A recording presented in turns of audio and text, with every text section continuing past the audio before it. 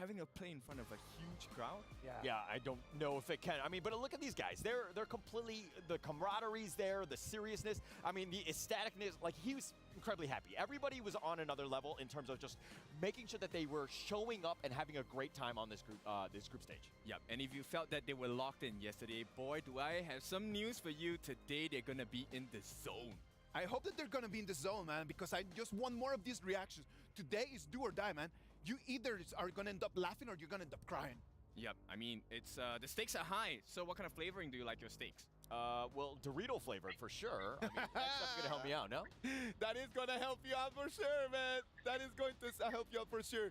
Thank you very much to Doritos for bringing us the top reactions of yesterday. We had 15 BO1s, and that set us up to how Group A and Group B are looking on the stands, right? We're gonna start first with Group B. KPL Dream Team, Weibo Gaming, 3 games, 3 dubs.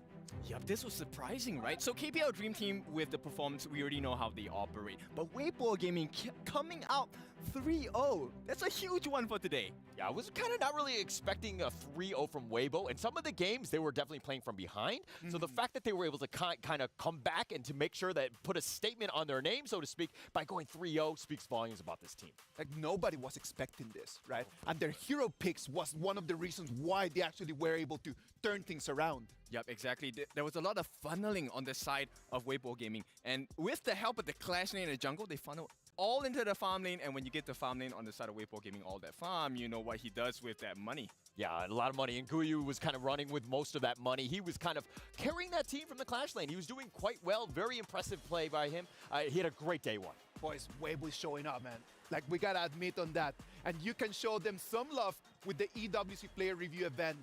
Remember to search for HOK Camp to enter the player review section where you can rate and share your opinions on the participating players. During the event, you can also earn in-game rewards by posting reviews. Head over to HOK Camp now to learn more about the event details. And the fans have been talking a lot about the KPL Dream Team from yesterday, the way that those players have been actually doing this.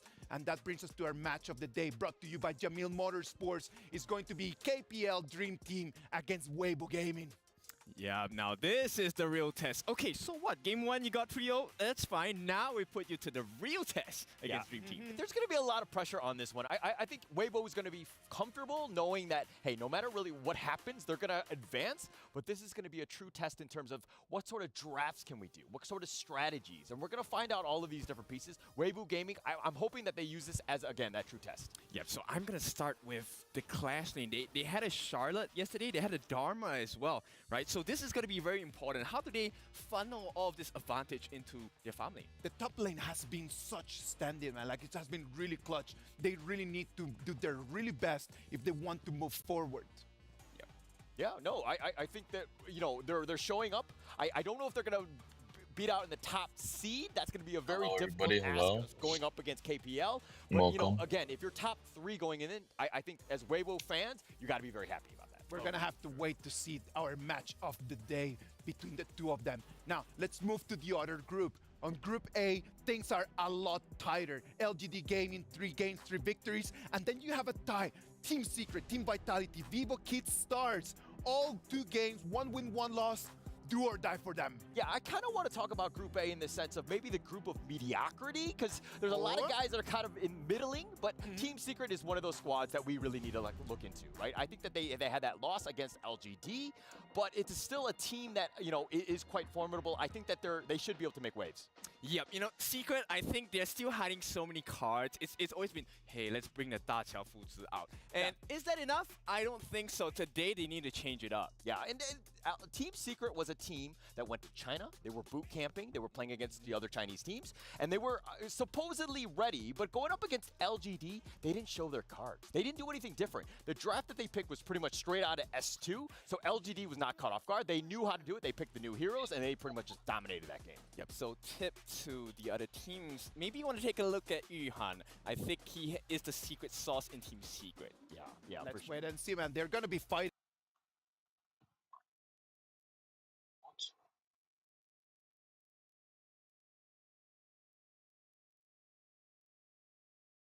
Yes, VKS, the next team we want to talk about. So VKS, I think, you know, They were kind of, Mena was a little unconventional. He was not to his normal standard of play.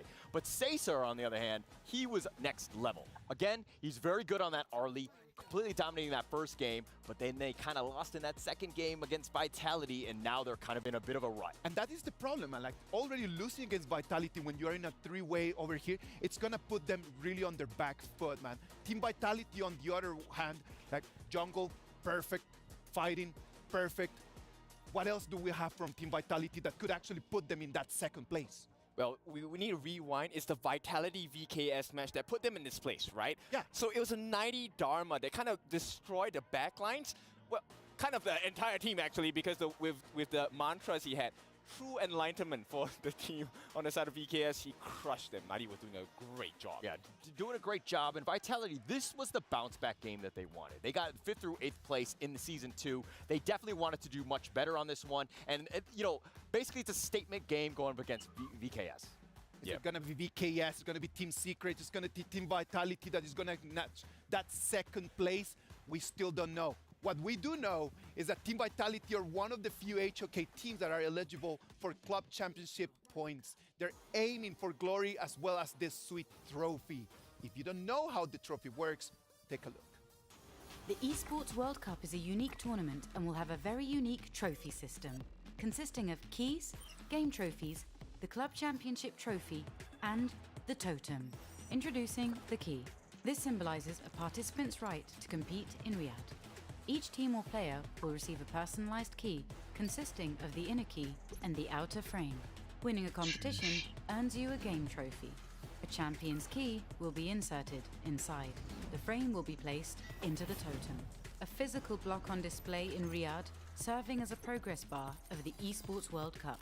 The totem will remain in Riyadh as a chronicle of the Esports World Cup history. Those who get eliminated throughout the competition must give up their keys and see them crushed. Their broken keys will be tossed into the totem and encased in resin, symbolizing those that tried to win but fell short. However, as an additional privilege for winning, each game's champion gets to select 3 opponents' keys to be encased in the base of their trophy as an additional, more personal prize. Losers will go home with their keys replaced with a token that marks where they ended their journey. Witness history unfold at the Esports World Cup. Okay, so welcome back. Now that was the trophy key system. I want to ask you boys, have you seen the motto on the key? It says, "Nothing is granted, everything is earned." Yeah, it's great words to live by, especially in this state where there's so much at stake. I think it's very interesting because the winner taking home trophies, like for myself personally, I would take those as the winner and I would put it as a doormat. Oh my gosh, everything is just on the line. Right now, the club championship has a new update. Quickshot is gonna be talking us through that one. Let's see that. Hello everybody, Quickshot here from EWC Central. Today, the group stage of Honor of Kings Invitational Midseason will conclude. So let's check out how it will impact the rankings in the EWC Club Championship Update, brought to you by STC.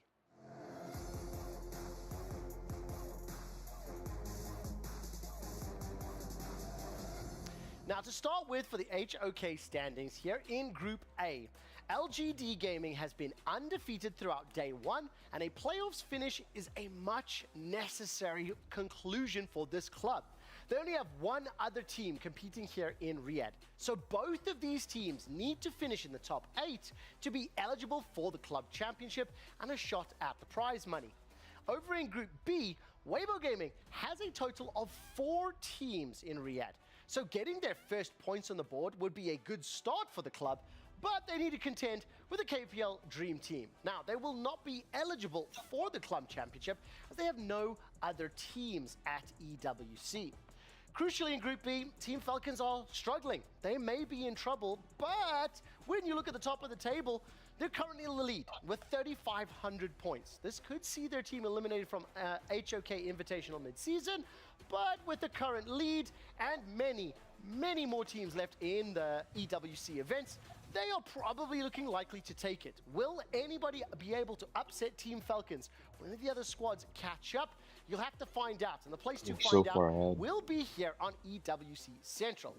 For more updates on that club championship, as well as all the other games, as well as teaching mini games, and just hanging out for a good time, you can join us every Thursday to Sunday from 4 until 8 at twitch.tv/EWC. That does it from me and the EWC Club Championship update brought to you by STC. Team Falcons locking in, man. He got it locked. In terms of the club championship right now, they've got such a gigantic lead. Yeah, man, it's a huge amount of money. I would like that bank, man. Yeah, of course, 7 million. Yeah, I don't think they're sharing, by the way, but it's still one of those things where they still have a chance. This is the local team. Obviously, we've seen, the audience. We went to the stage the other day, and we just saw how much support that they have. And Team Falcons, their HQ is right next by. It's one of those things where a lot of the supporters are there, but can the team really step up today? Team Falcons are going to have an opportunity today just to keep counting more and more and more points, as they're going to have their first match against Boom Esports, right? We can see over there on your screen, Stream A and Stream B, we're gonna have 15 more games. And in case of a tie, we're gonna have tiebreakers right after all that. Lots of emotions for you guys to be over here online. But let's move on to the first game, man. Team Falcons against Boom Esports.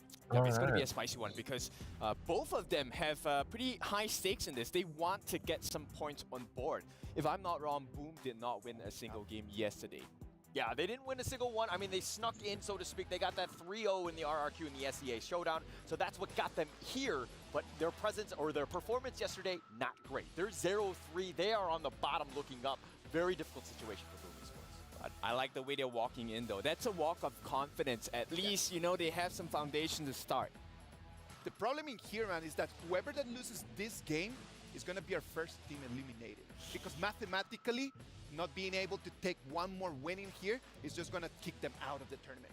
Yep, and it's painful, right? Imagine your key getting crushed right at the second day. That's a painful experience. Yeah, road to the airport directly. Do not go past go. Do not collect $200. Go directly to jail. Unfortunately for them, they might be in that situation. Not a great situation for either of these teams. Boys, let's talk about this. Let's be realistic. For them, it's a learning experience. Oh, for sure. They come here, they're going to get more experience. It's important for them to learn. Yep. STC play predictions. Let's predict what's going to happen. Who do you guys believe is going to win? I actually think Falcons learn really fast, so I'm going to go with Falcons. I was gonna go with Falcons. All right, just to make it interesting, I'm gonna go with Boom Esports. I wasn't too impressed with their play yesterday, but again, I think we just need that divide, so to speak, and I'm gonna go with Boom Esports. I'm gonna go Boom Esports as well. Boom. I'm gonna go Boom Esports as well because yesterday, after seeing them playing and after looking at the fans, they've got a gigantic fan base right now that they're really rooting for them. Back home, everyone's got their hope on the fact that they're going to make it through, and I hope that they're not gonna make their fans just a little bit sadder, man. Well, 15 seconds for us to move to the Amazon Arena. We're gonna start our 15 games of the day. The stage is set, the lights are on, the players are ready. What about if we go to the Amazon Arena?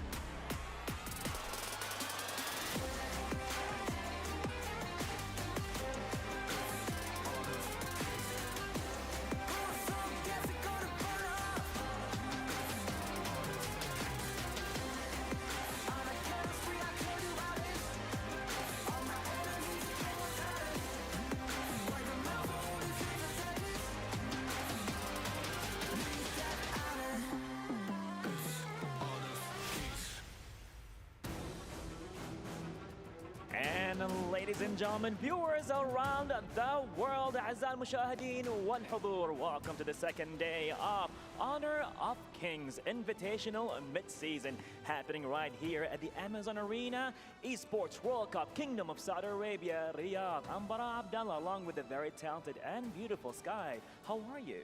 Thank you, ladies and gentlemen from all over the world. It's my honor again for the second day of our group stages to standing right here. I'm feeling excited, but at the same time a little bit sad because today we have to say goodbye for 4 teams in total because we only have 8 seats left in the playoffs. You got that right, and I think we are definitely ready for the first match. We're gonna see some Kings rising and Empires clashing. You ready, Sky? I think the both teams are ready for this. Let's get the party started. Let's welcome, give it up to Team Boom Esports.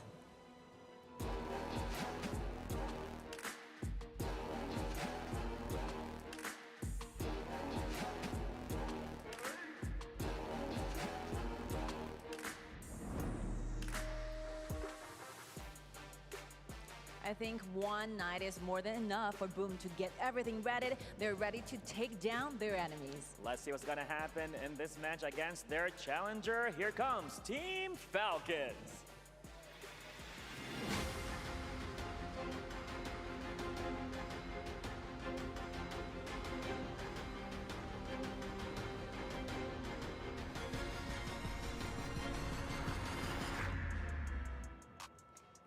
Team Falcons are ready to fly with victory. This is gonna be a survival match, right, Sky? It's super important because none of the teams have been experienced a taste of victory so far. So this is it, do or die. You have to earn this because nothing is granted. It has to be earned, right? You got that right. And more details with our amazing talents at the studio. Ready, Sky? On Okay. 3, 2, 1, Yalla. yalla. Welcome everyone, my name is Stuart. Joining me for the first 6 games of today is Blam, and as the analyst said, it is do or die for our teams here at the Honor of Kings Invitational mid-season. The first series of the day, as you saw, Boom Esports against Falcons. Both of these teams at the moment, Blam, currently sitting at the bottom of the standings, Boom 0-3, Team Falcons 0-2. This might actually be the most important game of today. Yes, definitely. In terms of stand-ins, and I think it's more important for Boom because, like you said, they are 0-3. Falcons still have a little bit of a wiggle room there. If they lose this one but pick up 2 victories a little bit later on, they could still potentially see themselves either into top 4 or tiebreaker. Yeah, that's the big thing is that, as you mentioned, Falcons still have to play AG Global later, which is also going to be a very, very big game, which is going to be happening on the B stream. Of course, we have loads of games on the A stream and also on the B stream as well at the same time. But Falcons yesterday was on the stage for game number 1 as well, was the opening game of day number 1. They're hoping for a better performance this time. Against the KPL Dream Team, it was a little bit of a struggle, but here we go, starting off the draft things off. Banning away that Athena. We did see it against Boom. It didn't work out very well, but this is something that every team is banning away against Boom. Yes, I mean, this is definitely the opposite side of the spectrum when it comes to first games of the day. They just got against the KPL Dream Team, and now they're against Boom, which is kind of still now sitting in that same kind of bracket as Team Falcons right now. But yes, the Ali being that insta-lock, we were speaking volumes of this yesterday, that even though Lung was a hero that is new and comes through, people still want that Ali as the priority pick. And we see the Mai and the Chow getting banned through there. But Zhang Fei for Clue is huge, and we've seen the Beal go on the Lady Shen. Maybe they just go for sure. away here. We haven't seen too much of They do like, this is what KPL team liked, playing Mickey into the But as you mentioned with Ali, one of only 3 heroes yesterday that had 100% pick and ban rate. The other 2 heroes, Dolia and Lady Shen. Dolia being banned away this time around, but we still have the Lady Shen, as you mentioned, on the bill, and also we have the Ali on the side of Boom. So no long again. So a lot of these teams prioritizing Ali again is probably for more comfort, but the first round of picks have been finished, which means we're going to the second ban phase, and a lot of Clash laners are being banned. The Main banned away, the Elaine banned away, so Wawa and Miggy are going to have to try and go lower down in their champion pool to try and find some other picks up their sleeve. Yeah, I mean, we've still got the likes of the Byron to come through. They could still go for the Liam Poe in the top, and there goes Dharma I do like the as well. Musashi pick, as you were saying, Stu, even if that I can learn like pull in the Clash lane is looking mightily low, but Miji still has his Charlotte so I guess available. we're not going to see that. Whether Wawa takes that from him first is yet to be seen, but I can imagine Wawa going on something more like a Byron, just having a little bit more of a brutal, engage hero alongside as the Zhang Fei, and it looks like we were right. Yeah, Byron. 100%. You're going to be seeing the Byron, very aggressive, very early game hero that's going to be Okay, trying to get the Boom, priority pick in for top the lane early game, now. trying to roam around, What's help up the jungler still?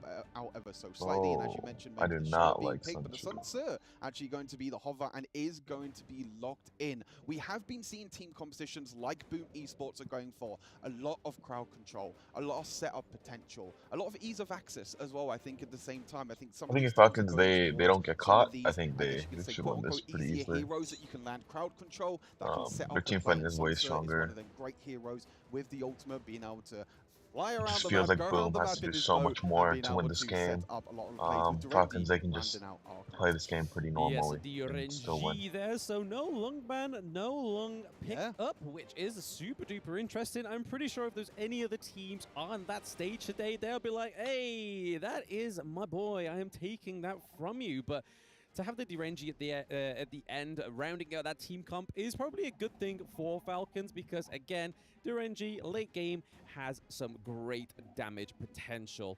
But I think that Mutsu pick coming through is all trying to mitigate that Byron engage, because if we can land those skill shots, it kind of slows him in his pace. 100%. I mean, you have the Shang Fei as well that's also going to jump in. Did also get that change, if you remember, in the recent patch notes as well. When he goes into his bigger form, when he goes into his ulti form, his abilities can now knock up. So now he has even more crowd control for him. So it's a bit of a secondary pick to the Liam Poe. But here we go. Game number 1 of today, of a lot of games today. And this is probably the most important one. Boom Esports against Falcons. Whoever loses this game is most likely going to be out of the competition. We're going to be seeing our first elimination for today. Find it very strange. I think they're gonna invade because Byron already supposed to win lane, right? Either, but still, we see counter picks like the Masashi come through, the Mutsu as well.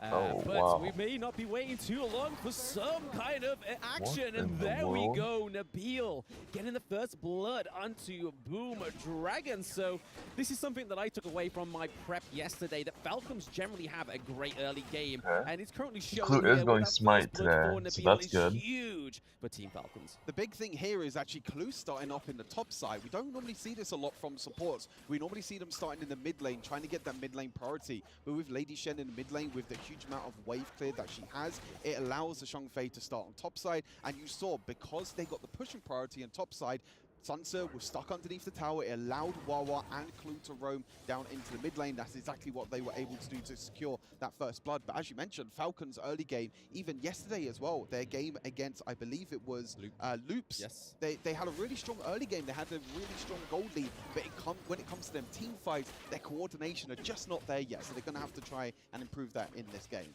Yeah, I think with Ray on the Monkey, it's probably going to be a lot more easier for him to get to these team fights, because we saw him on the likes of the Masashi yesterday, where you kind of have to exhaust that dash over the wall, and it means that you don't have as much as a steadier engage after you use it just to clear some sort of terrain. But whereas Monkey, he can circle around, use that ultimate, and he's there. But speaking of Ray, taking a lot of damage there from Dragon in the mid lane. That's something you don't want, as we see Boom and Falcons come through into the mid lane. We see that the Masashi shield does not connect onto the Lady Chen. But it is unfair, so it is kind of hard to invade. Yeah, they definitely don't want to really invade. nice flash there from the build to be able to get out. Is... Masashi ultimate. Has to be careful in the bot side as well. Ali dashing in, trying to get a little bit of damage. But this is one thing the Falcons need to be careful of. They need to be careful of this Angela because of that. Wasn't able to kill in the game like Honor of Kings, you don't really have too much in terms of vision. Your vision is just around your hero itself. There is no other ways of getting vision like around if the map unless you go for the support item. So you do have to be careful when you are playing aggressive, when you are trying to invade and trying to walk through the river. The Angela can be sitting in that bush, and she does do an incredible amount of burst damage. Yeah, if she lands that deadly combo on you, 1, you're slow, somehow 2, you're CC'd, and then Boom 3, that blazing brilliance just does so much damage, like we saw just in that mid lane onto Ray. But here we are. There is potential to be 2.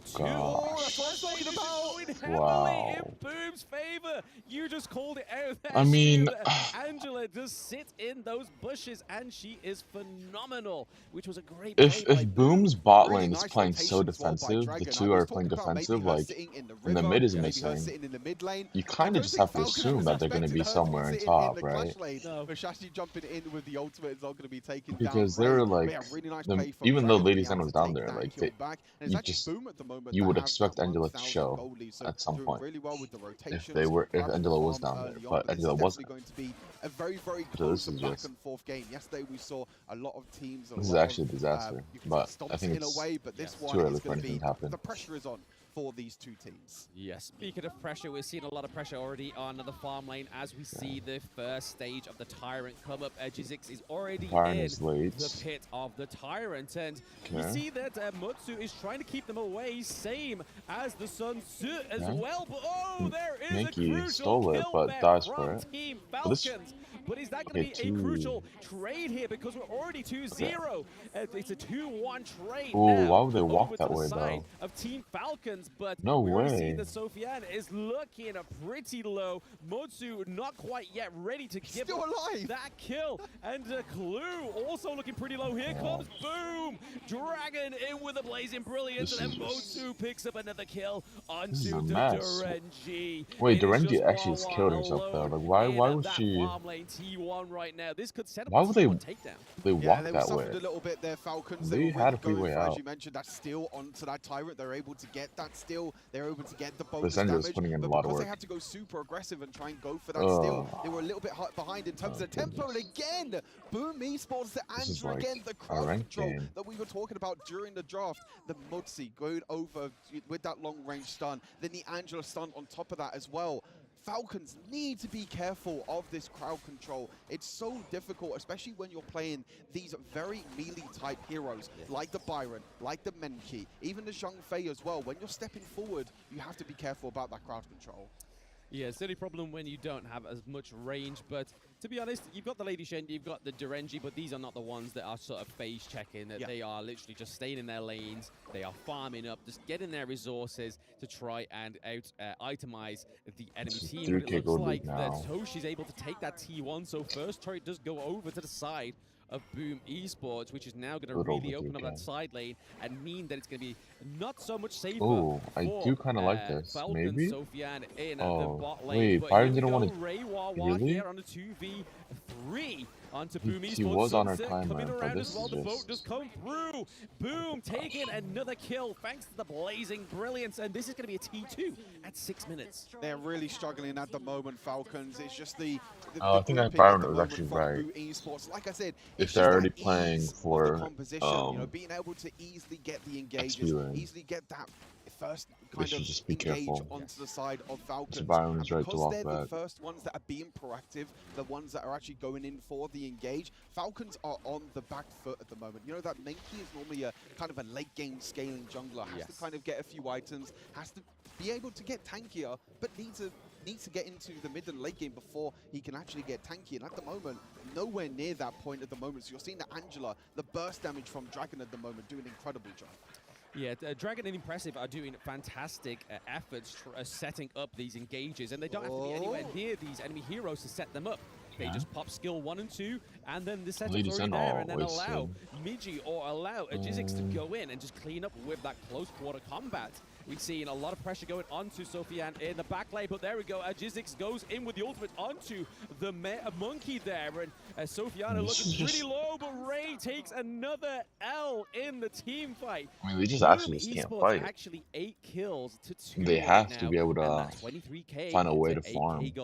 Which is right now, it's still possible because they still have mid tower up. Falcons have some sort of miscommunication or something at the moment, because we're seeing the likes of Clue and Ray engage, but Wawa is on the opposite side of the map. Now the Bill is going to get caught in the mid lane. It's Boom Esports that are just grouping together as these little bundles, whether it's 4 people, whether it's 3 people, but you're seeing this engage as well. Look at Wawa on the minimap. I mean, at this point, I think, like, even if they went Athena support, maybe that would have been better to go against. You're just gonna pick something. And also Clue trying to engage. But this is just that little bit of miscommunication, which is so crucial at the moment, really because annoying. this is a best of one. We have to remind everyone at home. So you lose this game, They it's going to just be Falcons brutal doesn't on the seem like side they know of how to play Falcons. against But for Boom Mosey Esports, Angela. this can keep their dreams alive. It could be the saving grace indeed. And like you were saying, Wawa is playing a 9 little too kills? far back. Oh, You can kind of goodness. see where he's coming from. He's trying to sort of hope that the back But line gets damaged a little maybe. bit. But like we were saying, I don't really earlier see a game, win they don't condition really for have the range Falcons, into the back but line because it counts on the Zhongfei to get in. It counts on the Monkey to get in. yeah, I don't And if really. they can't get I in, think then this is Lady Shen over. or Durenji aren't going to be the ones to start that engage. So we already see him there just kind of trying to stalk, and it's just not working out for Falcons. But Boom already looking like they're going to pretty much solidify their place and get their first victory. But Wawa sitting in that brush there, not looking like he wants to clear the minion waves. Toshi's just being given a free T2 there. I'm not too sure what's happening here, Stu. Yeah, I think Wawa is trying to play the flank at the moment. Wawa's trying to stay on the back line, trying to get a little bit of flank, but the build going a bit too far forward again. You can't step that far forward against the Ali. Her mobility that she's able to bring to Boom Esports at the moment is just way too much. Even Sansa diving in, Musashi into the back line as well. Okay. The Durenji has to flash think away, but Musashi still dies dies here. Yeah, underneath Musashi the dies crystal. Sansa stays alive, but it's a 1-for-1 trade, but they will This take might that be trade over with here. the minions pushing into the clash lane. They're going to be able to get this high ground tower, and Boom Esports. Angela does a good job completely zoning Boom enemies Esports from the than wave. what we saw Oh, that is yesterday. not a good They job. look confident, they Okay. look aggressive, and they're The looking game to has try been and finish saved. this game. They are pretty much looking for that, Stu, but it's currently a 2-1 trade right now. We do have Sophian on the 3-second death timer, and obviously Jizzix with that fantastic the goal on that It is engage 10 minutes. straight under the crystal, but it did allow them to get that higher ground turret. It's So I believe gonna the be a trade 45 for Boom for 10 more life seconds. for that high ground Yeah, turret. He's going to play they're the one very who does well purple. and definitely in the favor Oh, for gosh. Boom Esports, but Dragon just picking up kills from these bushes left, Okay, right, Angela, and I don't think center, Stu. Angela. They are using Angela this has no Angela arm, but this brutally, is. and we are Okay, going to this get it. is. No, they do deny Okay. the kill. Theft onto Can the Mikey get Shadow out, though? Overlord this Oh, time no. around. So Mikey can't. this could be what Falcons He's need dragging to somewhere, try right? and give Yeah. some Spawn at pressure mid. into these side lanes. But we do see that okay, sure. Ray falls down once more, not quite escaping these jungle objectives, But literally, getting out these neutral objectives probably should alive. use the top. Yeah, I don't or think bot. really this Overlord is going to do that much. You know, just using it straight into the mid lane. Yeah. They're trying to slow the game down. They need He items didn't even clear any ASAP waves, on the likes of so Clue and Ray, because Menki they are doesn't get not any gold. tanking any of this Angela damage at the moment. Angela is so far I ahead in guess- terms of tempo, in terms of items, the gold as well, and Clue and Ray cannot tank any Guess it's of better this damage. that So they're supposed they to got be it frontline instead of tanks. They're Boom. not even then, tanks huh? at the moment. They are squishy as anything, and they're playing super aggressive, as you can see. Now with Boom being Okay, able to wait, take this the might be Tyrant, good. they're Byron now can gonna get this try and look to tower. get that If one Byron, last team Musashi's fight coming to try and actually. win this game. Yeah, we got a very But valiant I was gonna effort say, here if from they- Wawa, trying to get the T2 onto the side lane in that clash lane, but Jizzix knew and was Okay. is going to go here to try and shut down the Wawa. But Okay. currently already taken a Arlie big dies, beating is which is Wawa, kinda and there we go. huge. Midget's coming around with a little bit of a helpful hand to take that 2v1. I mean, Falcons just and needs able this to game to stop go on the as Jizzix long as falling long down as on the they side of can, Boom Esports, but 14 so kills they to can actually 5 come right back now, into this Stu. game. We're Because seeing Angela that does fall off 5K really, goal really late difference, game. almost 6K. There it is. Ding, When ding, people ding actually on get a the little bell. tankier. It comes through for Boom Esports, but like you But were of course, saying, Angela's always going to be a the one-shot. Zhongfei, the monkey She pick, can they're full just combo all playing someone. behind But them. if Falcons Lady play Chen as is a kind of like, 5 like, oh, and let the let me go tanks in. be super far Tell up, me when, like, tell me I when. think They're not they taking should the be initiative fine. themselves, it seems. Yeah, exactly. I mean, Like, Byron Boom cannot be Esports the one being checking. proactive It role, actually you know, has to be Falcons at the Menki moment are or playing reactionary, even which Menki's is getting what one their shot. So I think like composition Zhongfei wants. has to As you mentioned, they want the check all Zhongfei these to go, they bushes. want the Menki own jungle. You can see they're worried. They're all just standing around. They're all super worried to even face check, because even with the face checks at the moment, which is supposed to be This game still Ray is Clue, really, and really look, hard you can see for here, Falcons to win. perfect here But from the observers, just if toggling the vision control of both Boom this game Esports goes on longer, and they Falcons might have a at the moment, chance. and they're just realizing that every single time Dragon is looking to step up, look at that, always It's trying to definitely go not into bushes, impossible. always trying to play around the Mosey vision, is falling and he's playing off. incredibly Angela's well falling so off. far in this game. Yeah, I mean, it's also a Sunchi, this is not a good game for Sunchi. Boom's knowledge of these wards as And well. I don't So know we how saw the River fed Sprite Arlie give out that is. ward onto the Azure Golem. We saw that Dragon was hiding behind a bush that wouldn't be detected. And then as soon as that timer went off, they were proactively moving forward. So this really shows that Boom Esports know more than we actually feel like they do, because they're currently at that 0-3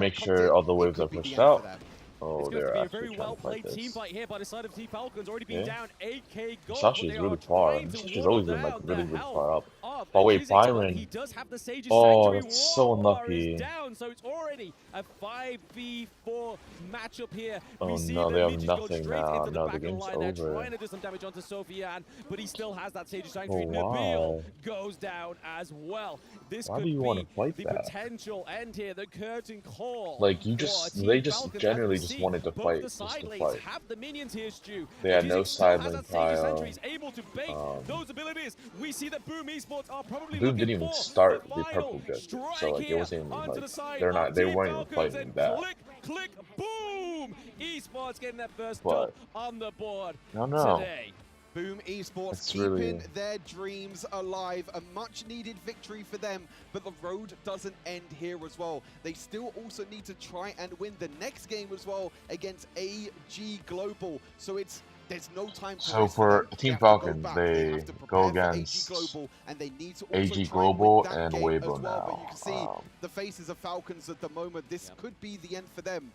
There's a slim Yeah. chance that there's a possibility of a three-way tiebreaker This is probably over between for them. Falcons, between Boom, and also And then AG for Global. Boom- The Falcons have to play Weibo Gaming still, whereas Boom Esports and AG Global face off against each other. So really, really strong performance. This is the Boom that we was expecting, you know, coming into this from the SEA showdown. Dragon, I have to say, MVP of this game on that Angela. So many picks. Impressive as well on that Mozi. Yes, I mean, just showing clearly a different playstyle of what we've been seeing to Boom Esports. Dragon just being absolutely a ninja on a mage. We never thought we'd have those same things in the same sentence, but a mage being a ninja, very selfie, just basically being the intel, the main intel on the side of Boom Esports really showed the difference and the victory meaning of it. Yeah, for sure. Boom Esports keeping their dream alive. They need one more game to try and win, to try and do it as well. But incredible victory at the moment for Boom Esports. We'll have to. So have next to try and up see, is what they're able to do. But that's our Boom next versus game as well. That's the AG or crazy Team thing. Secret Boom versus Esports Vivo have got Keys.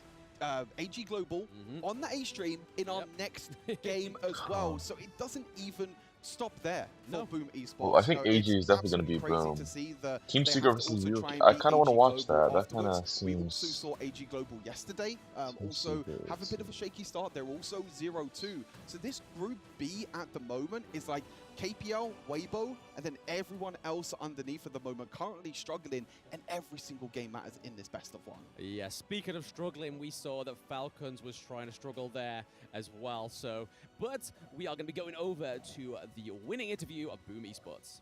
All right, good to be back, and we are side with Miggy from Boom. Congratulations on that game. How do you feel right now? I think I'm feeling that we have a chance to make it to top 8 right now. Okay, confidence it is, because you guys have a quite rough day on first day. Maybe so, the do momentum you have any carries change them? when it comes to gameplay, when it comes to strategy? What would be the changes? I think more on mental, because before yesterday we want to win, but now we want to just have fun and showcase our practice to end result will come out. Of course. Just have fun and let's go with it. So, you're not done yet. Still have another match happening here back to back. You're ready for that? Yeah, we are ready and we are preparing for that right now. Ready, prepared, and confident. How you feel about that, Sky? Of course, I strongly trust you can do better in the next round. You don't have enough time to rest. Okay, thank you so much. This will be the end. And let's get our time back to the studios. Let's go. Congratulations to Boom Esports taking their first win of the tournament. We called it. We called it. You did not call it. I have to defend myself here. I think later we'll have a short clip of what I was doing yesterday. So, you know, this game, really strong showing by Boom, and it could be back to winning ways, right? But first and foremost, I want to talk about how this state was achieved. I like the fact that they picked the Mortar. The Mortar was extremely good against the likes of Falcon because they had to face check bushes, and boy, were they punished so many times by the Angela. And this is exactly what I was telling Falcon. Keep yourself in the box. Yeah, and I think that kind of showcased exactly why the Falcons played the way that they did. Kim Do-fu, am I correct in this? So let's be realistic, man. Kim Do-fu is just telling them, what are you doing? Follow me. They follow him, and this is the result. Not good, not good. I'm not impressed at all whatsoever as Kim Do-fu, the coach. Boys, do not put words in my mouth. I was just telling them, hey, we could do a little bit better. But in any case, it was Boom who came out on top, and with the advantage they got for themselves, specifically that huge lead in the first 4 minutes of the game, they capitalized on it. They took so many neutral objectives, and they just extended their lead. Yeah, I agree. Yeah, I kind of want to point out Dragon here, because the Angela Blazing Brilliance was on point. Everybody from Falcons would just get burned up. They had no real way to kind of counter that, to deal with it. There were so many kills that Dragon got. I think it was 7-1 and 5 or something like that. But Dragon, that is a very good game for him. Yes, perfect as well. And to complement that, it was Miggy as well as RG6 who made so much, gave so much pressure to the side of Falcon. They could not touch the main damage dealer, which was Toshi. Yeah, and I think this is another thing that we need to address. Isaac was talking about it during the game itself, where Boom Esports had an advantage, and I'll let you. I don't want to take your point. No, go ahead. No, please. because it's one of those things where you were saying that the Boom Esports could have closed out the game much quicker than they actually did, and they kind of prolonged it a bit. It is one of those things that we need to start highlighting out. Like, we need to highlight. The problem here is not a matter of like, can you win or can you not win? It's when can you win? Are you able just to build a little bit of an advantage and close the deal soon? It cannot be possible that in the mid-game there's already a 5,000 goal difference for Boom Esports, and then it gets the game to 19 minutes. Almost 20, man. Those are the things that, not saying that Boom Esports doesn't deserve to win. I am loving that they won, but the problem is that you need to make it faster, man. It needs to be a little bit more concise. Yep, winning ways for sure, but it also means it's important we find out who the MVP of this game is. So let's take a look at who the MVP of this first BO1 is going to be. It's going to be impressive. And yes, he did a lot of work on the mortar. I think a lot of skill shots. We were kind of questioning certain moments where the cannon blast was just a bit shy, but I think he did a very good job of just pincering and cornering, Sofian into the towers as well. Yeah, definitely controlling the team fights, providing a lot of vision, just kind of, instead of face-checking the bushes, he would shoot out the cannon blast to kind of clear things out. So he was always the front man up front. That's exactly what you want from the most player. That's right, electrifying performance from the mortar. The problem with this is that Falcons never had an opportunity to just find the backline. The reach was completely different. And that mods, the way that Impressive played that hero was one of the reasons why Boom Esports right now is just having their first point in the tournament. Yep, you know what's funny? The first skill is called Peace Bringer. He did not bring any peace at all. Not at all, man. Look at that. Look at the performance from him just here in the highlights. Just the way that he's always just boxing people, just pushing them against the wall, allowing the damage to be dealt by all his teammates. And also kind of, Boom Esports, I mean, they had so many shields. It didn't seem like Falcons was really itemizing properly. They couldn't, right? There was not enough gold going into their pockets to get the itemization that they wanted, right? We were looking for maybe a Daybreaker, maybe for more Acts of Torments coming out, but it did not happen because the lead was just too big for the side of Boom. Yeah, way too big. And if we're looking at some of the stats here, I mean, the teamfight rate's kind of on point. We expected Dragon to be up in front because he got all those 7 kills. Again, a lot of it was set up by Impressive. Yep. But I think if we're looking on the other side, I mean, the damage taken, Ray, always up front. There was a that perfect dream roam. Yep, it was not. Although Sofian the game was not, and the game didn't end as fast as it should have. So Falcon, they did have a chance near the end. They just didn't. They should not have wanted to fight the last one. They should have waited for 20 minutes. Putting a distraction in front lines, you can't touch the back. That was a big mistake, and that cost them the game. I mean, he has but I think they could have defended one more the other, jungler wave, Ray. So or one more a difficult dragon. Situation because Logistics was always up in your face, just tanking all of the damage, and then they would kill everybody else on the back. Yep, when we first started to play this game, Angela is the first hero that we get our eyes on. So it's not a basic hero; it's a hero that can win you games. Come on, man. Like, we need to understand that Falcons and Boom Esports pretty leveled. We can agree on that. what does Falcons need to do in order just to get to the next step? What do they need to do? Not check the bush with their face, maybe? Yeah, it seems like the objective, the objectives by Boom Esports, they were very reactive. Like, Boom Esports was kind of dictating everything. They had all of the vision that they needed, and they took everything very safely. I mean, yes, there was the mid-game where they kind of prolonged it a bit by taking every objective, but, it's one of those things where, as an inexperienced team trying to make it and trying to get better, I think that there's a lot of room for growth, but it's, again, that vision was just on another level here.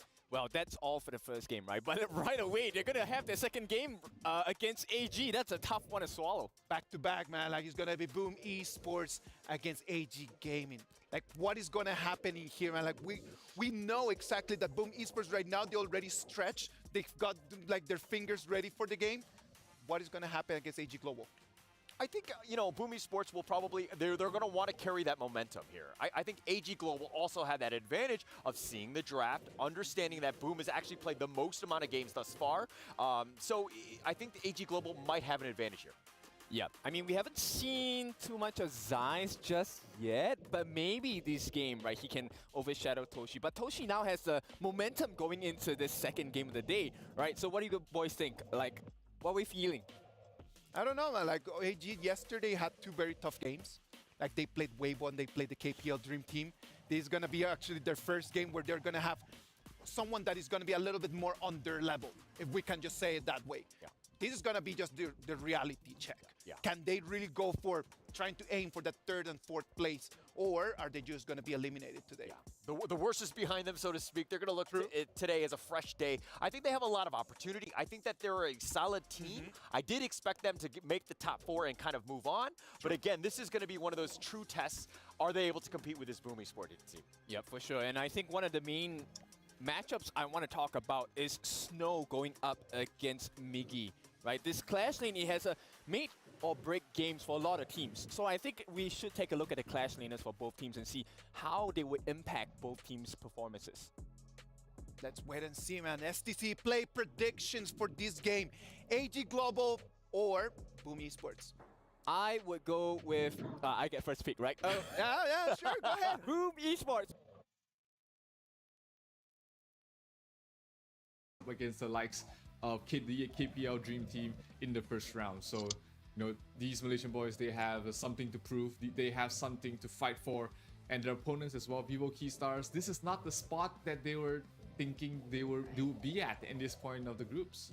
Yeah, that's so true. And actually from Team Secret as well, we have yet to see Azar play with the team. I mean, play in an actual match because they've been keeping him at the back. So I wonder if there's going to be some surprises in the lineup. But let's take a look at the lineup of Vivo Keystars. Up next is going to be Supinao. We have Weisizer, One, Niyap, Danny, and Mayna. They showed us some great plays from a while ago, but apparently they have yet to play 3 more matches in order to, get the chance, sweet spot on the top 4. Just 2 to 3 wins would be something that, that will actually allow them to get into that spot. Yeah, they are facing up against a tough opponent in this match, which is Team Secret. The last time these two teams met, Team Secret defeated them 3-0 during the Season 2 Invitational. Yeah. And 2 of those games were pretty one-sided as well. So, Vivo Keystars, hopefully they've been able to learn from that matchup. But, the audience has put their thoughts in. This is the STC Play vote. You can vote for your favorite teams in stcplay.gg. It was 36% to Team Secret and 64% to Vivo Keystars, which is surprising since that the last time they met, like I said, 3-0 for Team Secret. Yeah, that's so true. But then again, maybe let's talk about like the tiebreaker possibility on this particular Group A. Oh yeah. So again, on this particular stream, we are like swapping between each of the group. Right now, we are about to witness Team Secret versus Vivo Keystars. So I think for the tiebreaker possibility, since we've got a lot of 1-0s in here between TS, Vitality, and VKS, I think these are like kind of like also the teams that we have to look forward to, because if they end up like on a 2-3 or 3-2 records, we might see also like that scenario of a tiebreaker possibility. But what do you think are the odds between these 3 teams right now? Who has the higher chance in actually getting the top 4 spots? Well, I think Team Secret has probably is the one in the best spot right now.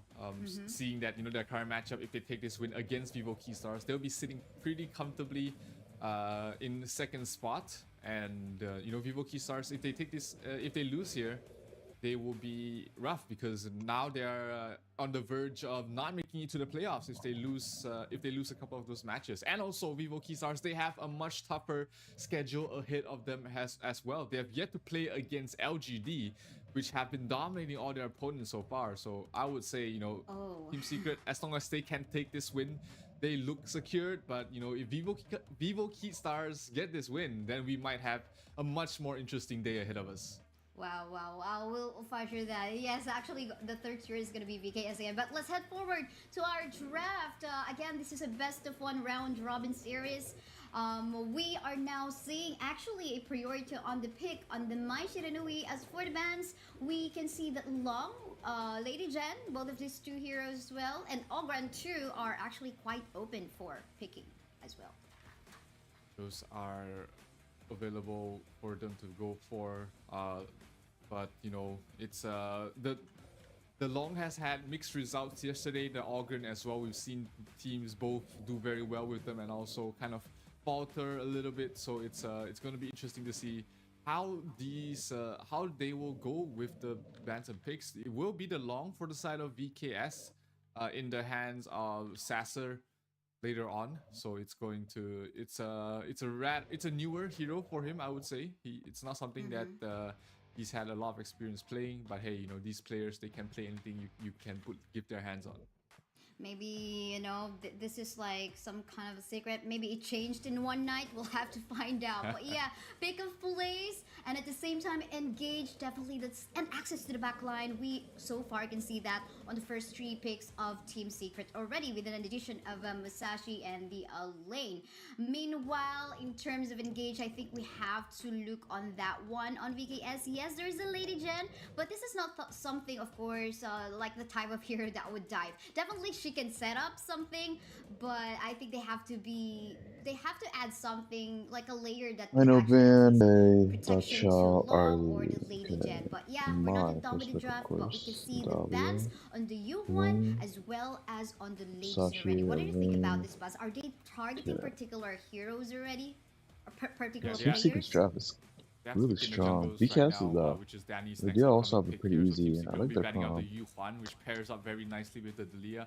VKS needs to take out a support as well as a marksman, and they do take out the Lady Sunda as well as the Marco Polo. So I don't think VKS would have picked Yuhuan. They already have a really weak early game. Out there. I mean, but maybe because Elaine, Musashi, yeah, I think Yuhuan's probably the D-J if you want to go for that, and those aren't like top tier right now, but those are the only options that are available. Ooh, what else is buff for ADC? Like bans on the farm laners already, and of course Long is there too. Well, we've seen some D-Renji plays from yesterday. I wonder if this is something that they will resort into. I mean, Consortio, we have not seen her. That's gonna be an interesting pick if ever they would want to go through. But then again, it's most likely like that of a pick of play style if they're going to be having that on the side of Team Secret. But we've seen that the pick of play style work from yesterday's matches on several different teams. So I think again for that one, it's just going to be all about the execution. But we were looking for a frontliner on the side of VKS, someone who can flank, someone who can actually dive on a particular target. They have secured in here the Dharma. Do you like where VKS is going so far in here with their lineup? It does help them with the solo pickoffs, but also it means that, you know, their team fight is going to be a lot weaker. They're going to have to rely on Danny to be the initiator on whatever jungle hero he picks. I think for Danny, he'll probably go for something like a Jing or a Luna that's left in a pool for them if VKS wants a bit more magic damage. But those two heroes do not help out in the frontlining department. So, you know, Team Secret, they're going to have a much easier time reaching the backlines. And they will lock in the D-J as well as the Moses for the South Team Secret. So a lot of single target here for the Malaysian squad.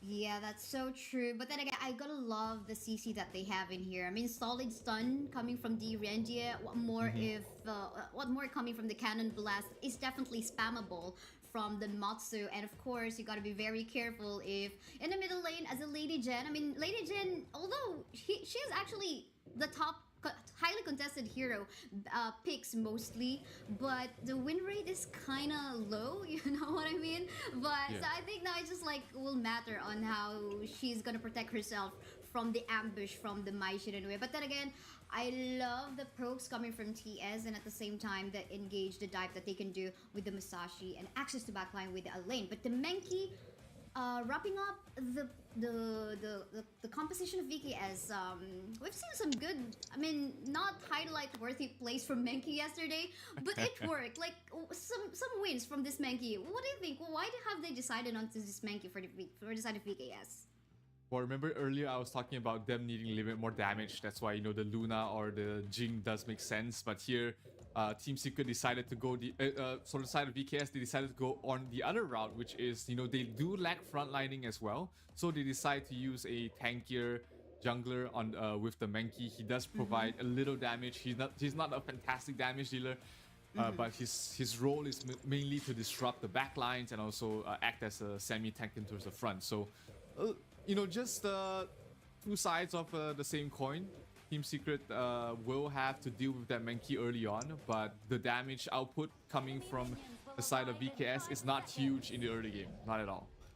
And well, Menki is quite fast to rotate, so I wonder if there's gonna be a lot of visits on the side lanes. We'll just have to find out. I think most especially if they like want to empower the lane right off the bat on the early stages. So, but yeah, again, this is our first series, but second series technically for our stream. This is TS versus Vivo Kid Stars, and beside with me is Zero. So Zero, what do you think about the laning phases that we have, like between the mid lane as well as in the bottom lane? They're putting both marksmen in the bottom lane, which means that, you know, the rotations standard come game. from the Lady Zen as Two well as two the, top lane start, moves early on both and then Mars sides, is helping. but it's going to be pretty passive. There's not a lot of Q potential. We might see a couple of jungle invades on towards the Musashi to stop him having a good start, or even towards the top lane against the Dharma to make sure that he doesn't he gets a good lane against the lane. But other than that, it's going to be just mainly on these rotations to see which team can catch their opponents off guard. Yeah, and both of the junglers right now are actually rotating towards the same path. So we might expect in here a tussle.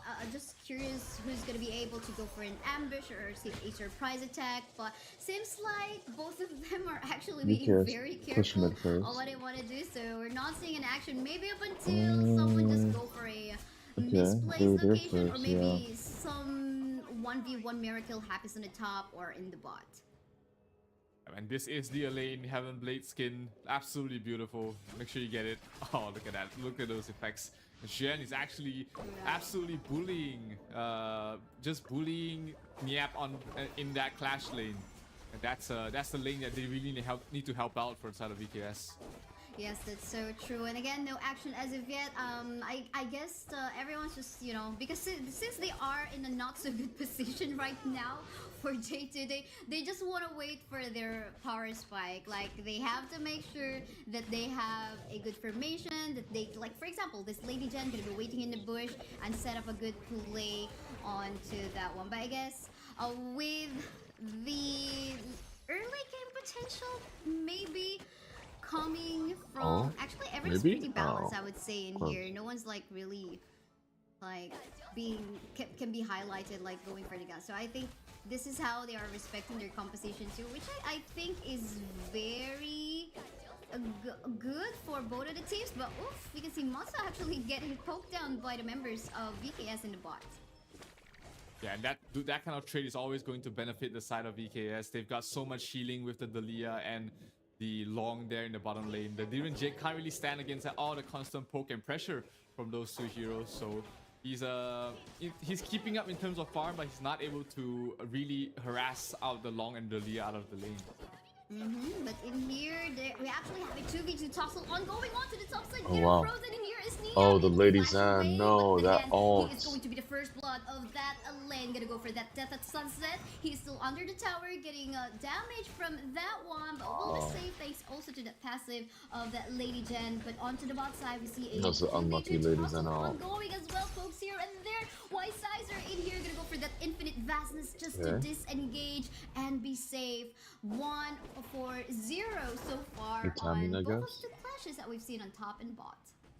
Yeah, they did manage to force out the dragon from Sasser, which means that he cannot play as aggressive as he liked. He had to pop it to avoid the thing in the box, but you know, he doesn't lose his life, which is that's exactly what he's looking for. But he might be in danger here, and he's not gonna be able to help out in this Tyrant. Team Secret's gonna be able to get that first.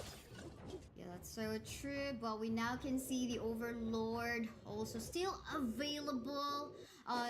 Although they've got in here the Chain Lightning buff, they're not gonna be going for any engage.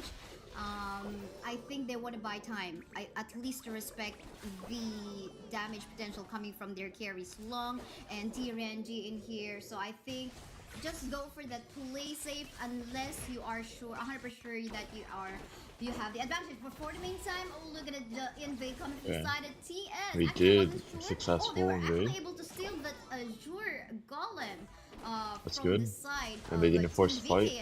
That is a good play coming from the side of TS. Got the Jack and got out. Yeah, that's gonna be annoying for Danny, who needs that cooldown reduction Oh, to continuously they poke and just came harass in straight the down, lane. huh? So not gonna be Actually feeling really too good. about They that, just but hey, maybe they get some sort of invade on the enemy side. yeah, they want themselves. to play for this objective. But That's lane, actually there's a lot of really pressure. good. This tier 1 tower's gonna go down. I just straight up blessed them in wave. Because they know that like if they try to stay, the ladies and the Menki would have had prio. But no, I thought he's gonna be disengaging, but then take a look at the super low HP on the side of Oh TS. goodness. These are like two members super low on This HP, is but then again, look at Sun super low on HP. Wow. Will still survive the Slither of Felt. But then again, a double kill going to Shishan right out there. Wow, so far the early game is looking so good for the side of TS. Yeah, Long just did so much damage in that fight. Really, just how Mai Shanui should be playing early on, aggressive, really going in. And somehow Sun did manage to survive with an inch of his health. That was just absolutely crazy.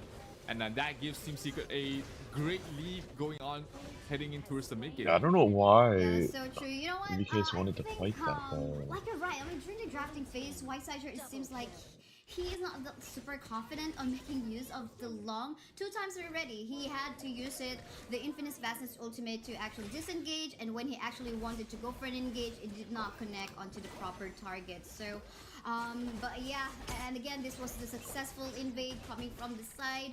Oh, this is, I thought it was still the replay. Another good invade coming from the side of TS, and I think, you know, even though they weren't able to secure the buff, at least they were able to, you know, just annoy and the rotation, annoy the Menki on the rotation that he is doing right now.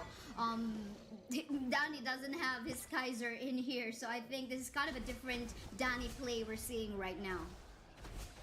3,000 network being taken here in the lead for the side of Team Secret, and they will get the Overlord as well. That's going to help them push out the lanes and also allow Team Secret to play very aggressive. They want this mid-tier 1 tower. 4 heroes from the side of BKS trying to stall them out. It forces Danny to pop his ultimate as well to back away from that.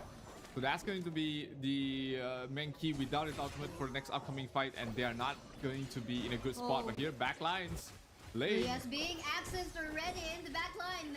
Lane doing a good job in creating that space. There's the members of Team Secret actually going for the tower take.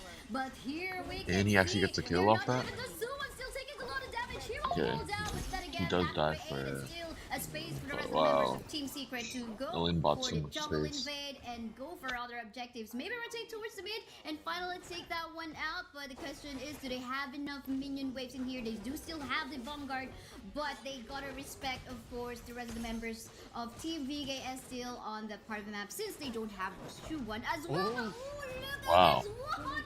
Oh my gosh. But unfortunately, she will also be shot down by She-Hell.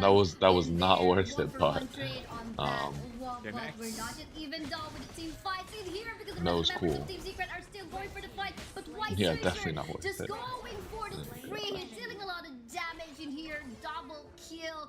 But more fights. They're not even done in here. More kills coming from Shuan in here. I mean, this lane is going to be an issue. In the process, I think they need to back away. They need to give us Yeah. a breathing room in here in the caster's desk. Yeah, I think VKS is very happy about that, how that engage happened. They got 3 kills, all of them being given to Sasser pretty much. So that's going to allow your Long to reach his critical mass very soon. That is a little bit of a uncommon mistake here coming from the side of Team Secret. Sure, they don't lose too much of a network lead, but that you do not want to funnel gold on towards the Long. You want to slow him down as much as possible, but this Long is starting to reach epic proportions. Right. I mean, that double kill that he's got a while ago, that was wild. I mean, even the damage that he dealt, even the assists that he got her back. But look at this one. Oh my goodness, This is actually just... got deleted right at the back of the map. And look at this one, Shishan too. They are so mad in here. I think in here, VKS is just having a hard time with the pokes coming in from the composition of TS. Yeah, just the stun initiation coming from Yuhan and then a follow-up from Shuan, absolutely tearing them a new one. 2 quick kills, that's Danny and Niab. That's both your frontliners dying against this combo, and it's starting to reach a very scary point there. If they're able to melt through their tanks so easily, your backlines are going to be constantly in danger. Right, and they do have an access to the backline. It could be Shuwan. We've seen him frequently do that, actually just diving onto the backline, even to the cost of his life. And we can see this replay wherein Danny, right off the bat, it seems like you mentioned it, I mean, Menki is not really like that of a tank type, right? He is not really a tanky type. He needs to find a way to actually find that space, go for that pokes, setups, but an assistance is very much needed onto Danny's Menki in here. But yeah, that was about it so far. We can now see a massive lead on the side of Team Secret. Yeah, it is 7,000 net worth lead right now for the Malaysian squad, and they will be getting this Shadow Overlord for themselves. What I don't understand is why there's so many teams that, even though they know, so they need to take a good fight right now to be able to defend their base. Long in some trouble. That's Shen. Whoa, what? Look at the damage coming from Long. Well, that's definitely not a bad thing. But I was gonna say, like, why do people just not push lanes out instead of trying to coin flip a fight that is definitely not in your favor? There's 6 they go down. If they push top, push mid, mid they probably would not have gotten it. But top, I think one person was pushing top, and they... 4 people push mid and zone from river, maybe they could have gotten mid, but definitely they get top side there. The mid and bottom lane to match the lanes and be able Which to puts at least some gold into the ADC's hand or whoever's hand. And you know, VKS, they're trying to trying to disrupt that as much as well, possible. Fighting is just so...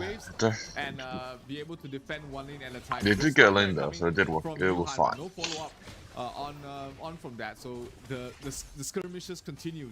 The siege will continue here for the side of Team Secret. Yes, they can just confidently siege the base of Team Sinking the waves right now. There are no other objectives. The bot one's and gonna be they do late. have the Shadow Vanguard in their favor. This is going to help them deal a lot of damage onto the towers. And VKS, they need to find a way to actually pick up a target. And pick up a target, that is what they're actually trying to do right now. But they actually get the hit, and the lane's buying a lot of time. Mid inhibitor also. But someone is actually super busy in the middle lane as No? well, trying to go for the tower push. The objective of Team Secret in here is just to get the high ground towers, and they were successful. The lane is buying so much time on the for side them. of VKS. Yeah, most importantly, Team Secret didn't lose a single member there as well. So that was just a clean engage, a clean trade for those 2 towers, and the network lead is just continuing to grow there. 8,000 right now for Team Secret, and Sun has already reached his critical mass here on the D-Ringe. Sasser almost there on the long. He just needs 1,000 more gold to be able to get his next item, but he does need that next item as well. So Menki towards the back line, he's gonna try and engage. Yes, indeed, but then again, we can see a lane, and here tries to go for the back line. That doesn't have been used. Well, this Mosey is actually like but there was a member in here blowing up this Menki. will fall down. But then again, Musashi will actually try to get that revenge for his teammate in here, but Tia, look at his stun. But then again, will not survive in here with the hands of the members of VKS. I mean, Team Secret, these fights are a little troll. In here, I think gotta respect somehow the damage output of why. Sizer on the long.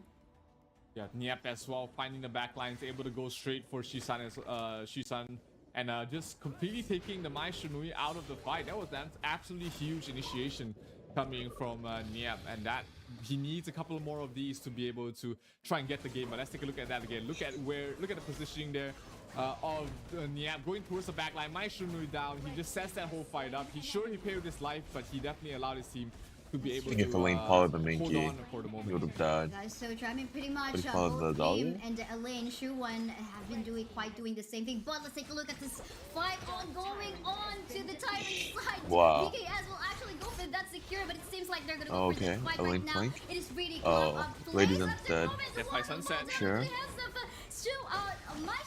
Long still has all.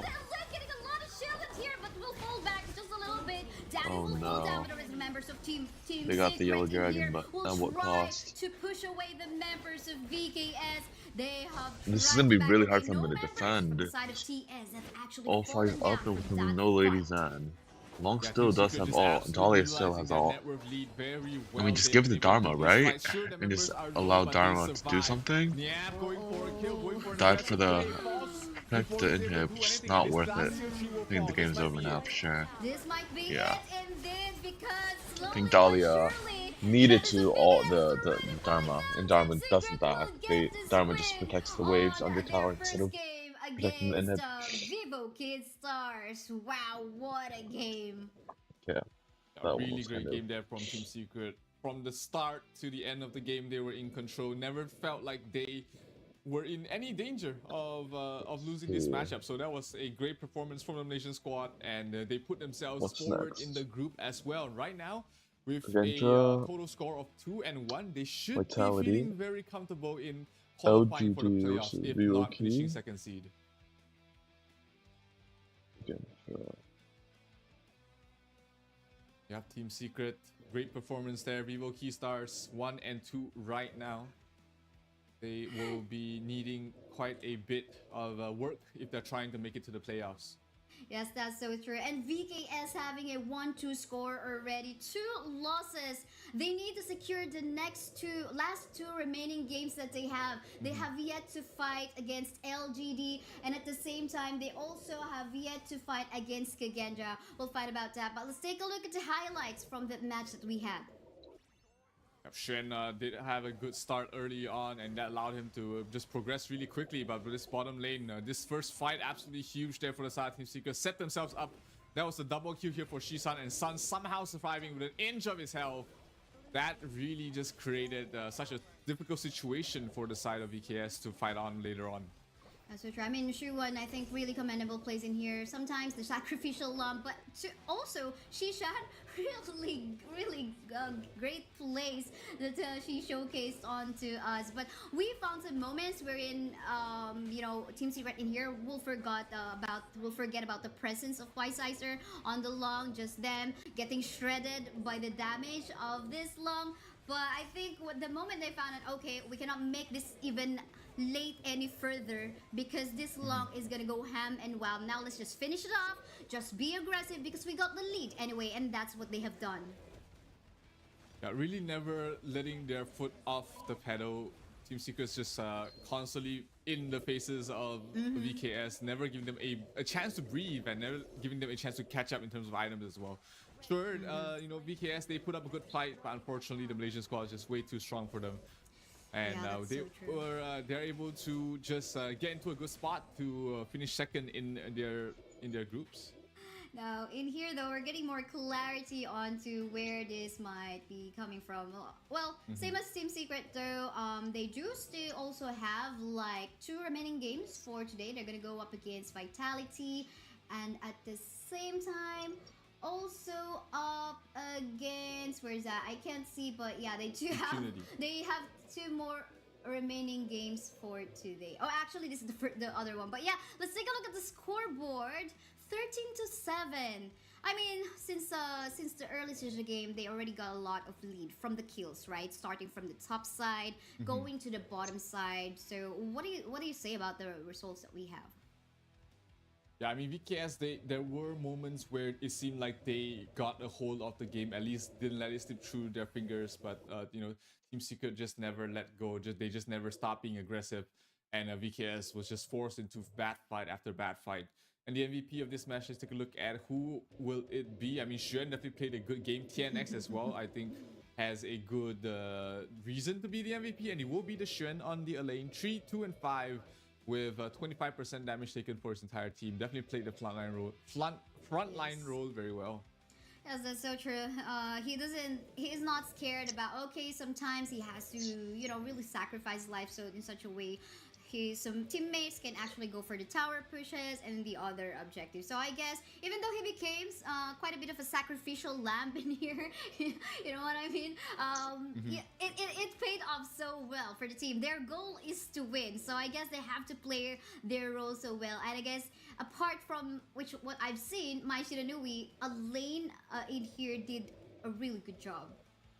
Oh, absolutely. Fantastic job there by the side of the whole Team Secret, in fact. So props to them. They are now 2-1 in the groups. And of course, just want to bring everybody's attention to the new skin for the Kongming that has been released at the moment. It is the Yin and Yang skin. So make sure you get your hands onto this. It is going to be a great... It's a good flex, right? to have skins like these, and it's on a good. It's gonna on a promotion as well.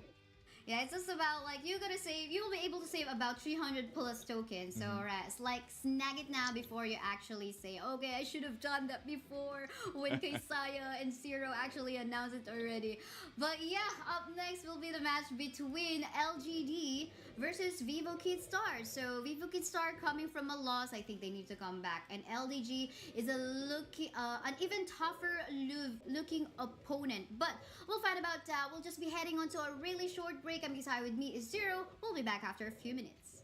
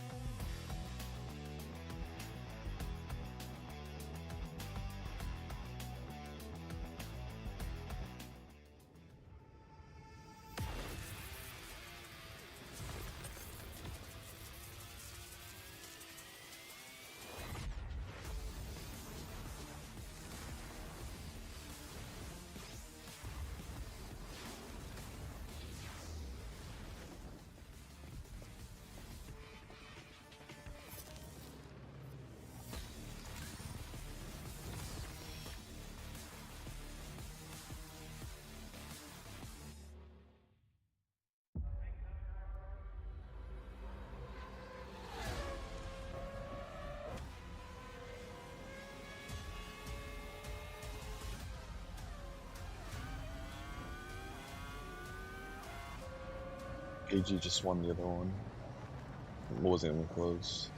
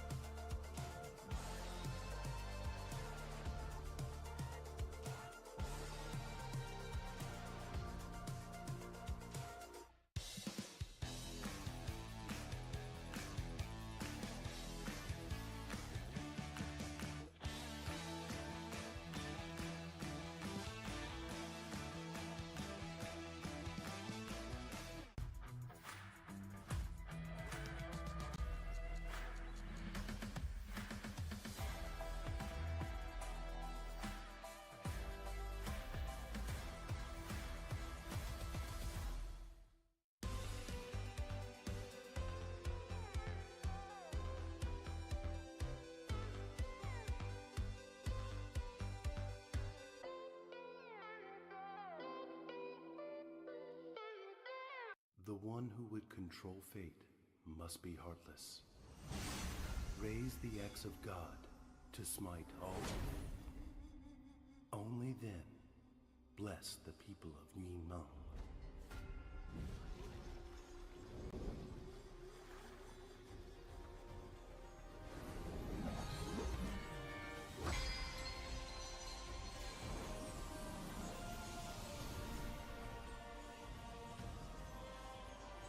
Guide your fate. The cycle of rebirth.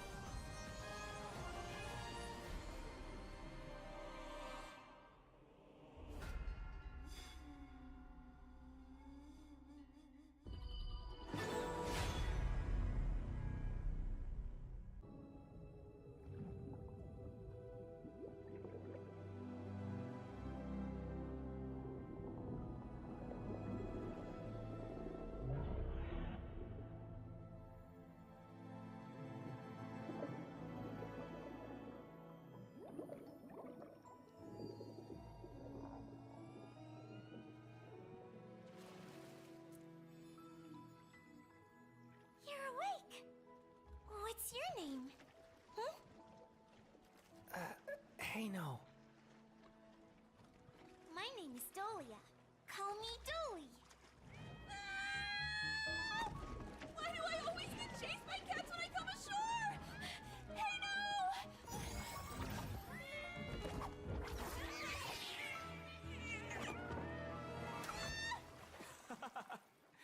You're a high priestess of the Merfolk clan, and you're still afraid of cats?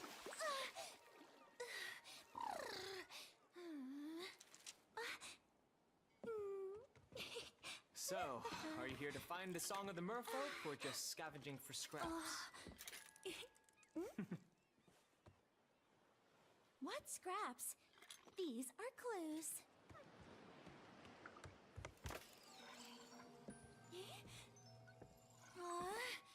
Why can't I find it?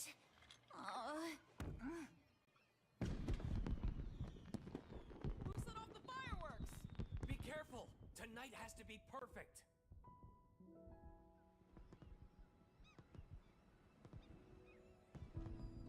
Wow, it's so beautiful! Let's go watch the fireworks tonight. Well?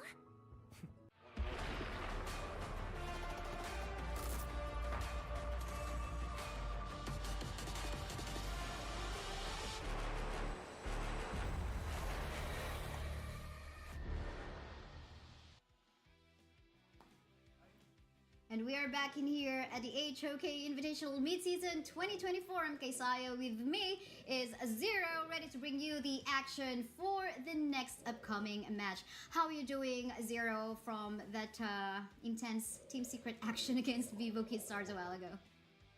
Vivo Stars definitely not in international tournaments. They're not looking like they are the big dogs anymore, like they were in CHOK BR. So right now they are trying to find a lifeline. They're trying to find a way back to ensure they make it to the playoffs, but their next upcoming opponent has been on a tear. That is LGD Gaming, who has not lost a single match yet. Yes, that's so true. But let's take a look at this promo that we currently have for Ogran. You've seen him play or being used by several teams from yesterday. He is now available, a warrior hero with a balance of offense and defense, able to condense spirits enemy heroes to assist in your side of battle. Having that seer state as well, he is able to instantly kill enemies with low HP. So, and we've seen him actually, you know, getting a lot of HP regen as well from yesterday. I wonder if he will be picked as well for day 2. I would love to see though, you know, the real good KDAs from an Ogran. We'll have to find out. But yeah, going back onto Vivo Stars, we mentioned a while ago that they need just like, you know, they have to secure 2 to 3 wins in order to secure that top 4 spot.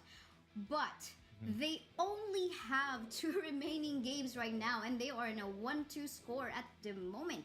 So this is kind of slimming their chances, especially they're going up against LGD, which is on a 3-0 streak right now. Yeah, LGD looking like they want to finish off the group stage on seed number 1, so they'll still definitely be giving it their all against VKS. And if you know Team Secret has been able to defeat Vivo Stars constantly, and LGD's been always defeating Team Secret, then it's simple math, right? LGD should be stronger than VKS, but it's hard to say. Anything can happen in these matchups, depending on the draft, depending on the decision making at that point. Team Secret definitely was able to defeat VKS in the previous match, but we might see Vivo Keystars learn something from that and bring it on in this game. That's true, but we bring you some news coming from Stream A. Apparently, Boom Esports already won't be able to secure the top 4, but they will still be playing their remaining matches. But yeah, then again, actually no more because they played their 2 remaining matches already. But yeah, let's take a look at the lineup of LGD Gaming. Musan King, JR, Je, Siyang, Jihong, and Jimmy really looking confident in their esports posts in there, and at the same time the plays that they have displayed from yesterday, of course, with the guidance coming from Coach Joker.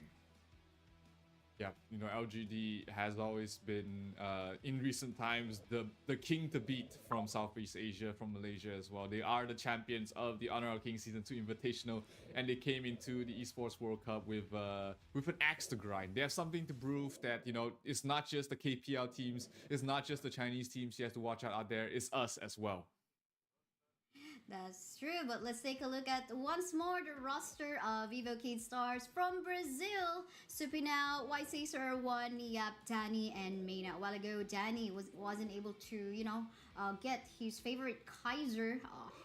Was kind of like forced to make use of the Menki, which did not become effective a while ago. Yes, fast rotations and all that, but again, they were lacking on the execution on the play style. But let's see what magic they can bring here up against LGD. LGD is pretty much secured already on the top 4. I wonder if they're gonna give something for Vivo Keystars. Not saying they should, but I wonder if they will. But yeah, Vivo Keystars, they need some 2 to 3 wins. They need they need to secure like 2 more wins in here to actually get into the top 4, because it's already like 2 losses and 1 win for them. Yeah, VKS at the edge right now. If they lose this match, they might find themselves in one of the trickiest situations ever, because then their tournament life will not be in their hands. It will be in their opponents. Whoever is tied up with them, it's in their hands, and it could be Impunity. That's why we highlighted the match of the day being Impunity versus Vitality, because that might not just decide the fate of Impunity themselves, it might affect the fate of VKS in this tournament. And would you ever imagine the champions of HOK BR not making it to the playoffs of the Esports World Cup? That's insane. I know, right? Everyone has their own regional champions in here. They were champions from their own region, but like that of the Boom Esports experience from a while ago, which already has fallen off. But we'll see. Anyway, in here, for our audience prediction that you can see in here on your screens, we have more votes coming in for the side of LGD, but of course for my partner Zero, it is a 40-60 for him. Yes, it is. VKS, they were the favorites in the last round against Team Secret. They lost to them, and this round they are the underdog. So if anything, it should give them a little bit more motivation, a little bit more to fight for, to prove that, hey, we can defeat the odds, we can beat the favorites to come out of Group A and make this group more interesting. But hey, LGD, they've been on the roll, they've been on a tear, they've not been showing any mercy to their opponents, and I don't think they'll be showing it today against VKS. That's so true. And just to add up on that one, we mentioned like 2 to 3 wins. If ever VKS doesn't win this matchup against LGD, they do still have the chance. So, but of course, we want to see that magic that they could potentially bring in here. Odds are kind of low, even so the predictions showed us from on your screen. But again, we'll see, because LGD kind of sitting pretty already on being there in the top 4. But like what you have mentioned a while ago, Zero, you want to be on the top seed, right? So for you to get that opportunity to select who are you going to be going up against on the knockoff stage. That's always important. Being able to decide your fate is something that you always want to be able to have the choice of. So LGD definitely looking to take the win here. VKS hopes to disrupt everything a little bit, the best they can, and it all starts here in the draft as LGD going up against VKS. This is going to decide the tournament life almost for the side of VKS, so they need to take the win here. That's so true. Now we see a prio ban in here on the Daciao as we get started off with bans and picks. Arlie, which is of course one of the highly contested picks as well from yesterday, is gonna get removed. And wow, Lady Jen, correct me if I'm wrong, I think I always would see her in the picks but not much in the bans. But yeah, gotta be respected here by VKS. She is 100% either picked or banned on all the matches that's happened so far. So definitely a hero that everybody is looking out for. LGD looking like they are taking a leaf out of VKS's book. They pick up the Dalia and Long for themselves. This was the exact same sequence in terms of the bans and picks of Team Secret versus VKS, but the situation has been flipped. VKS is the one that got the Mai, but LGD is the one that got Long and Dalia.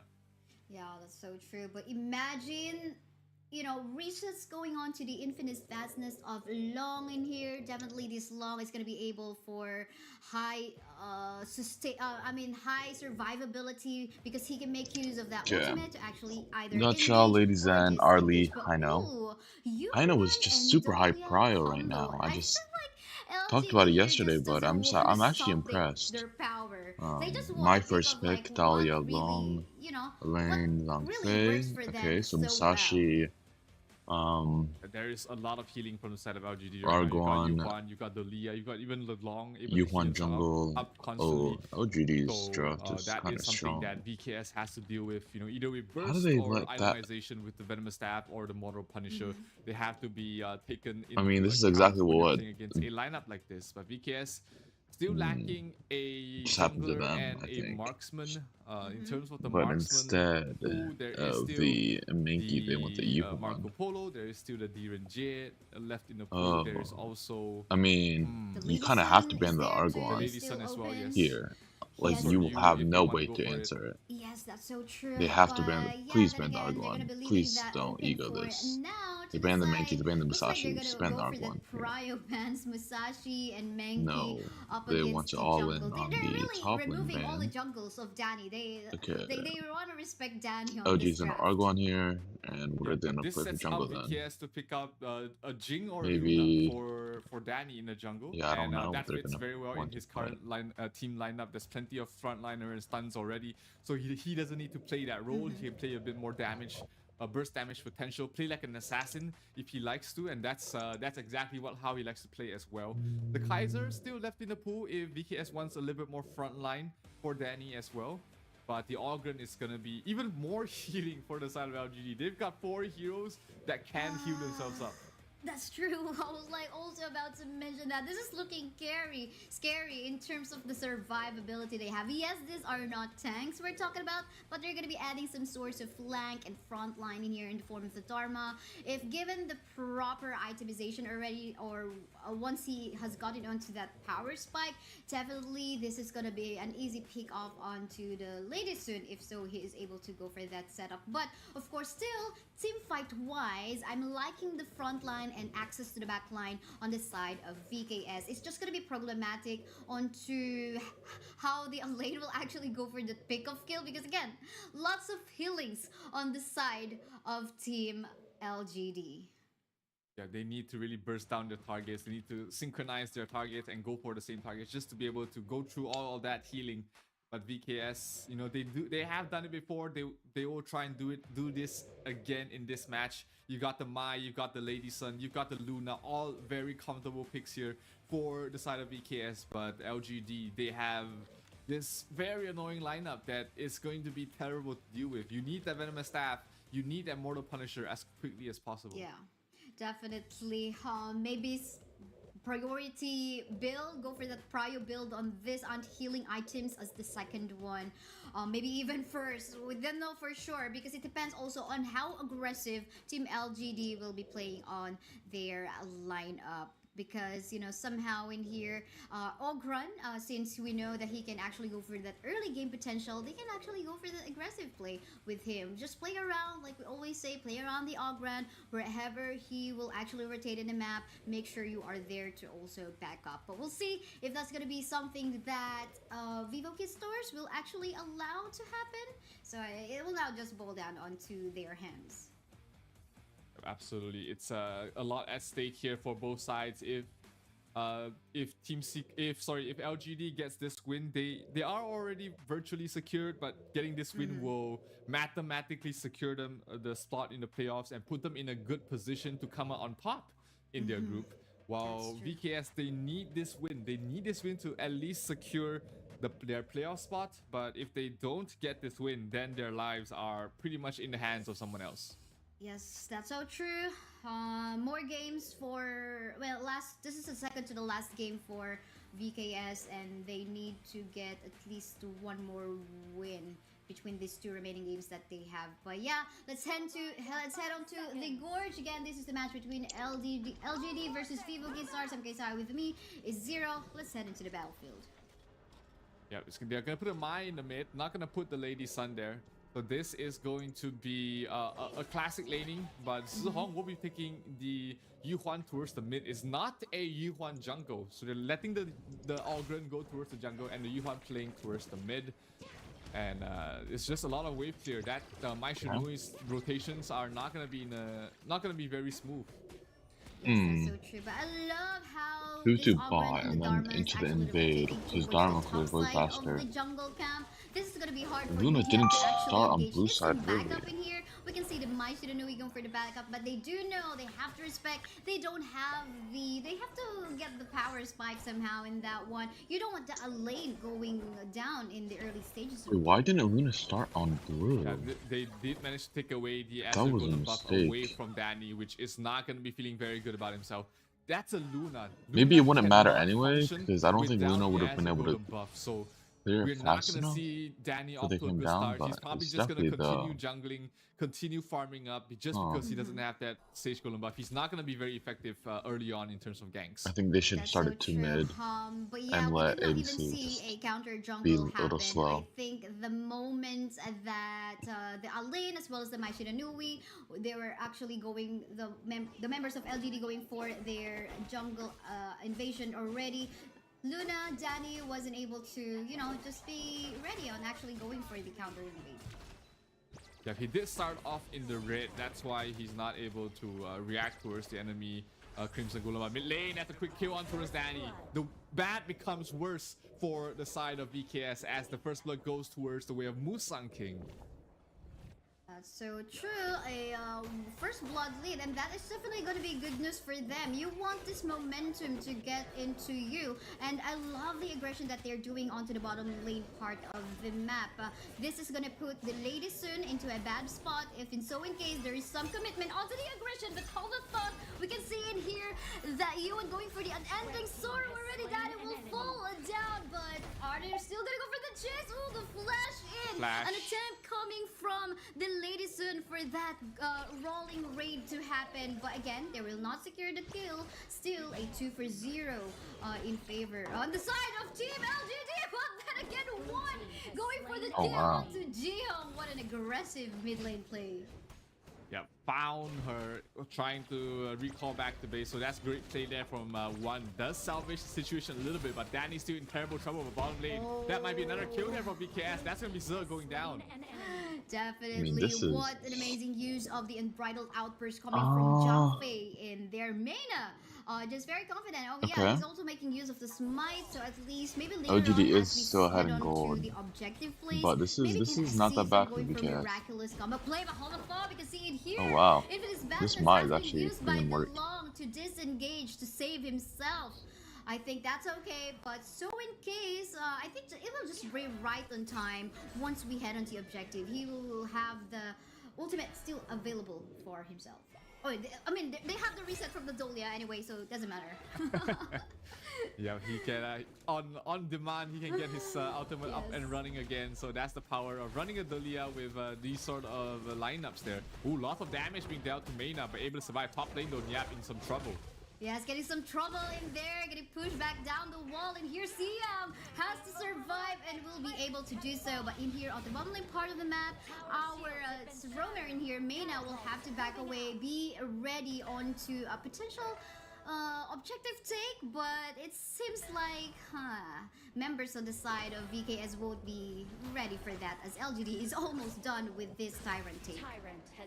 Yeah, but LGD tried to go for the the Azure Golem again to take it away from Danny, but a good job there by One to keep him as far away as possible.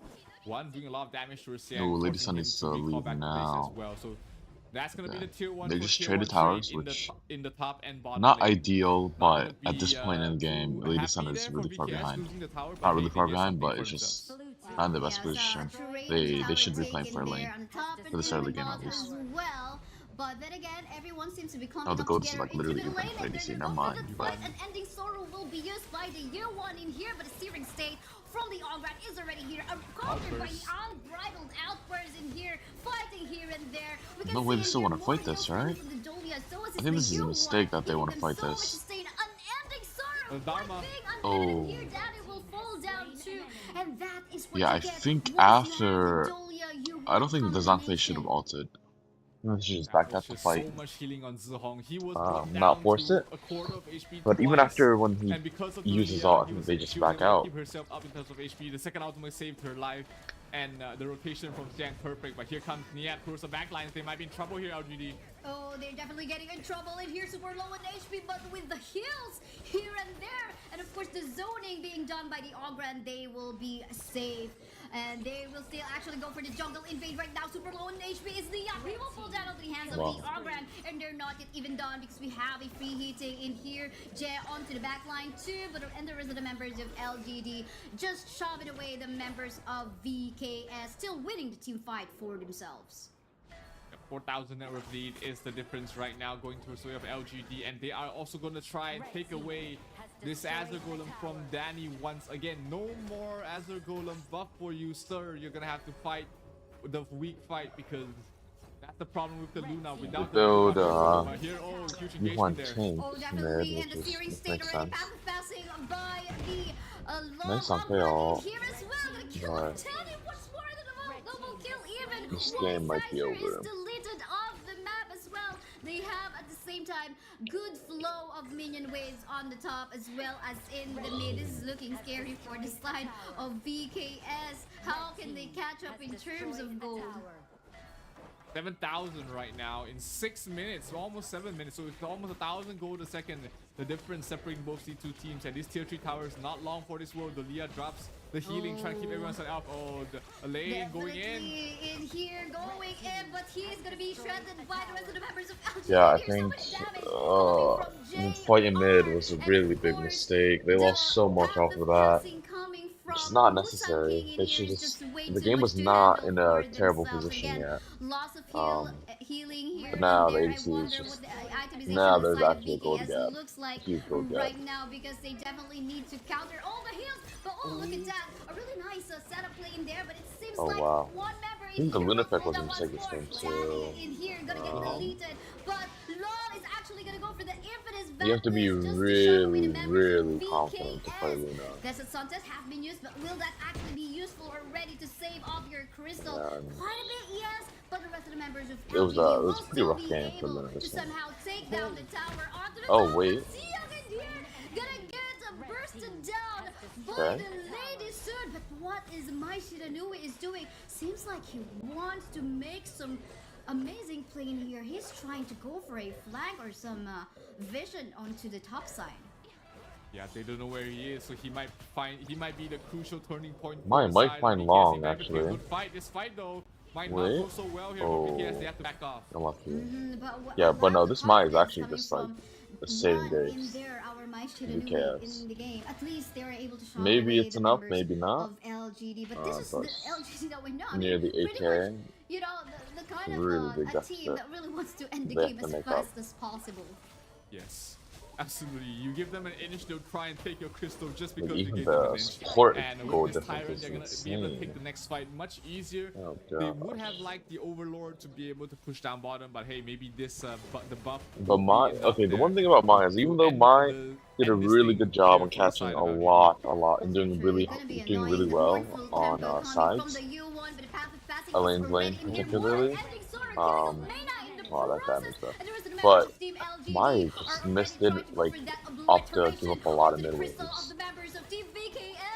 And they're just gonna be waiting for some minion waves to flow onto the bottom lane part of the map. We still But the have jungle, ladies Luna unavailable wasn't able to here, do but much we can with see the trying gold, access onto the back line. so Mia that's will still unfortunate. die in the process, by the hands of Musa and King, and the rest of the members in here, followed by Daddy, gonna be killed off by the rest of the members of LGD. Musa and King on a double kill, and I think anytime soon, oh, something is happening onto the back line, but then again, they have to focus on the crystal if they want this, and there you go, LGD will get this win up against the VKS.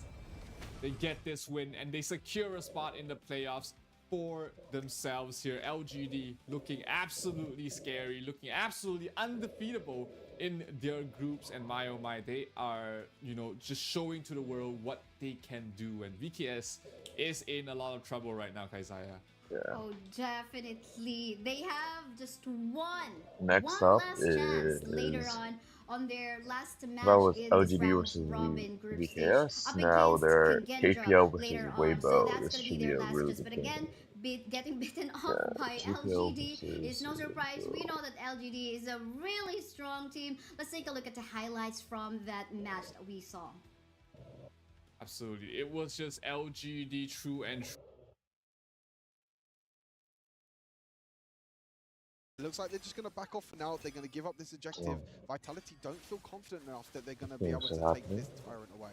Yeah, I mean, on the side of Kagendra, they're all a little bit too split, so for 90 to try and get in here, it's going to be hard, but you can see him rotating to the back line here. We saw that Senko was pretty much nicely set up by that wall. We do see the Peacemaker coming through from the Motsu there, but there was no follow-up because they decided to disengage, get Masashi that Azure Golem, and maybe play for this Overlord, because this could put them back into the game, especially these side lanes right now. Just trying to get another T, get the first T2 down, just means that if we could start seeing some split pushes from the side of Team Vitality, we could still see a victory for them.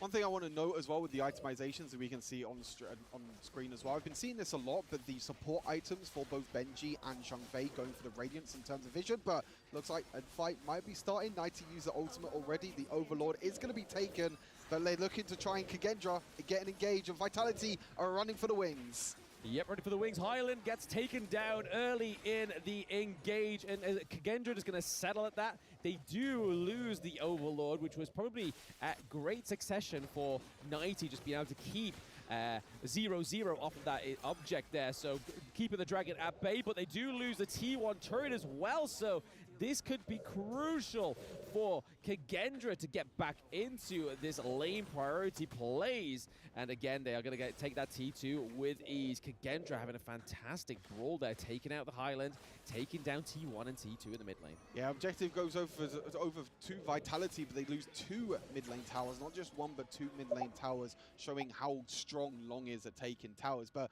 go back to my original point quickly. But yeah, Radiance support items being picked for both the Zhongfei and the Benji means that you get that extra vision. You know, we were talking about in the last game about how vision is so important, about trying to make sure that you don't get caught in bushes. Thanks to these support items, the Mozi and the Zhongfei are building, you get that big massive AoE vision around you that you'll be able to activate after every few seconds. And that's going to be really big at trying to set up plays for both these teams, whether it's a Zhongfei engaging, whether it's Mozi trying to get vision to try and land these long-range stuns. And it's an adaptation that I've seen quite a lot in the mid-season. We didn't see it too much in Season 2 Invitational, but in this mid-season, these teams are definitely prioritizing vision more than anything else.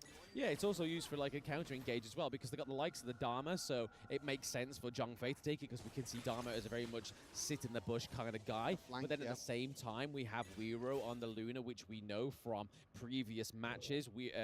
Luna generally sits in those bushes before those neutral objectives, so again, it's a huge counter-engage for themselves, for support to give themselves a little bit more functionality within this fight. But it's looking pretty much like a stalemate so far going into the 14-minute mark. The goal difference is not that far apart. It's only 2K difference, which is not a lot at all.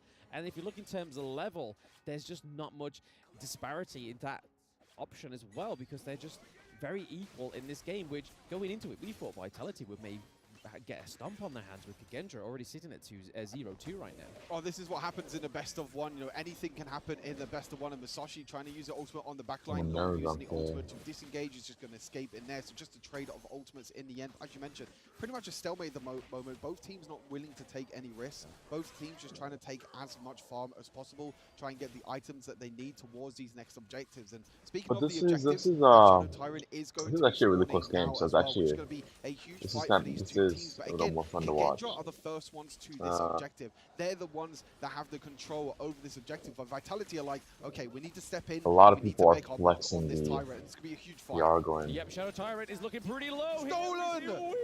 Yeah. With the steal. Yeah, but a lot of people are flexing the Argon top. Because of the Not only that, Stu, it is crucial crowd control, double kill, triple kill, over to the Ogren as well. This could be the end for Vitality. They have the mid lane. They are at the higher ground. Sorry, Stu, what is going on? Kagendra beating Team Vitality. We did not think this was going to happen. The miracle run is still alive for Kagendra. 1 down, 2 to go. Kagendra beating Team Vitality, making this an extremely exciting and spicy group going into the rest of today. Yep, and that is probably the biggest upset of the day for me so far, to be honest. The Kagendra coming through and taking it from Team Vitality, but I have to keep beating this one back home. It all happened in that draft. They knew. They've done their homework. Yep. They've sat in the restaurant at the hotel. They've gone to the player lounge. They've literally sussed out who the carry is on Team Vitality and really aimed at Shanks. 100%. I think definitely going back to the draft, the flex picks as well in the end for Kagendra. I think their draft was so well planned, and you can see that, as you mentioned, they've done their homework. They've been able to take this victory. And now this, I don't know what to predict with this group now. Vitality beat VKS, they take revenge there. Kagendra now beat Vitality, which means that Kagendra are now 1-2. Yep. Vitality are now 1-2. Vivo Kids are 1-2, and Impunity are 1-2. So we have a 4-way tiebreaker at the moment in Group A, which means this is wide open for anyone to make it into the top 4. Yeah, I mean, it's looking like a bit of a similar story what we saw after the end of day one. A lot of people on that 1-1, and it looks like Kin's curse came through. Vitality have lost to Kagendra. Kin, why? But first, hearing from the winners. And we are writing more history right here as the first win for Kagendra. How are you and how do you feel about it? I feel really amazing. We feel so amazing today. I'm sure of it. I can feel the vibes as well, man. The moment you won, it's like, oh my God, everything just went, boom, let's go. What's happening here? I mean, the very last team fight was wild and crazy. What actually happened? Who seized that opportunity to have that very eventual hit? I think we saw it together, that the moment when the dragon will stun all of them.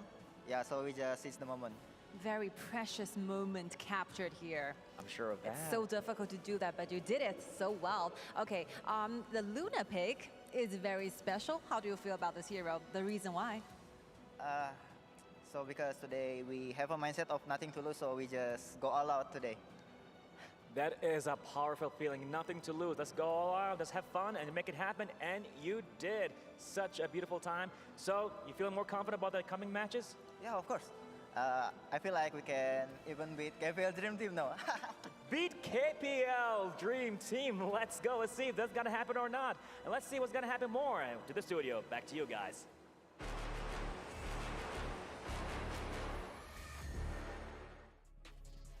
When you have nothing to lose, that is the moment to really show up. And Kagendra is really writing history right now. Yeah, that's right. Feeling confident to the point where they feel like they can take on KPL Dream Team. And why not, man? Why not? They come in today and then they start thinking like, okay, we have nothing to lose, man. Let's just go for it. Let's just really try our very best to enjoy this whole thing. And when you have a player that is at its top, enjoying the game, that is a dangerous, very, very, very dangerous thing. Yeah, it's like an animal that's cornered. Yes. You know, they're going to fight back. And they're going to fight back, especially since Kendofu was predicting against them as well. And Kagendra striking back. I love the confidence. I love the fact that they were able to go in. Can they take on KPL? Might be a little ambitious, but it's still funny nonetheless. Well, let's take a look at the scoreboard. At this point, it is a victory for the Kages. And I want to focus on to WeRaw here. It's such a wonderful game. You gotta admit that the whole thing, for me, it just happens from the BP. The BP is just the reason why Kagendra is just winning this. The way that they just really were able just to push Shanks against the corner and really neutralize that farmer laner. Like, that is the key to why Kagendra is taking the dub. Yeah, very good movements. You see the ganks that were happening. They were just making everything uncomfortable for Vitality. They were not able to play the game that they wanted to have done, and they were playing defensive from the beginning. Yes, they came back at this point, but it was one of those things where the team fights were far superior for Kagendra. Yep, it was more difficult to execute on the side of Vitality because you are depending on Benji to land those cannon blasts in order for Shanks to get the kills in. But for Movers, it's a different kind of concept. It's about the Leaping Savior. Give the shields to 0-0, let him work his magic. Yeah, and working that magic, it's kind of a copy off of KPL. You were talking earlier about the fact that this draft is actually very similar to what they ran before. Yes, exactly. And you know, when you draft such a monstrous type of I don't know. Van pick. Yeah, I feel so defeated at this point, guys. I'm so sorry for voting. It's totally fine, buddy. We all here came to learn. You're learning the same as everyone else, man. And believe me, everyone is just enjoying this, man. Like, for sure, we're gonna have an MVP for this game. It is going to be amazing, man. Like, this was an amazing game. The match MVP is gonna be Muffers Tramfe. Completely on point. And I just want to add on to what, Isaac, you were saying. Please. There's a lot of learning by Kin. He's doing quite a bit more of the learning, more than anyone else in today's day. Yeah, so more importantly, it's about the damage that Movers was soaking, similar to how I'm soaking a lot of damage right now. KPL in team versus Weibo Gaming. Double smite, they be a really really exciting went to their best. game. They kind of diluted the jungle growth. That was the main point, right? We were talking about this. The fact that the Musashi started with red allowed WeRaw to really just eat up the jungle on the other side when the timers were up. And this has been an amazing game. The way that Kagendra just completely stirred the pot, even putting impunity back in the conversation. This is just amazing. We're learning so much, man, and I hope that everyone is going to keep learning with us by following our Honor of Kings Global Esports channels and using the hashtag HOK at EWC 2024. This is gonna give you a chance to win permanent skins that you can always receive in the latest and exclusive esports information, man. Follow the channel right now. Boys, we're going for a break.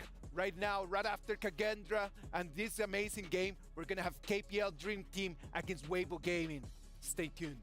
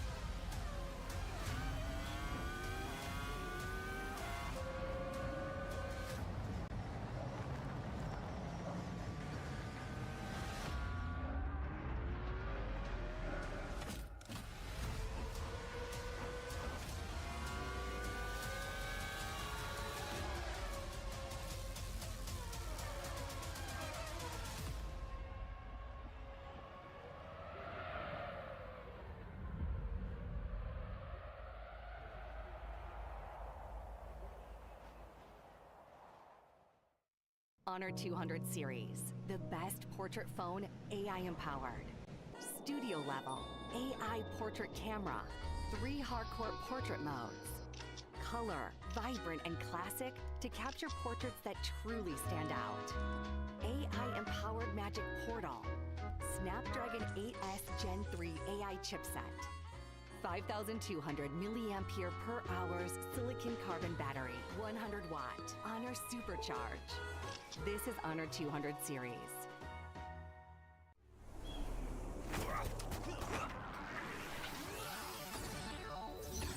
Ready, set, go.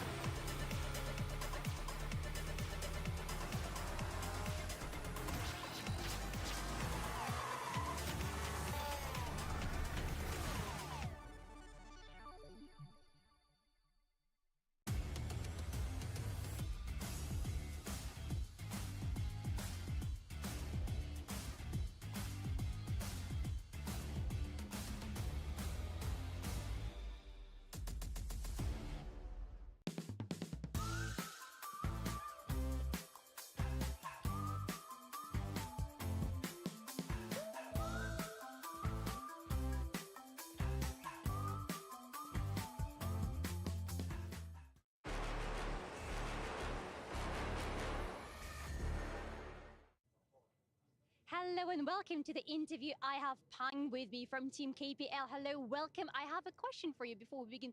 Right now, both KPL and Weibo are 3-0. Do you think you're going to beat them at the end of the day? 好，那首先欢迎小胖来到我们今天的一个采访席。那么首先我们第一个问题想问到小胖呢是，就是我们现在跟微博都是一个3个积分嘛，那你觉得我们今天会战胜他们吗？我们是否比他们更加强劲呢？ I think KPL Dream Team, everyone is more strong than WBG. Yeah. He said not only him, but also his teammates, they are stronger than Weibo team.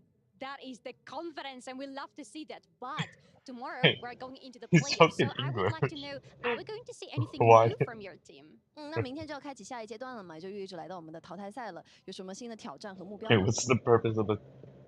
My team 是目标怎么说来着？ My team's target is only champion. Only champion. The target is only champion. Only champion. There is no other target. Thank you so much for the interview and good luck in your target. Oh gosh. He is confident. Right after that amazing interview with Pang, I am just hyped, man. I love when Pang comes in and starts using English just to answer to the questions.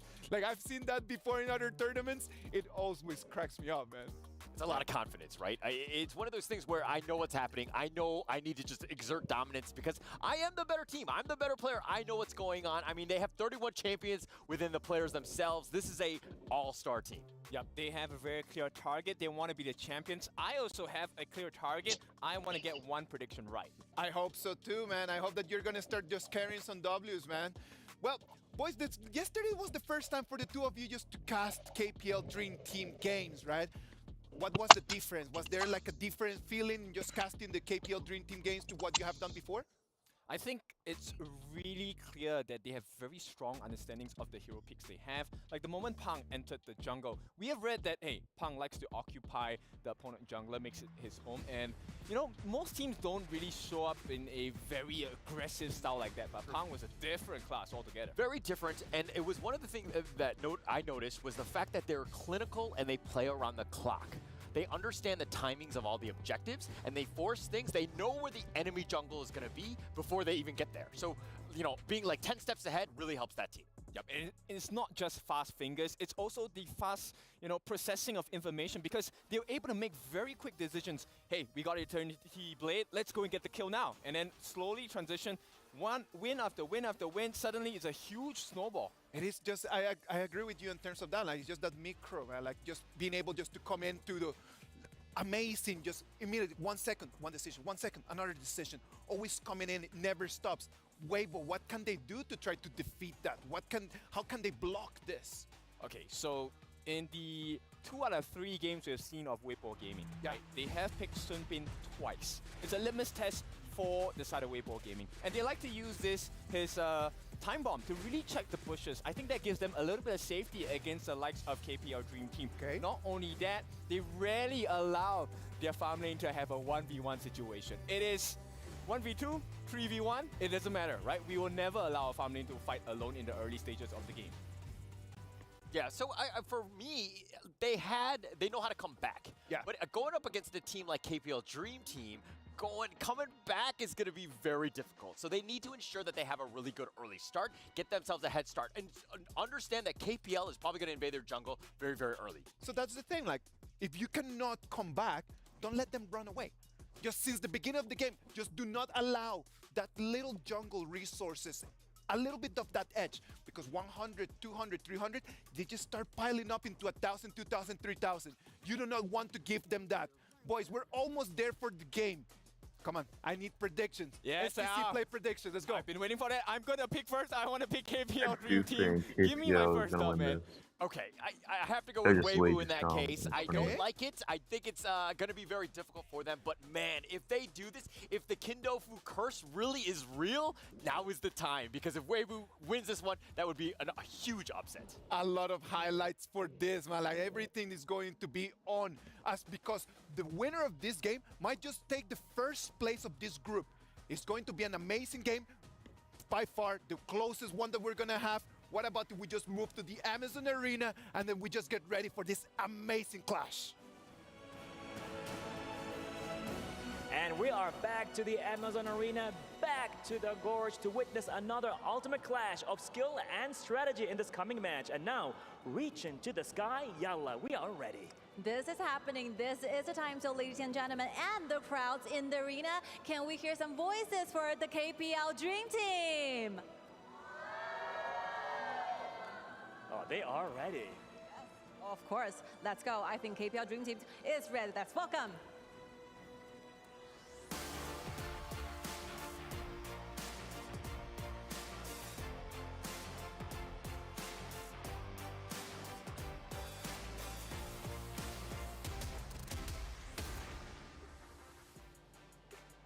I think yesterday, KPL Dream Team had become so powerful, so dominant and monstrous. So we was wondering, what are the secret weapons they've been hiding from us? And I think this is showtime. Definitely it is showtime against their challenger hailing all the way from Malaysia. Let's hear for Weibo Gaming.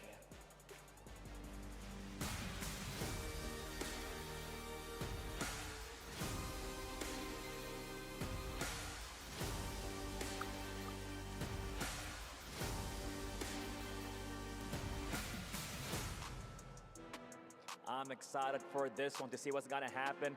Everybody wants to compete against KPL, the Dream Team, but Weibo Gaming have a lot to offer as well.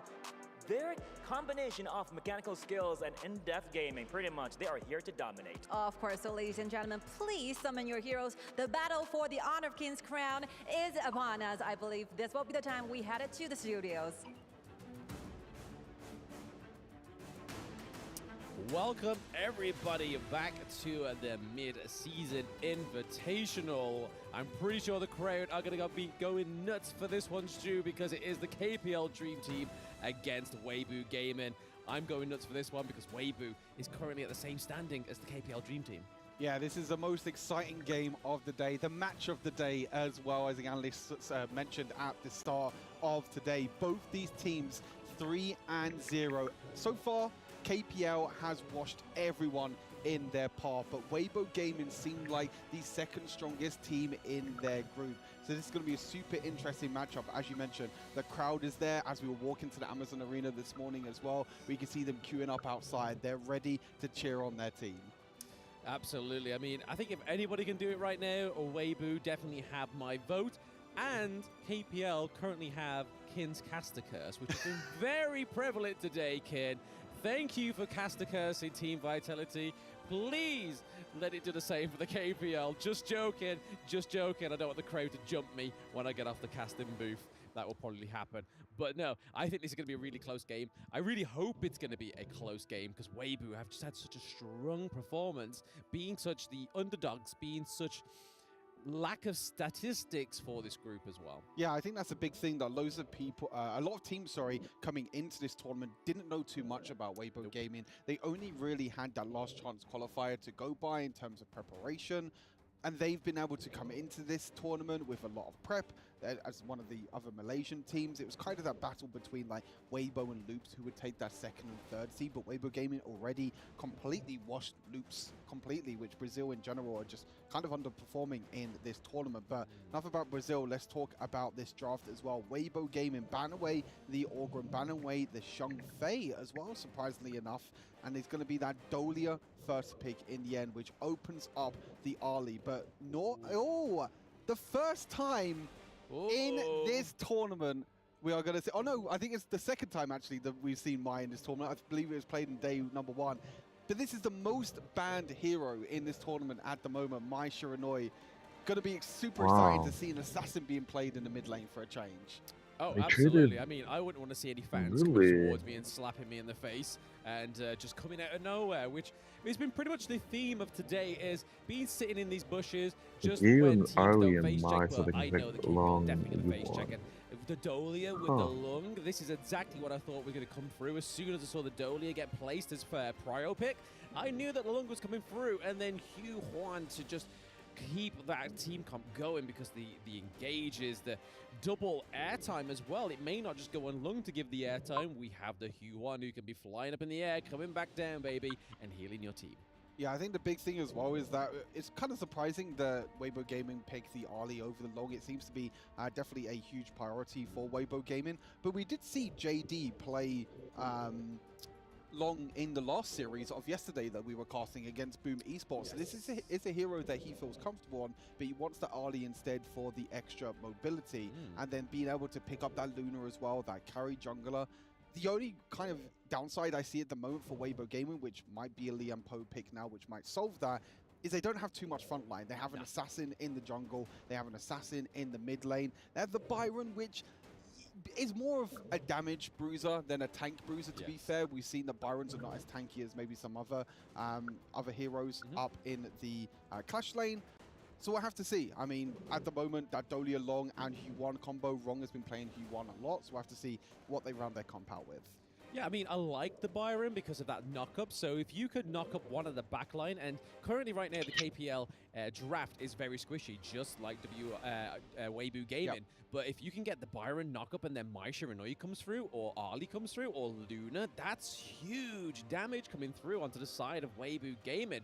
But those last little parts of the draft there, the Dharma and the Lady Shen, the Cayenne and the Motsu, we see the Masashi coming through once more. So it's going to be Hugh Huan in that mid lane. I expected it, to be honest, because they were the first team to play that. And then the Mayin in the Baron lane, the Clash lane, sorry, we haven't seen that for quite some time, Stu. Yeah, the Hugh Huan going to be really, really impactful here for Rong. We've already seen him multiple times, as you mentioned. Bit of a comfort pick for him in the mid lane. Comboed up with that Dolia as well. Dolia has so many ultimates that she can reset this game. Long's ultimate turned into a dragon. You won with the extra healing. Musashi, you can potentially get a double knock-up as well. And KPL now have their front line. They have the Musashi, they have Mayin.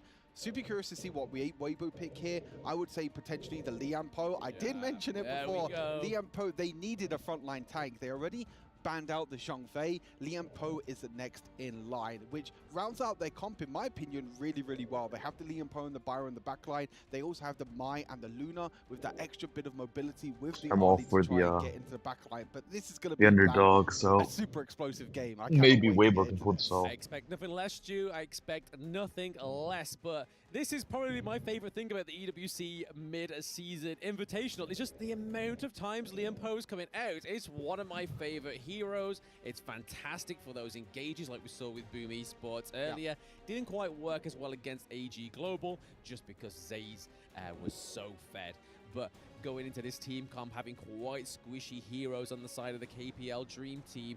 Yes, they have the Musashi to give them a little bit of a front line, but going with the Byron, going with the Liam Poe, that's a solid front line. Yeah, for sure. I think both teams are you definitely prioritize like the tank on the support for the Liam Poe. Definitely going to be building more tanky. I mean, if the Musashi goes the same as the CT boy from last game, again, going to be going for the cape, the more of the tanky build. We'll have to see, because we've seen Pang on so many like carrier jungles as well. We've also seen him on the tanks like Menki as well. So it's going to be super interesting as we get into this incredible clash. And oh no, the fights have already started, Bland. The blood has already been spread. KPL Dream Team, the aggression that was going to come out already. And look at this, the invades come in as well.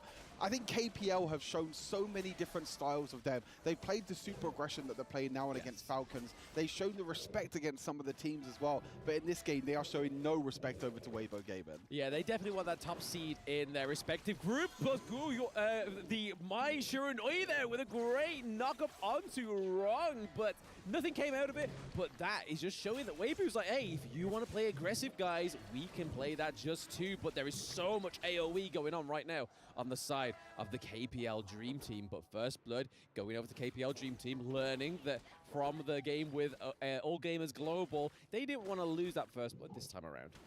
Yeah, incredible play there. Again, a kind of surprise factor in that clash lane. You know, being able to get the extra advantage in the clash lane is super important, especially in this Main versus Byron matchup. The Byron definitely having the early game advantage over the Main, but now Main has a little bit of an advantage early game. That's definitely going to help out Fly here in the top side of the map. And Wrong has used the flash in the mid lane as well, but honestly, I'm super excited to see Yinyo on Long, because we know that in China, Long has been out for quite some time. It's been the most played pick over there in China for the likes of Yinyo and also Chance, the other farm lane carry that's in this tournament for the KPL Dream Team. So I want to see how Long differs from like Yinyo playing it compared to the other players that have been playing at this tournament so far. Yeah, I mean, this match is more than likely going to show it. The goal difference is already 2K. We're already having a big engage here. Okay. Weibo taking out Pang. Hello. This is Weibo Gaming. They are here to stay and try and keep that top seed in this group, which is fantastic for them. Can they beat All Gaming's 2 kills? Can they beat that 10-minute match as well? But that was just a fantastic play there. Gives over the Azure Golem, the blue buff, over to the Ali. We get a little bit of tit for tat up here into the clash lane. Oh, I thought Guayu was going to get another kill onto Fly. Yeah, mistake there for Pang, which is very rare to see, to be honest. Going for the invade, but not respecting Weibo Gaming in the end there, because Weibo was able to rotate very quickly, kind of collapse onto Pang in the end, and he wasn't able to escape, unfortunately. But Pang doing still an incredible job in this tournament, Long with the ultimate trying to escape, and Weibo Gaming, they're bringing the fight to KPL Dream Team at the moment. They're doing incredibly well in this early game. They're trying to fight. 1K gold gap, which is actually slower. Even looking for invades themselves as well. As Musashi's going in, Pang's going in, maybe Luna's a little bit caught out, but look at the dashes. Look at the mobility that Luna can bring. The double knock-up in the end from Musashi thanks to Dolia. Liam Poe going down, Wrong on the Yu-Huan going in with the ultimate, nearly taking down another member, and KPL Dream Team being able to fight back again. They do have that little bit of a goal lead at the moment, and a few kills in the bag for them right now means that they could use that advantage to try and push these lanes. Yeah, I was not envious of that Liam Poe there. There was so much CC going on to him. He twirled around more times than if he was wearing a new summer dress, and it definitely worked to keep him there, punish him for trying to deny that kill onto the Luna as well. First Tyrant goes over to KPL. Did we think of anything different that was going to happen there? Probably not, because this damage buff this early on is going to be big and huge for them. They're already up by about 2K gold as well, so it's slowly going to paint a picture right now. KPL overextended there, though. Fly with the flash forward there into 2 people, not respecting the extra bit of damage there. And that also gives an opportunity for Weibo Gaming to take this mid lane tower. KPL Dream Team trying to rotate into the top side of the map. trying to get my They might be even able to further do it. ahead, but bit of overextension, and that means at the moment that Weibo Gaming have a little bit of an advantage and actually invading onto Pang. Pang is so low on HP, but so is the Luna as well. But you're seeing the flank from Yinyo. We're not even seeing it, but on the opposite side of the map, Yinyo is in the backline at the moment against 3 people. You're on the wrong side of the map, buddy. I'm not too sure if you can get away from this one. You might have a dragon, but that's gonna not. Oh, hold on. He has the dragon and the whole KPL Dream Team. Yeah, she baited them into the. Real from Yinyo. Wow. The dragon is real. KPL Dream Team, you cannot count them out. Another 2 kills over to them. No, that was just a beautiful play there because we thought that Weibo had them Wait, against both the teams ropes are at just that like blue egoing side this thing. of KPL's jungle, but then it's sort of like, no, we're going to split the fight. We're going to see that you're going to retreat up to the clash lane. We're going to have Lung come up there, which we're going to see in this one. Byron kind of overstayed his welcome there, but then this is where all the punishment came through. We saw one ult, the ult goes up. There we go, comes back down. JD getting wiped out, and then also Noir going down as well, which is a huge lead here for KPL. Gave them one of their other turrets as well, so another huge play once more by KPL. No Fear stuck in here with Wrong, but I feel like something is not going to go wrong here. The reaction times there for Wrong is so clean. Being able to use the ultimate to stop the engage from Luna, then using the flash away to get away from Byron's knock-up as well. You could just tell by the reaction time. I think it was because Byron missed. They've been playing this game for so many years, and they know so much about this game as well. Again, Wrong, one of the only players in this tournament at the moment that's playing this Yuhuan in the mid lane, but it's working out so well for the extra sustain. That double sustain from the Dolia and the Yuhuan, and also the ultimate as well, being able to surprise factor the Weibo game inside, but KPL Dream Team, they're looking to play even more aggressive. Yep, Pang's in there. He's doing a lot of damage. He's going to get that second kill onto the board. That is a 2-0 trade over to the KPL Dream Team, and we could see Byron getting caught out here. There's a lot of low health. He does have his ultimate. The shield is not going to be enough. Dolia and Mai Yi gets the kill onto the Byron, so 8-2 Stu, and 5k gold difference right now onto the KPL Dream Team. Yeah, I feel like Weibo Gaming, they had a little bit of a chance in the early stages, like the first few minutes. But man, KPL Dream Team, every single time that they get that little bit of an advantage, every single time they can see Weibo on the back foot, they're going in. But like, look how aggressive Yinyo is playing. He's playing super aggressive in that front line, using the different elements, using that extra bit of splash damage as well, just pushing the lane and just not allowing anyone from Weibo Gaming to try and defend that tower. They're really focusing on this mid lane at the moment, and no one on Weibo Gaming is here to defend it, with Musashi going in the back line. Yes, Musashi trying to focus the back line of Weibo Gaming. They do take down the Maestro. Noi and Byron is able to escape into the turret, but is it going to be enough? All he has there is Luna, but no, the damage coming from Loon is just too much. And then the Liam Poe may have overstepped and given another kill over to Loon here. Can he get enough damage off? The CC coming through. No! Again, another kill being given over to KPL. They are being punished for overstepping, Stu. You know, I was mentioning about how I want to see the KPL play long compared to everyone else. This is what I was expecting to see. The aggression from Yinyo this game is absolutely insane. He's playing so far up. He's basically playing in the front line as a farm lane carry, which we do not see a lot. We know that Long does have the ultimate to get away to safety, but you could just see the confidence from KPL Dream Team here as well, as the Tyrant actually gets stolen away, but it does mean, potentially, Luna gonna actually stay alive in the end. Fly gonna try and jump over the wall, try and flash in, but no. So the crucial theft in the end towards a Tyrant and being able to escape. So a little bit of extra damage here going on the side of Weibo Gaming, but I'm not too sure that's gonna actually even out with that 6k gold lead that KPL have at the moment. Yeah, it seemed like Luna getting away there was a little bit of a warning from Fly there saying, hey, look, don't crucial kill theft again because I've let you live this time, but next time I'm going to flash in and just completely shut you down. But I'd like to go back onto the point that you was talking about earlier, Stu, about Lung being a front line, and I think it's all aided by the Yuhuan and the Dolia, and as you can see there, this game is so actually much healing from those two heroes. Yeah. It's kind of like a hyper carry. They're just funneling everything over to Lung right now, and it's being played beautifully, but here we are, Mai Shiranui trying to shut down Inyo on the Lung, but it's not going to be enough. There is a dragon up into the sky. We see Yuhuan get a kill onto the Liam Po, and then Fly punishing my Shiranui. Beautiful play there again. I get the reaction time of these players. Yinyo, as soon as Liam Po dashes in, instant click on the ultimate, instant click on the dragon, and this time Dolia, instead of giving the ultimate, double ultimate over to Musashi, gives it to Long instead, and it's kind of the adaptation of knowing what ultimate to give over to your team, because you do have a choice with Dolia. You can go for the Musashi, you can go for the huge one, you can go for Long, but actually understanding what ultimate to use at what time is so good. But you can see here, just the end of this fight, the burst damage that you're able to get with that Long pick is so important. The Tyrant now being taken by the KPL Dream Team. I have to say though, we are above the 10-minute mark at the moment, but I'm not too sure that Weibo Gaming are going to survive much longer. No, are they going to be able to get a third kill on the board and really outshine our AG Global's potential against the KPL Dream Team? But no, they are literally keeping them at that double kill. That's it. It's like, no more kills for you, Weibo Gaming. We are going to get 17 kills.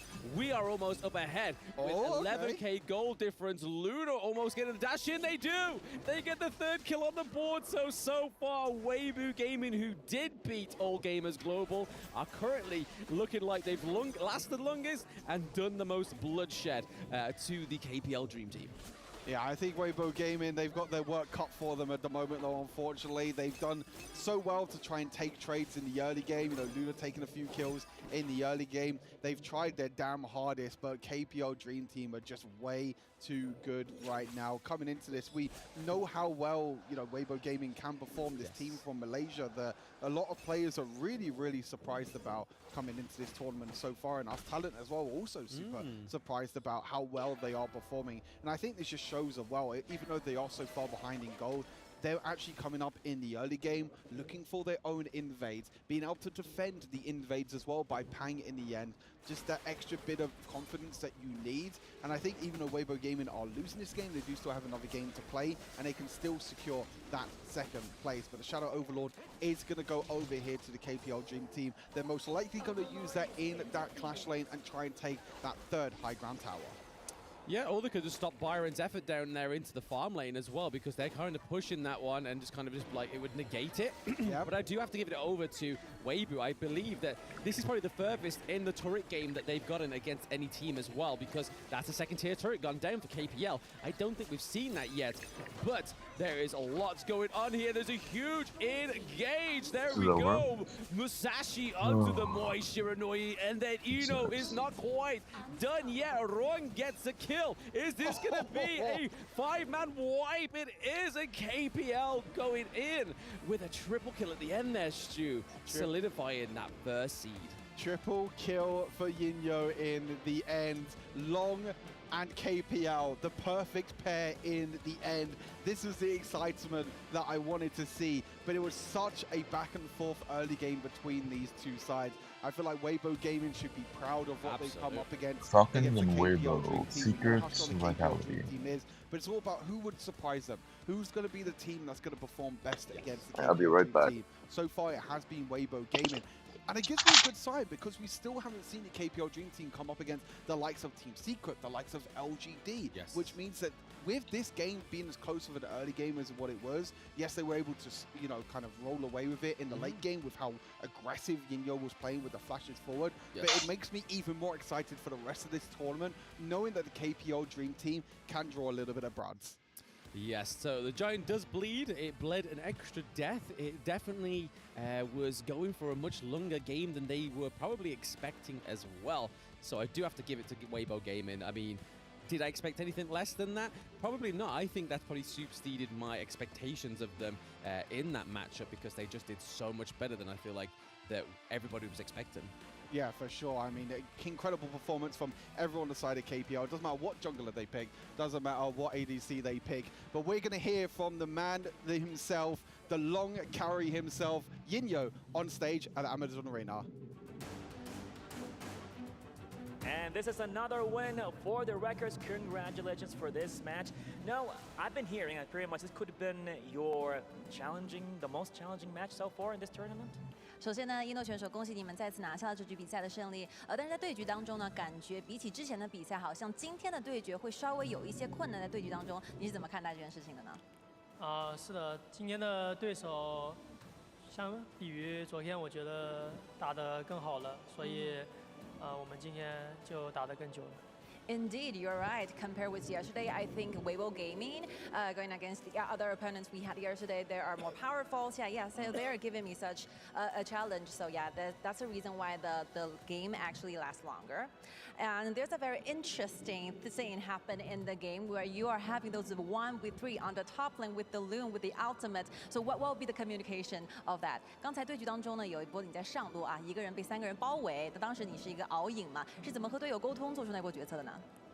当时就让对面引狼入室吧，让他一直追我，然后把对面勾引过来，勾引到我们的地盘，然后我们再形成一个围剿吧。 Okay, actually, I was a lure, trying to lure them into that very risky area. I was like a bait, trying to making sure that they can chase me back onto the top, and we as a team can make it a counter fight on the top side. Oh, wow, a lot going on. Shows a lot of experience, definitely, when it comes to the game itself. I guess we're gonna see more of KPL Dream Team in this tournament, ladies and gentlemen. And now back to the studio.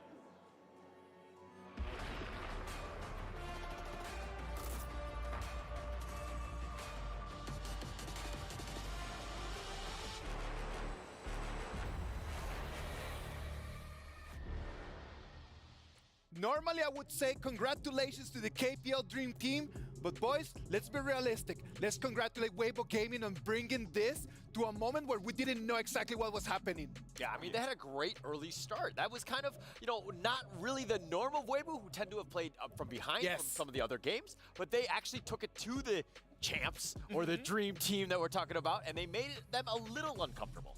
Yep, the draft was pretty spicy. I really like the Luna pick. It did show up pretty well. And they also created a lot of space for JD to take advantage of the map. So this was a much stronger showing from the rest of the teams, at least for today. Come on, man. I do believe that the Luna was a great pick. On the other hand, I don't know about that Lienpo, man. I have my questions about that Lienpo pick. Like, was it really really that necessary? I mean, they were looking to kind of have that tanky frontliner, somebody who can kind of, you know, attract attention away from the Byron a little bit. But it was one of those things where they didn't really have enough CC to kind of deal with the enemy team. Yep, if we take a look at the goal graph. Now, I know it does not look like a very huge thing, but in between the 4-minute mark and, you know, from the start of the game, there was a little dip in that goal graph. And that signifies the growth of Weibo Gaming. For a moment, it looked a little bit shaky for KPL Dream Team. Yeah, it looked shaky, man, but let's pay attention to that. Look at the trend. It is very clear that Weibo Gaming was really in the game, but they never actually were able just to turn the goal to their advantage. And that was the key for KPL Dream Team, just to being able that even though they didn't look that superior, they still took the victory. Yeah, it seemed like they were actually winning, but the goal graph says a completely different story. Exactly. Again, KPL was like understanding that, hey, actually, we're still going to get our farm. That's not going to be an issue. Yeah, we'll give up a couple kills or whatever, but at the end of the day, I'm still ahead. Yep, exactly. And this brings us to the point where Eno was talking about, hey, let me be the bait, let me be the lure, right? It's always this situation where Weibo was kind of lured in, hey, we might have the chance to win this fight, and suddenly the entirety of KPL Dream Team is there. I just kind of feel like they're not 100% comfortable playing against the Loon just yet. Yes, like, I think the more experienced teams would have been like, actually, he still has his infinite vastness. He can get out of there at any moment. He has his Uber, so to speak. Yes, yes. But it's one of those things where they're not really comfortable yet. And boys, like, let's just share with everyone. My key words for this while I'm watching this match is like, no need, just push back. Push back, there's no need. Sometimes I just feel like Weibo Gaming really wanted just to finish the fights when they did not have the HP for it. Yep, it's like, marriage advice? Pick your fights wisely, right? Not every fight is meant to be fought. And at the same time, right, I would like to highlight No Fear. Right, No Fear made it really difficult for this side of Weibo Gaming because the ultimates that he refreshed were always different. Yeah, no, they did a really good job of just balancing that one out. I think that this is still a team that you're seeing them in their stride. You know, they're finding that momentum. They're undefeated at this point for a reason. And my only concern is that they really haven't been tested. And going into the playoffs, are they gonna, you know what I mean? There's like the first time you bleed your own blood. Of course. Like, how do you react to that? Come on, man. Like, the KPL Dream Team played really well all the players from all the different lanes and different positions were at the top level. There's got to be an MVP. I believe it's going to be Inuo, because the way that he played that, it was a great show of skill for everyone at home. Like, everyone at home knows, look at that. Everyone at home needs to understand how to play that Loon just by watching this man play. Like, he's one of the best farm laners in KPL, and he's demonstrating right now to the whole world how to play these heroes. 909, let's take a look at the highlights for Mr. Inuo here. I mean, if you're talking about learning from the best, this is the best example. I mean, just doing all the damage, the farm, and the fact that you were just baiting it out. You had like a sliver of life, and Weibo Gaming were like, you know, they wanted it, they were chapping at their lips, they were kind of just thinking about going in. Yes. Just outplaying them. He was just dodging them out. He was like a Houdini. Yeah, exactly. And one of the things is, as a farm lane, there is a chance that, you know, you will be focused on him, and he actually used that to his strength. Like, one of the things about that, man, like, not only Inuo, like the Yuhuan pick as well. Because some people might just start believing, like, oh yeah, it's all Inuo. But wrong on that Yuhuan allows Inuo just to be able to jump in with a big confidence boost, knowing that Yuhuan can actually just get you out of trouble if necessary. Yeah, not only soaking in the damage, right, but also healing the team. And take a look at how much damage they're able to do as a contingent against the likes of Weibo Gaming.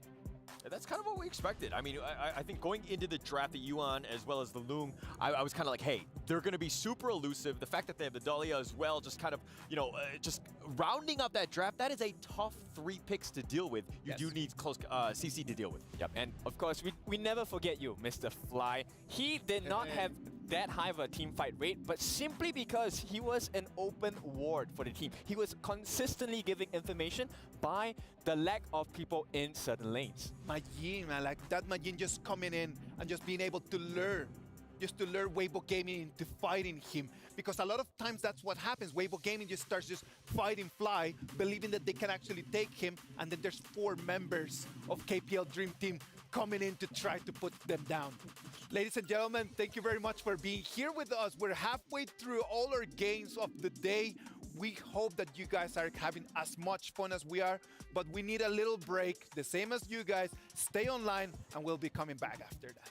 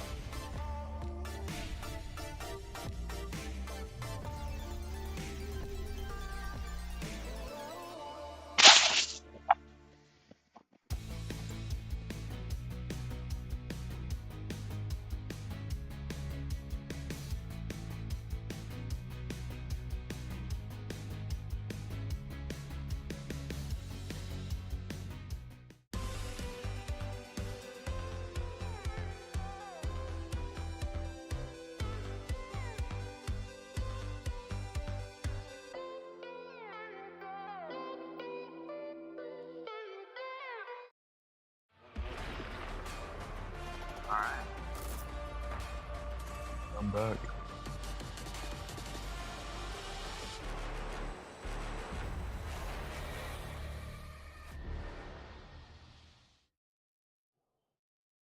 My cat.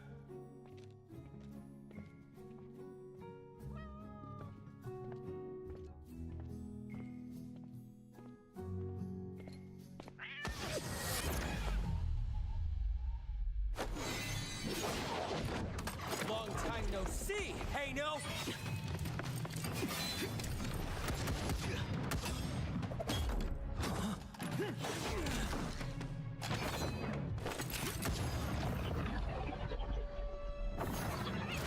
Oh no.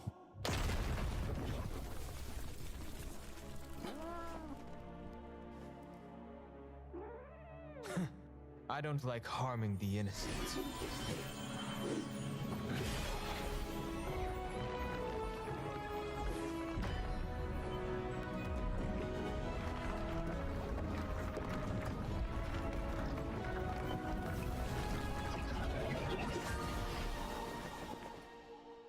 This again?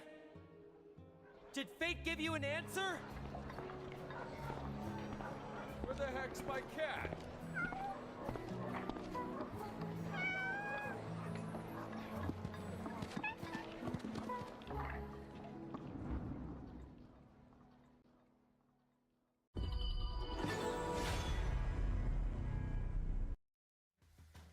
Ladies and gentlemen, we have some exciting news to share with you. We're launching the EWC exclusive skin, Heavenblade Elaine. From today, August 2nd to August 8th, you can purchase this skin at a special offer price of 710 tokens instead of the full price of 888. What's even more exciting is that if you spend tokens to purchase this Heavenblade Elaine through the in-game new skin event page, you have a chance to participate to get limited time tokens back. This is an amazing opportunity that you do not want to miss. Elaine, are you guys good at that hero? I'm okay. I mean, he tends to be my Clash laner. He's my go-to hero when I do play the Clash lane, so I enjoy him quite a bit. I'm so broken. You and I can play him. It's alright, man. You're here to learn, kid. Remember that, man. You're here to learn. A lot of learning happening. What about if you just keep learning from what's going on the B stream? Chuchu has a lot of information she wants to share with us. It's Chuchu keeping you guys updated what's happening for the secondary stage matches. First, we have Team Secret versus VKS. Team Secret secures their win over VKS with the use of Elaine by Yuan, and that was an amazing play by him as well, securing the MVP for himself. So don't forget your Elaine skin for the EWC events right now. Next, we have LGD versus VKS, and securing the win is going to be LGD, of course, taking it swift and clean with over 9-minute match only. And last but not least, we have LGD versus Impunity, another victory secured by LGD, and that's pretty much securing their slot for the playoff, and they done for the group stage. Whilst LGD actually secures their slot for the playoffs, problem is VKS, are they exiting during the group stage? Can they still make it for the playoff? That's it for the update for the secondary stage. Thank you very much, Chuchu, on that update from the Stream B. LGD Gaming, man, total clutch, 5-0. That's it. They're going to lock in that first place on Group B. So definitely owning it, and that's kind of what you want. But I mean, if we're talking about the standings here, LGD all the way at the top, undefeated, no real surprises there. KPL undefeated on their side, but they still have one game to go. Who kind of stands out to you? So, Boom is probably out. Falcons is they want to secure probably that out. second place and keep that safety net of going against LGD game. Yeah, this does seem pretty. This is confirmed, even though AG and Loops are playing next or after I mean, they this. really haven't next found one. their footing, but going into this one, I On did not the expect Vivo bed, to be on the bottom there's a of lot of day two. tiebreakers. Yeah, it was a very difficult one to see Team over Secret's there, man. making it Let's out, hope and LGD is see making it what's out, going to happen with obviously. them moving forward to our next match. Clearly, we're going to have Team Falcons Ventra's against playing the Weibo next Gaming, two. fighting for life, isn't it, kid? Yep, this one's for the history books here. Team Falcons, even if they can pull off an upset, they have a tougher challenge for themselves as well. Team Falcons, they cannot afford to drop another game. One more loss, that's the end of their tournament life. Yeah. Like it is really difficult, and it is extremely hard. But what about if we just I'm go looking and at chat see now. what I'm Wawa really needs late, to but share with us yeah, over there KPL is from really the just stage? really far ahead of everyone. But it's because Hello and welcome to they the interview they where had a I head have the start, pleasure of right, having with the Wawa game. from Team Falcons with me. Hi, welcome, and tell me please, these last 2 The days have Chinese been rough version, for you guys, they're but we a all few need to patches know, ahead, is there anything so they already special know that you're all preparing this, for all these these drafts, upcoming and they already games? know what's best for We every don't meta. prepare like really special, but So, I hope we will be how long will it take better for those other game. We teams to didn't catch really up? play like It's gonna our take a game while. really well like last 2 days, and And if I'm being we hope we can optimistic, I'm play our hoping game that, better, like as usual, it without takes stress. at least a couple I more hope it's gonna be months. better than before. So yeah. But realistically, Speaking of no there's a stress, chance that can you tell me please, what is no your Western secret? teams How or do you guys keep your no teams mentality can ever so catch sharp? up to KPL I mean, we are still in the until competition. we're all on the We same are still patch, not which out is of the probably never group. gonna We happen. can still go strong and reach the quarterfinals. So why would But we yeah, if we can still I love it. Yes, you still have games to OGD play, so versus no time KPL, to give up. Love this conference for you I guys. think Thank you so KPL, much. they're Both of just you, Wawa. too Good luck strong right now. in the upcoming games, and we are going to toss it right back into the action. Thank you to you. I love how Wawa has no stress about anything in this game. And that's it, man. Like they need to really go in with everything they have. STC play predictions. Weibo Gaming or Team Falcons? Why don't you start first? Weibo Gaming, they just lost to KPL. They've got what the doctor ordered and Team Falcons up next. So Weibo Gaming. Vivo Keys and Infinity, they're fighting for their with lives. all the coaching I've done for them behind the scenes, they should have the win. It is going to be Coach Kin. Let's see if it is going to be enough for Team Falcons to really upset everything and go and take a point from Weibo Gaming. They already saw how KPL Dream Team baited them. So what about if we go to the Amazon Arena and we enjoy this amazing match? Loaded, but And hopefully back this is again better. to the Amazon Arena, back to write another chapter here at the Honor of Kings saga to see what's going to unfold before our eyes. Sky, we are ready. Of course, ladies and gentlemen, can we hear from voices for Team Falcons? Intro, Vitality.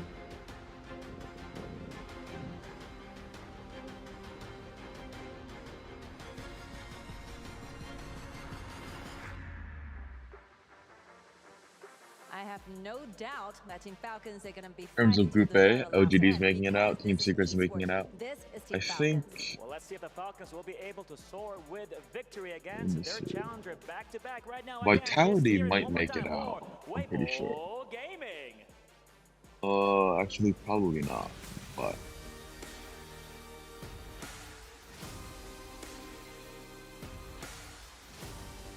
yeah, Group A, there's gonna be at least 1 or 2 tiebreakers for sure. But Group B is pretty much confirmed. KPL, Weibo, Loops, AG, Boom, and Falcon are eliminated. What's going to be the outcome of this one?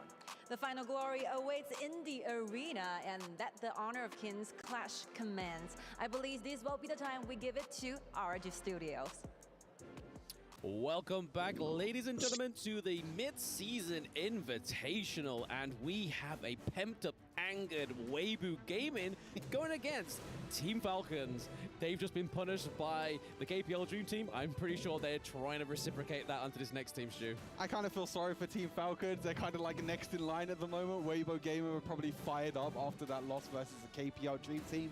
Again, kind of mirroring what the analyst desk was saying. Weibo Gaming definitely did look very strong during the early game against the KPL Dream Team. Falcons, they need to win this game. They have to win pretty much both this and also they got another game later against All Gamers Global, which they pretty much have to win that as well. They have to pull up a huge upset here though, because I think Weibo Gaming look like one of the strongest teams in this group.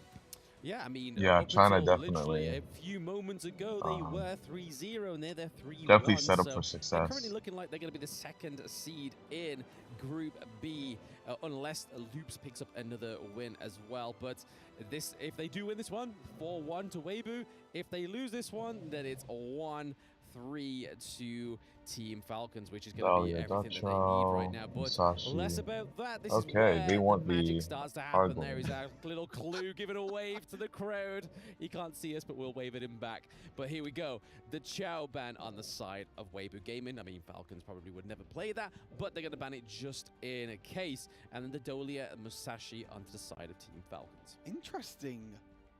Ban there as well. Ming also being banned on the side. Ali first pick though. This has been Musashi is banned. They can go Argoin right here. Yeah. Over the likes of the Orgrin and the I think Lady they should have picked Argoin. picked up here by As long as still Weibo up. Gaming. Unless they just really wanted the Argoin. Falcons for themselves, Clearly they really banned away the Musashis. They kind of banned away one of the counters. So bit No, of an this is interesting not one good. that they ban out the Draft. Musashi this time, even though that they probably didn't want to pick up the Orgrin as a first pick. Maybe kind of predicting that the Ali was going to get banned away there from Weibo Gaming, kind of playing the mind games. Yeah. Didn't work out though really for Falcons this time, and it means that you have the Orgrin.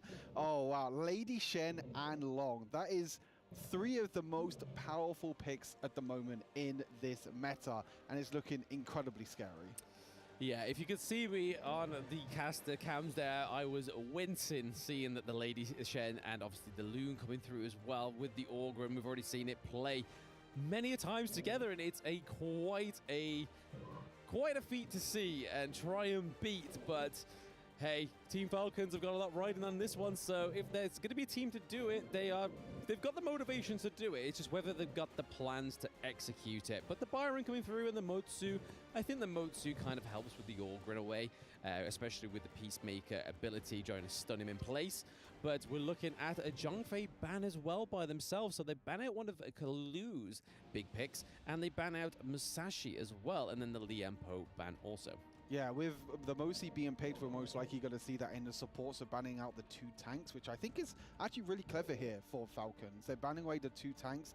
They know that at the moment, yeah, this is like a draft gap, really hard. Now also being picked as well is pretty decent, but Weibo Gaming have to come up with a different support that is not the Zhongfei and the Liam Po, whereas Falcons already have that Mosi picked up for Clue in the support, unless it gets picked in the mid lane. We have seen the build player before in the mid lanes. There is that possibility, but we're most likely going to see a mid laner instead. We'll have to wait and see as it. Oh, interesting. Pei is being hovered here.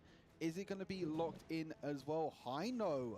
Okay, these are 2 very honestly new picks. This is what I want to see this Falcon. I want to see this. I believe in the build has played Hino, and the first time that Ray has even this is interesting. Played Pei. If Falcon play this early game right, they might just actually win this. First time that we're seeing both these heroes on the side of Team Falcons. This is maybe something that they've been not seen Pei yet behind the scenes. It's going to be super interesting because they have to leave it all out there now. All out on the gourds. They have to win this game. I mean, on broadcast, haven't seen it in EWC, but we saw it in, I believe it was one of the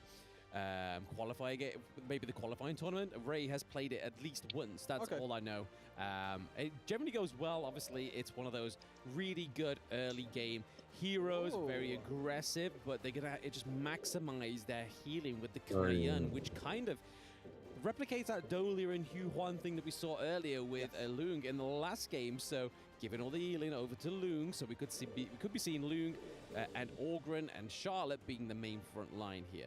Yeah, it's one of the first times I think we've seen the Cayenne in this tournament so far. Yes, I think especially with like the likes of Liam Po and Shang Fei being banned, you're kind of going a little bit down the tier list in terms of the supports. But as you mentioned, we kind of saw it a little bit in the last game with KPL Dream Team.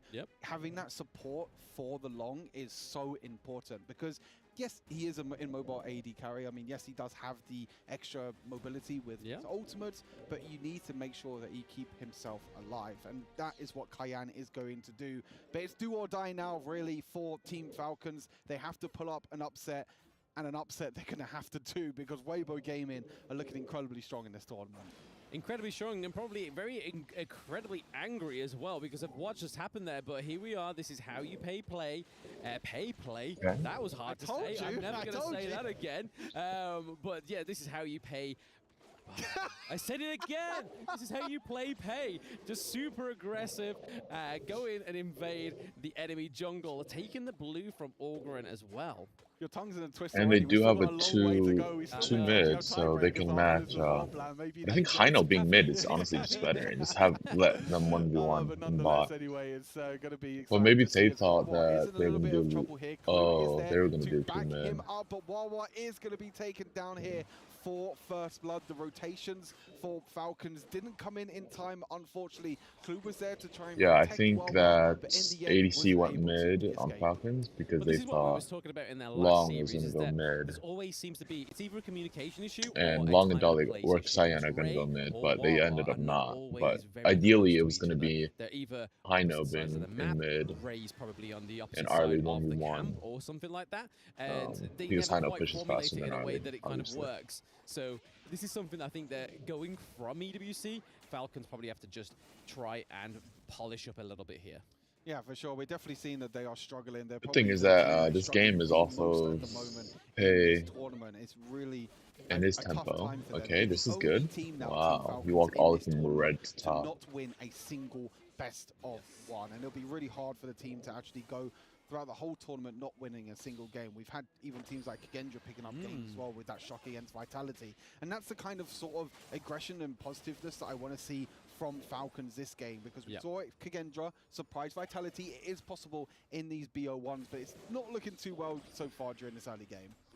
Not quite Iron yet, not behind at all. though. But again, it's the same kind of coin flip as well. So there's been some teams that have really been upset as well. And it just shows you the caliber of the teams that have been invited or even qualified to EWC. We've got VKS sitting at 1-2. Yeah. They are currently at the bottom of their group. It's just like, They're gonna what swap is back going now, on? I'm pretty sure. VKS are such Brazilian titans, and even Loops is doing better than them. I mean, we could argue that maybe Oh, Loops they're has a not little bit gonna more of an easy swap. journey so far. Okay. But VKS have definitely, it's been a bit of a surprise, but I think it just plays onto how great these I know, teams he's about are to get currently back. participating in EWC. Ladies But didn't less realize about that, the and then teams, Mike died more here. about what's going on in this game. We're Oh, currently at the 3-minute no. mark. Yeah, Weibo Gaming clearly have Kinda rough. It one is before kill 4 on minutes, the so I board. don't I think believe it was that over to Heino should have Wawa walked it when he back. had nobody around him to help him. But it's okay. But then looking at the gold lead, they are securing that as well.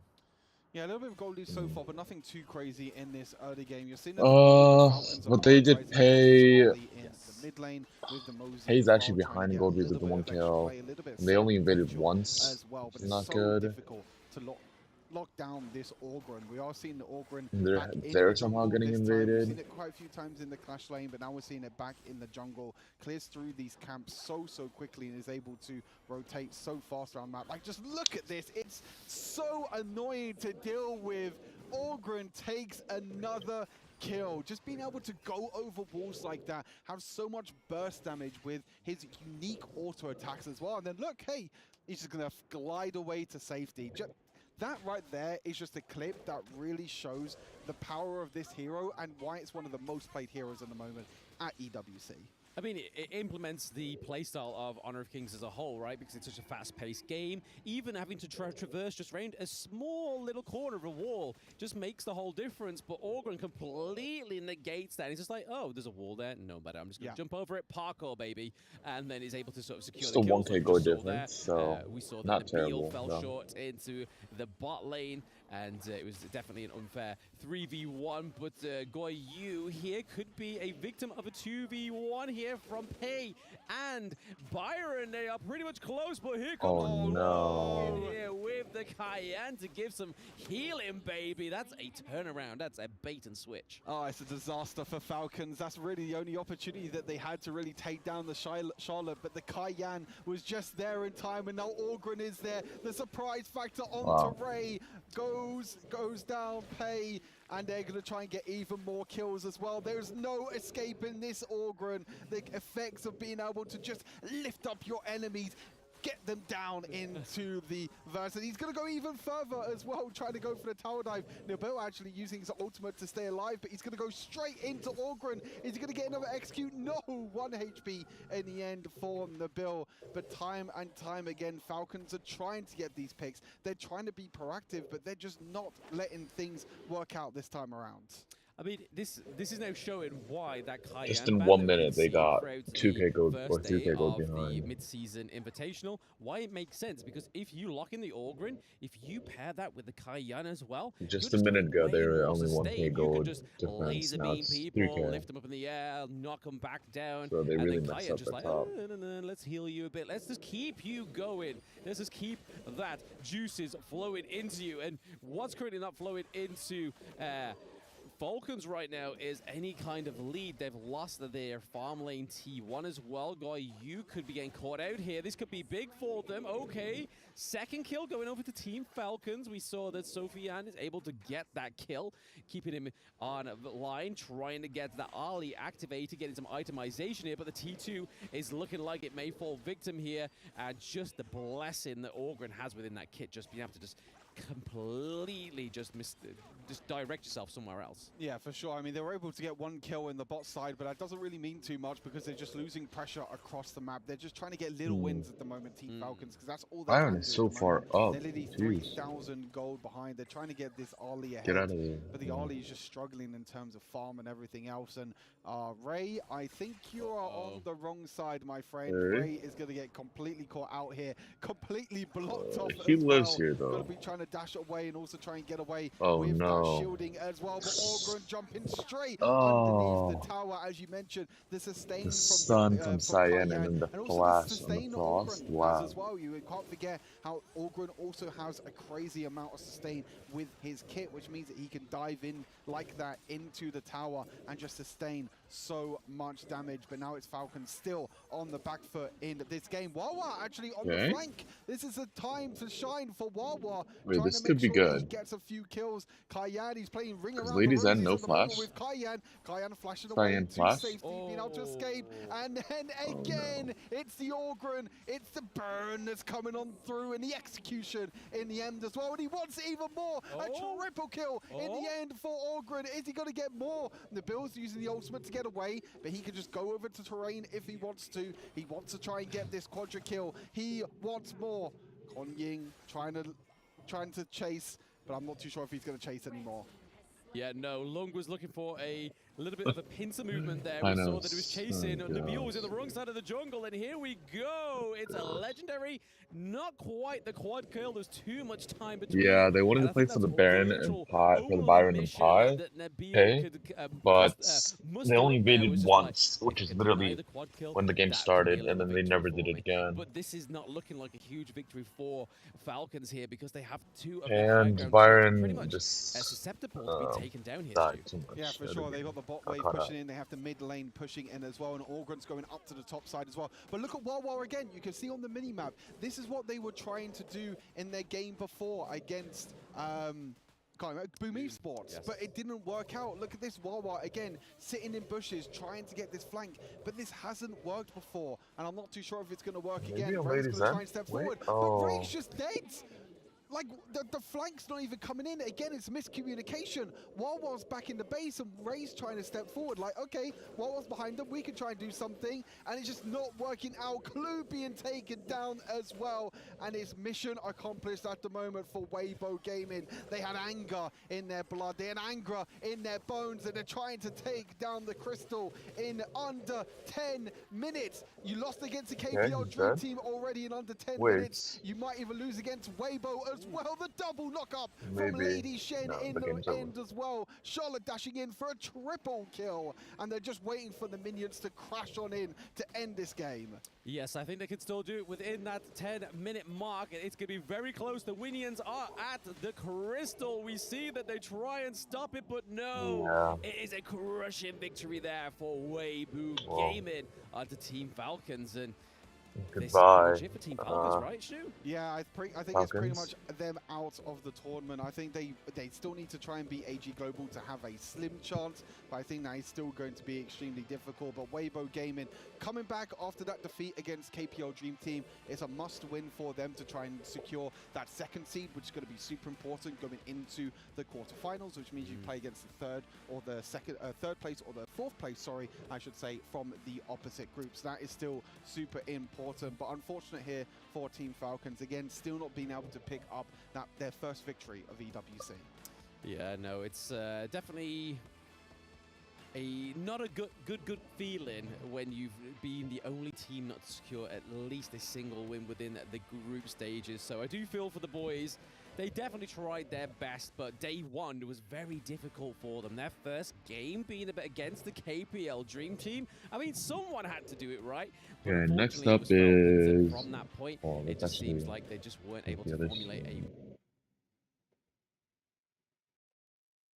They know how to play against it. They've been playing against it in ladder. So that's why, you know, when you have a hero that, despite how much farm They're they on a get in pause. terms of the farm, you know, you are not as impactful as a lot of these jungle heroes, the Yuhuan, the Musashi, even heroes like the Heino, the Menki, Nexus or Fintra the ever versus so Viva popular Keys Ogren. These heroes can do so much for with farm or without AG farm, but Global versus the Lux, Yao which is just what we kind want to of does watch. nothing even with farm.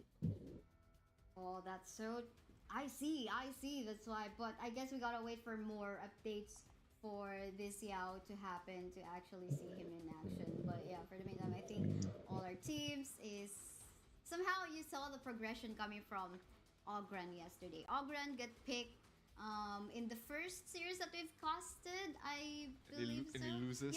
Yeah. Yes. But not a very good like KDA or like presence in the map, but as we go through along with the rest of the series from day one up until now day two, like wow, the level of play that all of the teams are doing for this hero is just so impressive. Like, partner it up with, you know, like some support heroes that can back him up with the damage and allow him to actually, you know, create the space for them.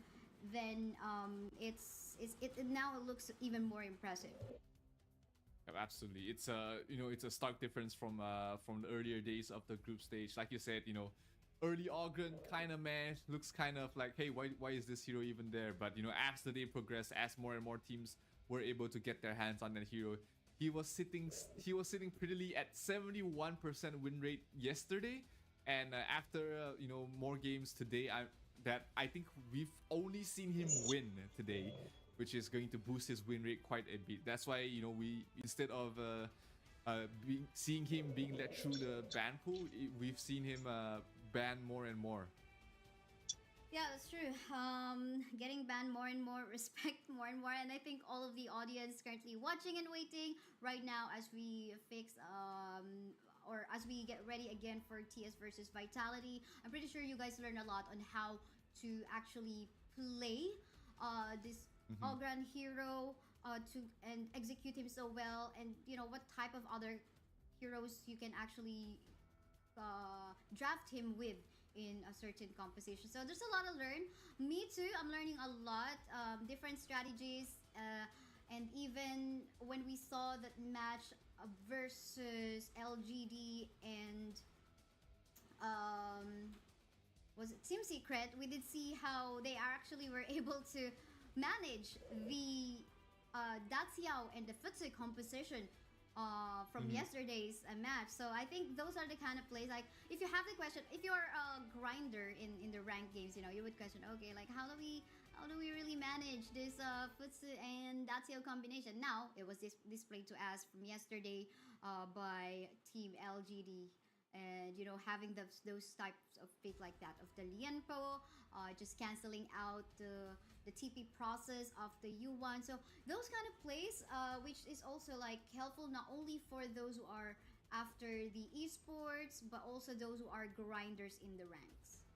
Yeah, you get to learn so much just watching these professional players play and hone their craft. You can also learn a lot about Honor of Kings in the HOK camp, where, you know, there's just so much information that will allow you to understand the game more, understand, you know, situations, or why certain players pick these heroes, or why certain players build their heroes this way. There's always things that you can improve to make yourself a better player in Honor of Kings. So make sure you head yourself over to the Honor of Kings, the HOK camp, where you can also earn more in-game rewards and while this entire event is going on. So plenty of reasons for you to be there.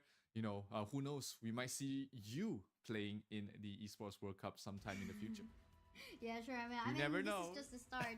This is just the start, right? Like, this is well, when the global server went up quite a few years ago, and now inviting more I do regions. think I'm pretty KPL sure is there will be more having regions to be they added. are having fun, but It's just amazing. We can call it like just the start otherwise, of the because history, like we'd say. Even the esports they're World Cup, trying like wherein different they drafts get a to lot, mark their history in their and club points I with don't think they're some going all always out, amazing start but of they historical know that they're just nuance that better we can have than and we everyone can go else. back to in the future. Absolutely. It is part of history right now. You are witnessing a part of history.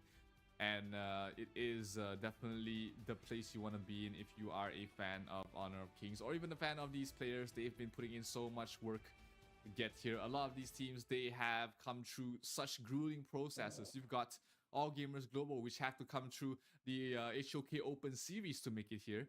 And you've also got teams that have to come through last chance qualifiers, the SEA Showdown qualifiers from their region. You know, there's just so many things, so much things that they have to learn together as a team, practice as a team, the scrims that they have to go through, the preparations, and the research of their opponents. It's not easy becoming a professional player, but you know, the hard work does pay off. You know, all these teams, these 12 teams are here participating in the biggest Honor of Kings tournament yet. And you know, they have been just giving it all to give us a good show. So, you know, make sure you get your support, you know, support all these teams, all these players on social media. Make sure you hashtag HOKXEWC 2024 as well to stand a chance to win some permanent skins and also get all the latest information of this tournament and other tournaments as well on our Honor of Kings Global Esports channels. Yeah, that's so true. And yes, we do wait. Everyone just hang on tight onto your seats. Maybe for the meantime, grab some snacks to back you up on this long wait that we currently have. But yeah, we did just to take note that the newest in-game mode, the championship mode, will actually kick off starting tomorrow. So check out the timestamp in the game to see it in your local time zone.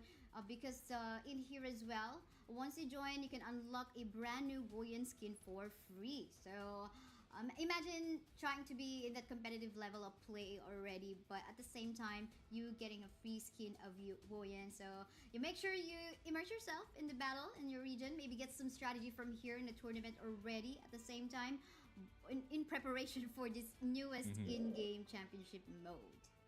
Yeah, so in the meantime, while you check it all out, we'll be going in for a short break while the players get their issues sorted out. But don't go anywhere, guys. The Esports World Cup Honor of Kings mid-season invitation will be back very soon.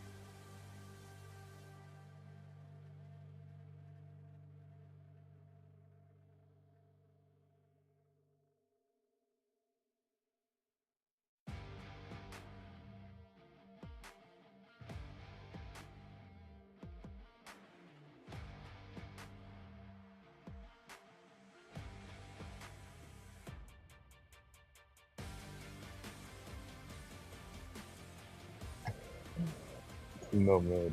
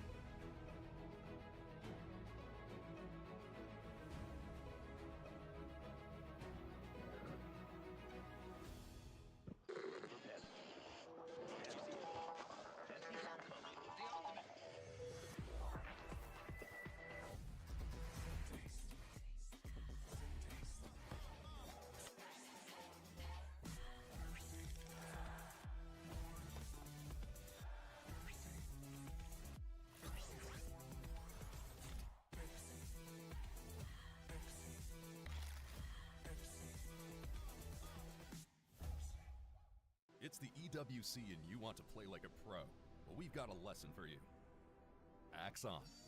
You're fresh, ready to fight and grind those long hours. It's how it should be. Axe off. You're slow, unfocused, and lagging. Do you get it? Let's go again. To unleash your best game, you must freshen up first. Get your axe on. Spray, play, repeat. Axe and Esports World Cup.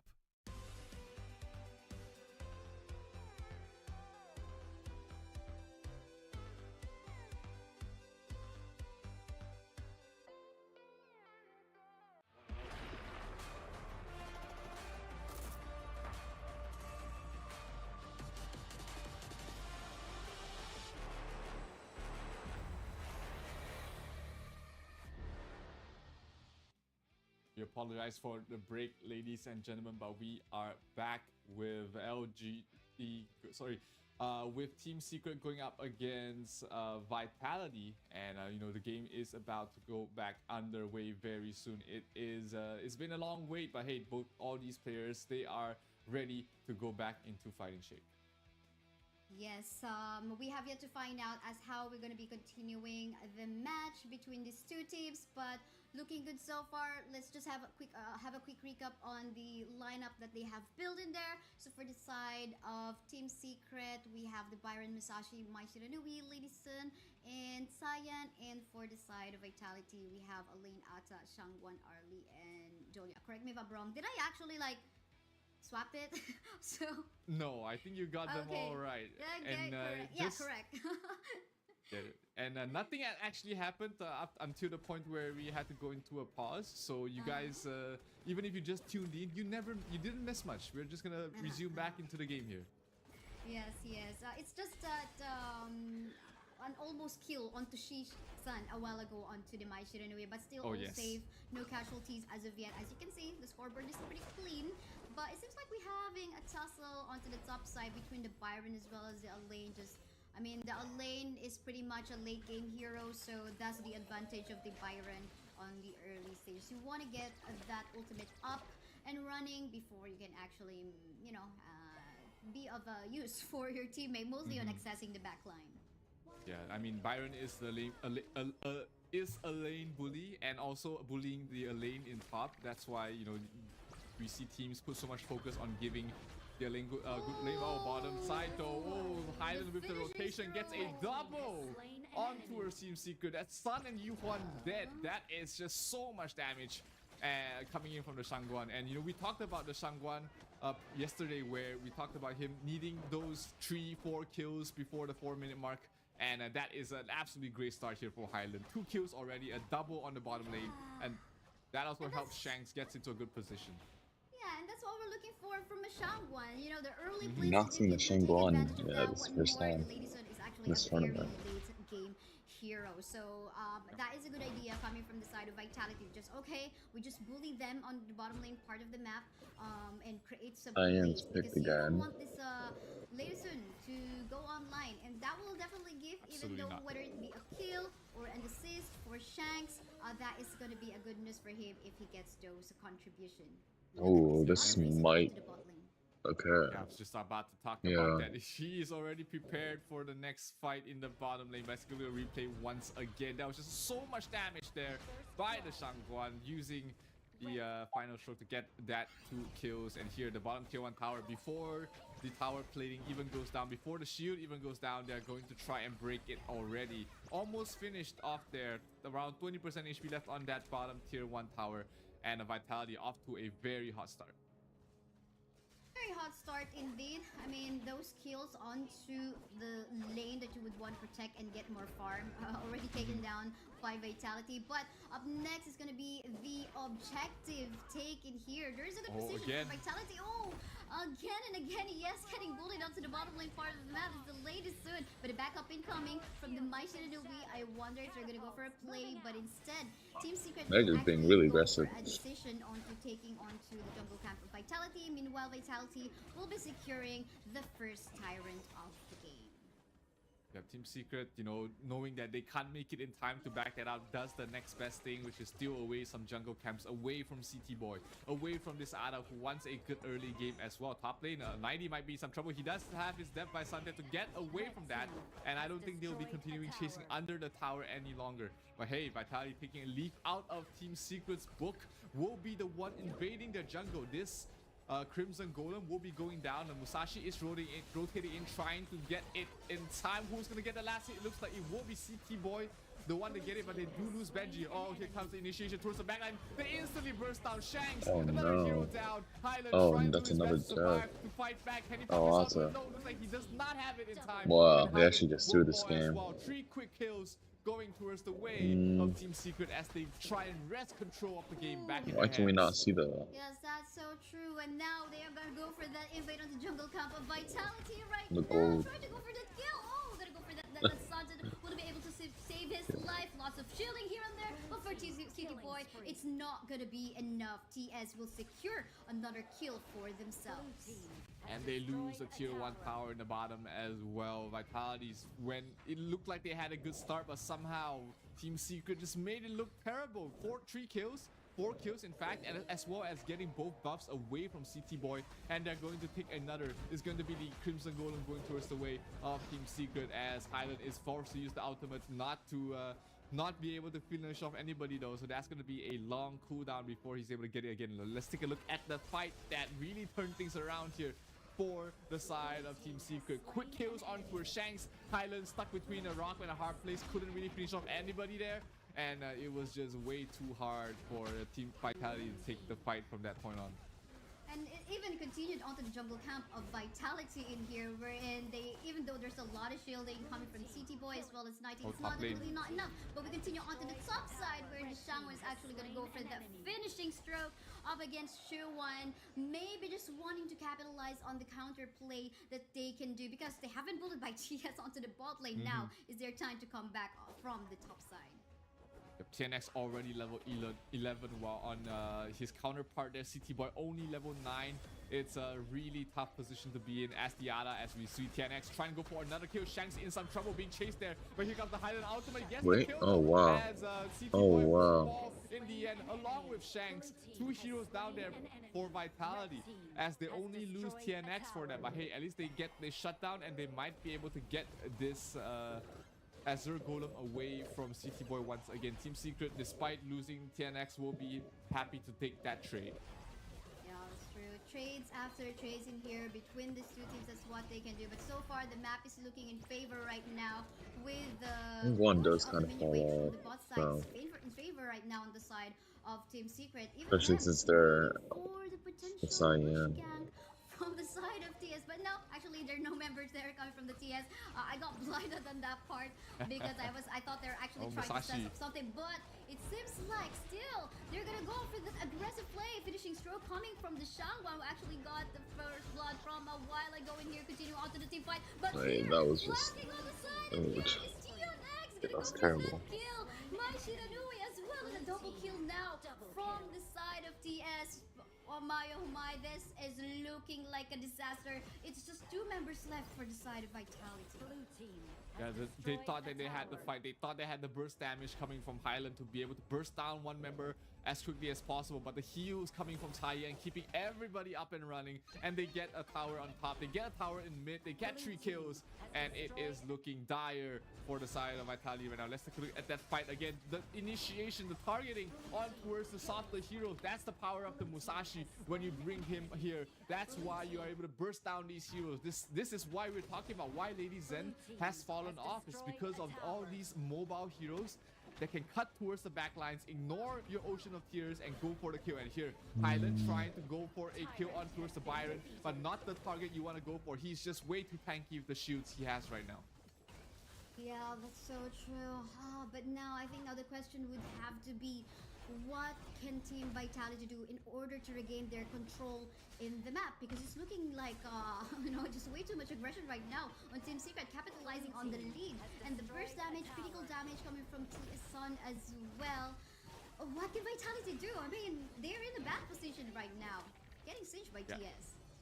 Lady Sun is definitely online at the moment, doing so much damage. Vitality needs to stop trying to take these fights. They need to start splitting up the map, get some farm, especially on the lane, as well as Shanks. You know, put these 2 heroes on the side lanes, get them some farm, get them some tower damage, as well as just wave clear on towards the side lanes, and also pressure Team Secret across the map. You can't play this 5 versus 5 because your opponent has already outfarmed you. They need to continue to buy some time for these heroes to catch up with farm.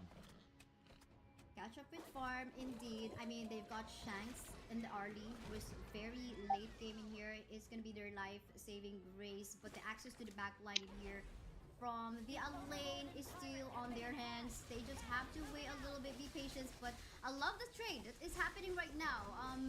We can see on the Satya will be able to secure Shadow Tyrant for themselves, but it seems like a fight is about to happen onto the top side. A chase is happening right now. No, is the Byron gonna get cornered? Super low on HP right now. She sat in here, but Highland will fall down onto this hands. Oh wait, Elaine is actually just cleaning them up in the bag. That's really good for her. Musashi is dead here. Wait, there's no way Musashi does all of this, right? Wow. Now it's just 2 members between the two frontliners on the side of Vitality. I think Arlie should have just kept running to base instead of I going back. mean, it's like a 3-for-3 trade overall.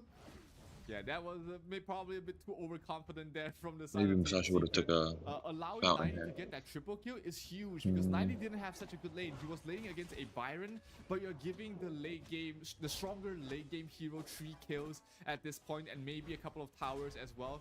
90 with those 3 kills might be seeing a huge spike in terms of his damage output and his survivability. So Team Secret, sure, you got 3 kills for yourself, but you did lose your Lady Sun. And that is obviously not the best position to be in. So 90 now feeling more confident at the moment he got those 3 kills might be starting to cause Team Secret some issues. Issues indeed. You want to avoid all of those. But now we're seeing an attempt coming from Vitality right now to set up something, but it seems like TS is just going to be taking This is one of the time. closer games As you can see, today. the Shadow Vanguard is onto the bot lane part of the map, going to get cleared first by But the Lady Sun. yeah, I think Adali should just play for the lane instead of the Just a precautionary Shingguan. Shingguan just does no damage now. It's flaking. back right now, but it seems like Musashi is just gonna go Okay. onto an engage, not gonna be able to target anyone from Vitality, thanks to the Death at Sunset once more coming from 90.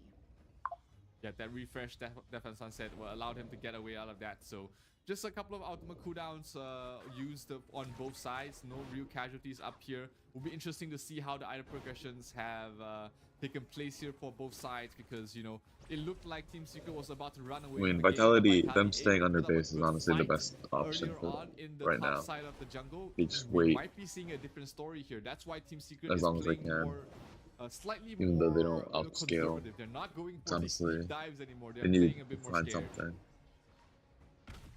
Scary as it is, and now the siege is coming from the side of TS, gonna be taking down the high ground in the mid, maybe in the mod as Give well. 2 Opening more inhibs. opportunity from Very them rare. to actually go ham in the wild onto Vitality's place. And do take note, anytime soon they can actually go for a position. They could just like go for the clearing of the jungle and the minion wave. So Vitality wants to play for the 20 minute. I think they gave those 2 inhibs because Could be the Tyrant. the final objective is going to be on the bottom side. So The having the top inhib is still good. as well to help them go for even more push in the lanes. 30 seconds before those spawn, so it will be Team Secret just positioning themselves to prepare for the next fight, while Vitality, they still have to continue defending their base against the 2 waves that are pushing up. But hey, they might be able to catch somebody off guard here. Yusan has to back off out of there, but they don't have the lockdown. They don't have the initiation from the side of Vitality to be able to close out the gap. And here comes the Shadow Overlord as well as the Shadow Tyrant spawning. TNX already prepared down towards the Tyrant. Let's see if they're going to contest this Overlord in the top lane. 90 trying to find an opening. He does spot out Xuan. Xuan has no more shields, has to try and back up. He does still have his ultimate. He pops it right now while taking a lot of damage. They're going for a 2 versus 5 fight over here. Shanks in a lot of trouble. Shank goes down to Xuan. That's a huge start. That's a good start, but 90 gets a Q onto Xuan. Oh, they lose another I mean, member does there. have another ult, but not sure what he can do. Okay, wow. Highland doing the best he can to back up his teammate, but he Just it's so much damage and it's a barrier. 4 heroes down from the side of Vitality. Insane. Only It is over 3 though. left standing though for the side of Team Secret. Do they have the damage? Do they have the potential to end this game right now? Yeah, this Team Secret, the front line is just way too strong. Dolia on the side of Vitality right now. They do have the minion waves into the bottom lane, and the death timers, the earliest one is going to be 16 seconds, and the rest of the members of Team Secret are actually trying to end the game, and this is it. Team Secret is going to go for that win up against Vitality, evening. Winning. Desde o Brasil, nos campeonatos sempre tem.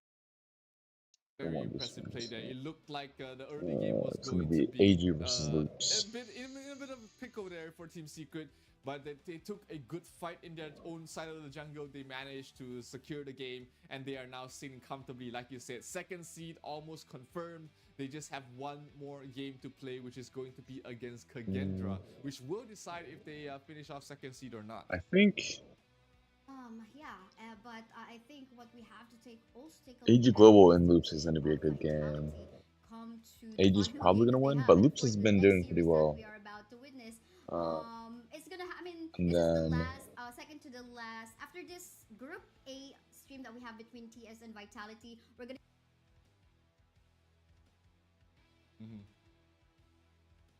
Wait. Wait, what? What is gonna happen even further on Group A on stream A. But yeah, let's take a look at the highlights. Yeah, from this was the match. early fight. Yeah, the game seemed was so going good there for the well, side of Vitality, getting but them two quick kills. But just right after that, they took a terrible fight in the enemy side of the jungle. They lost Shanks, they lost Benji, they also lose Highland here as well. Couldn't get a kill on towards Shisan, and that just started the entire snowball for the side of Vitality. They just kept getting kills. Kills after kills. I mean, the moment I think we found that opening a while ago onto the bottom lane part of the map from the side of Team Secret, that's when they continuously went on to just playing aggressively up against Team Vitality, and we've seen this common down. I mean, there were moments wherein there could have been a potential comeback from Vitality, but I think the front line TianX and Shuwan in here is just like so effective for their lineup. Again, with the healing from Yuhan, Sayan as well, and of course the flanks coming from Shihan. And with that, San is able to free hit. And even though they actually, in this particular skirmish, even though they have actually died, I mean, man, the sustain coming from TianX, add up the heals coming from Yuhan. They just couldn't that die. was just a dismantling for Vitality there from Team Secret. But hey, Team Secret is going to be feeling very happy about themselves. Vitality is in a pickle right now for themselves. But hey, they still have one more chance, and that's against Impunity later on in the stream. But next up, we're going to have All Gamers Global going up against Loops. But before we go back in towards Group B, ladies and gentlemen, we'll be going for a short break. So don't go anywhere. We'll be right back with more Honor of Kings action.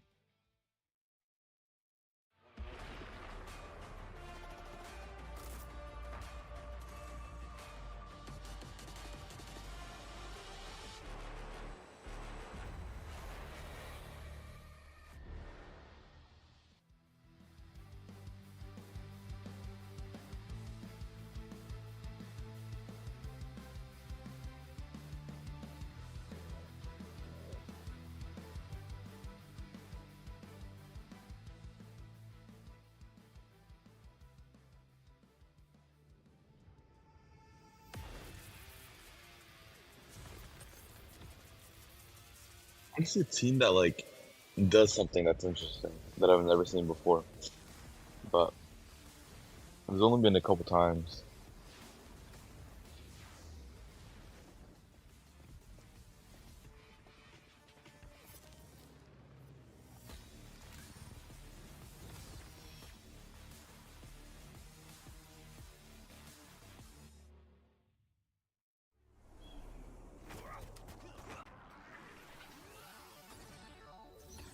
Ready, set, go.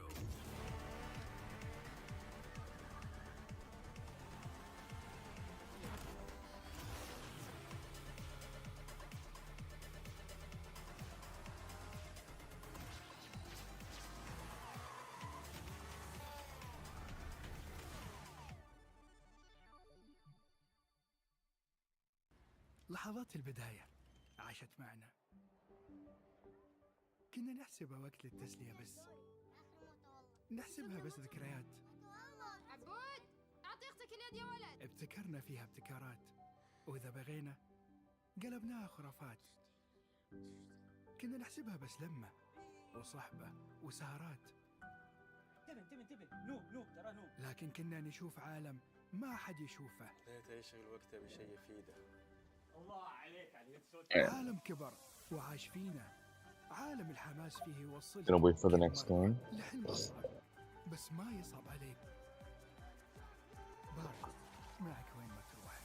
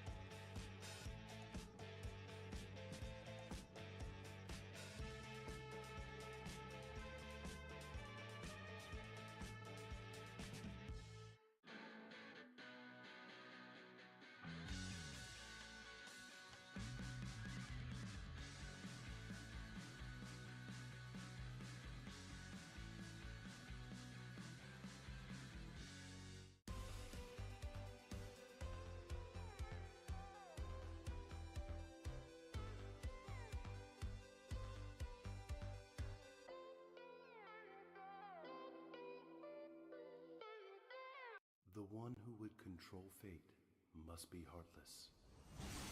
Raise the axe of God to smite all evil. Only then bless the people of Yimeng.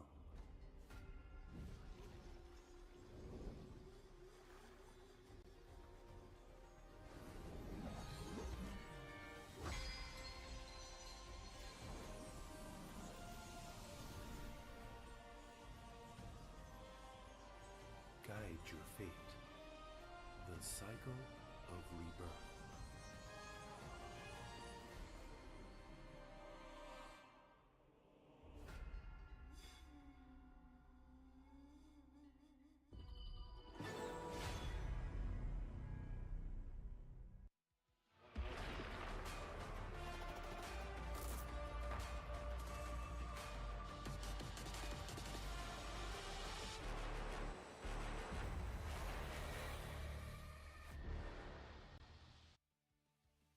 We're back with the Esports World Cup Honor of Kings Invitational mid-season as we're going to jump back into Group B here, Isaiah, as we're going to find out if All Gamers Global will be able to secure a spot in the playoffs.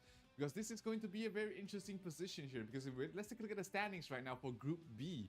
All Gamers Global are currently 1 and 2. They're not secured a playoff spot yet, because there is a scenario where there is going to be a three-way tie for the bottom 4, 5, and 6 spots. Now, if All Gamers Global lose to Loops, and if they lose to Team Falcons, then it will be a three-way tie in the bottom. But if they get any of these wins, if All Gamers Global is able to get a win either against Loops or Team Falcons, then they will secure the playoff spot. Yes, that's so true. And we can only rely on to what will happen in here on the results between AG, Global, and Loop. So again, both of these teams already have gone through a lot. But let's take a look at the roster first. On the side of Team AG Global, we have Lived, Kinglin, Myosotis, Zeiss, and Snow, looking like ready to take some action. I mean, they have two losses from yesterday, but they're starting off their day 2 so well with their one win was against Boom, which unfortunately will not actually. If it goes to a three-way tie, then it becomes very interesting, because in a head-to-head situation, all these teams have beaten each other. And like each team has beaten another team once, so it becomes a three-way tie, which is going to be interesting. But if All Gamers Global is able to get any single win from the next upcoming games, up to upcoming games, they will be able to secure a spot. So make sure you tweet about it. Make sure you make a post about it on social media. Hashtag HOKXEWC 2024, and you stand a chance to win some permanent skins if your post gets found out. And of course, the Elaine Heavenblade skin is we've seen it in action multiple times as well. Make sure you get your hands on it now that it's on a discount. Discount, you wouldn't want to miss that. You know, we've seen this in action many times, because Elaine is most of the time getting picked by the teams, and we've seen, you know, like if you love Elaine, not only that you get access to the backline, but you get access to the promotion that we currently have so far. This is time limited, guys, so make sure as you actually you have 2 ways. Like, you can actually get this from the event happening already in game, or you can actually purchase this via discounted tokens. But yeah, we head on to proceed onto our drafting phase. AG Global versus Loops. Okay, looking like we have a ban on the Ming, Mai Shiranui, and the Daxiao already. That is the Mai not going to be seeing the light of day in this game. Arlie is still left in the pool. Oh, never mind, spoke a bit too soon. That's going to be banned out there by Loops.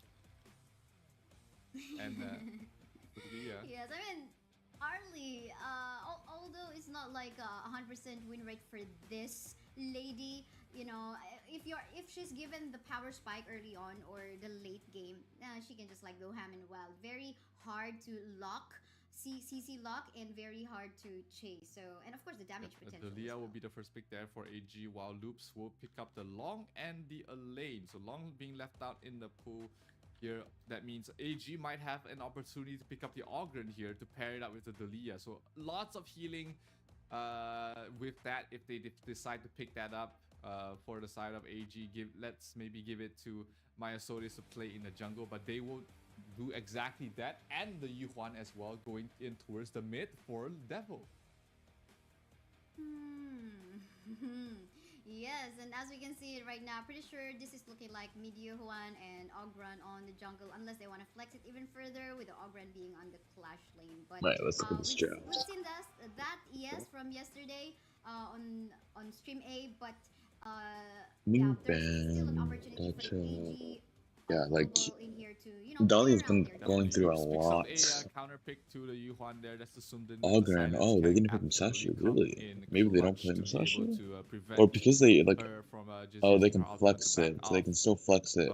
Okay. Lacking a little bit of Yeah, Ogren and Yuhuan, they can still be flexed, and either one of them can jungle. They can also still pick a jungler, just go Yuhuan mid, Ogren top. I really like that draft. And on the other side, we have also a pretty strong comp. Sunben is going to help a little bit against Ogren. All Gamers Global banning out the I Luna, think this is his name? as well as maybe the Dun or the Jing that's still left in the pool there for Loops to pick up. Yes, that's true. I mean, this Hoi got a little bit of update wherein his basic attacks Minky Musashi ban. Okay. slowing down his attack speed a little bit, just a little bit, but yeah, they still want to Maybe. one with his power. Absolutely not one of those heroes you want to allow through the late game. Loops doesn't have a lot of ways to cut towards the back. They want a tank jungle or like with Dun or something? Do they want like so better safe than sorry. Get that out of the way.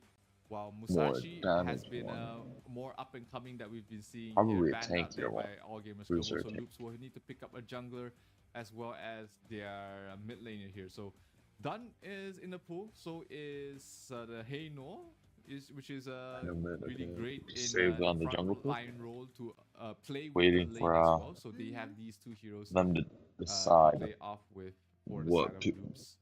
where Yuhuan's going, where Ogren's going. Yeah, I mean, you are not gonna see the Heino only just going for the front line, but So the it's Pose Yuhuan mid, as Ogren well is quite jungle. annoying. So, I mean, Okay. oh wait, Musashi is Guan Yu, been a banned. while since we last saw this Guan Yu. I think we did not see this Guan Yu from yesterday, right? This is the first time I've seen Guan Yu this tournament too.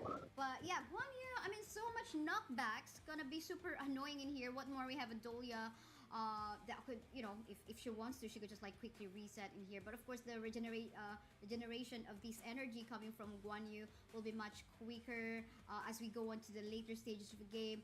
Might give the Heino or the lane or whoever it is, maybe even the Long, a hard time onto positioning themselves in whenever team fights. The Guan Yu is the general himself is not the strongest of laners, but against the lane it's not going to be too bad. He does have so much global presence as well, being able to rotate very quickly across the map. Loops will finish off their draft with a Jing, so that's going to be additional burst damage from the side of Loops. So maybe try and pick off the Lady Sun to try and burst down the Dolia before the heals become too annoying for them to deal with. So overall, Kaisaya, which, if you look at both these teams' draft, which do you prefer? Just alone in the draft. I mean, there's a lot of healings and HP regeneration also. I mean, not super a lot, but they have all of these heroes on the side of Team Loops. They have their own innate capability to regenerate their HP.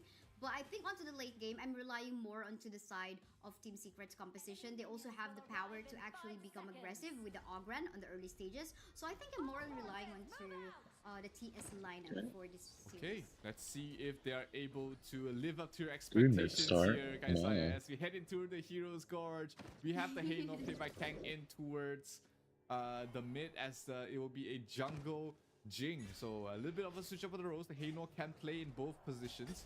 So nothing too out of the way for that, but the Heaven Blade Elaine skin is in the Gorge right now. Jing already be able to pick up the Crimson Golem, making sure that the invade is in vain here. And actually, it's really smart. Looking at how the rotations are coming in. They wanted to. They knew that they're gonna, because Guan Yu is really strong.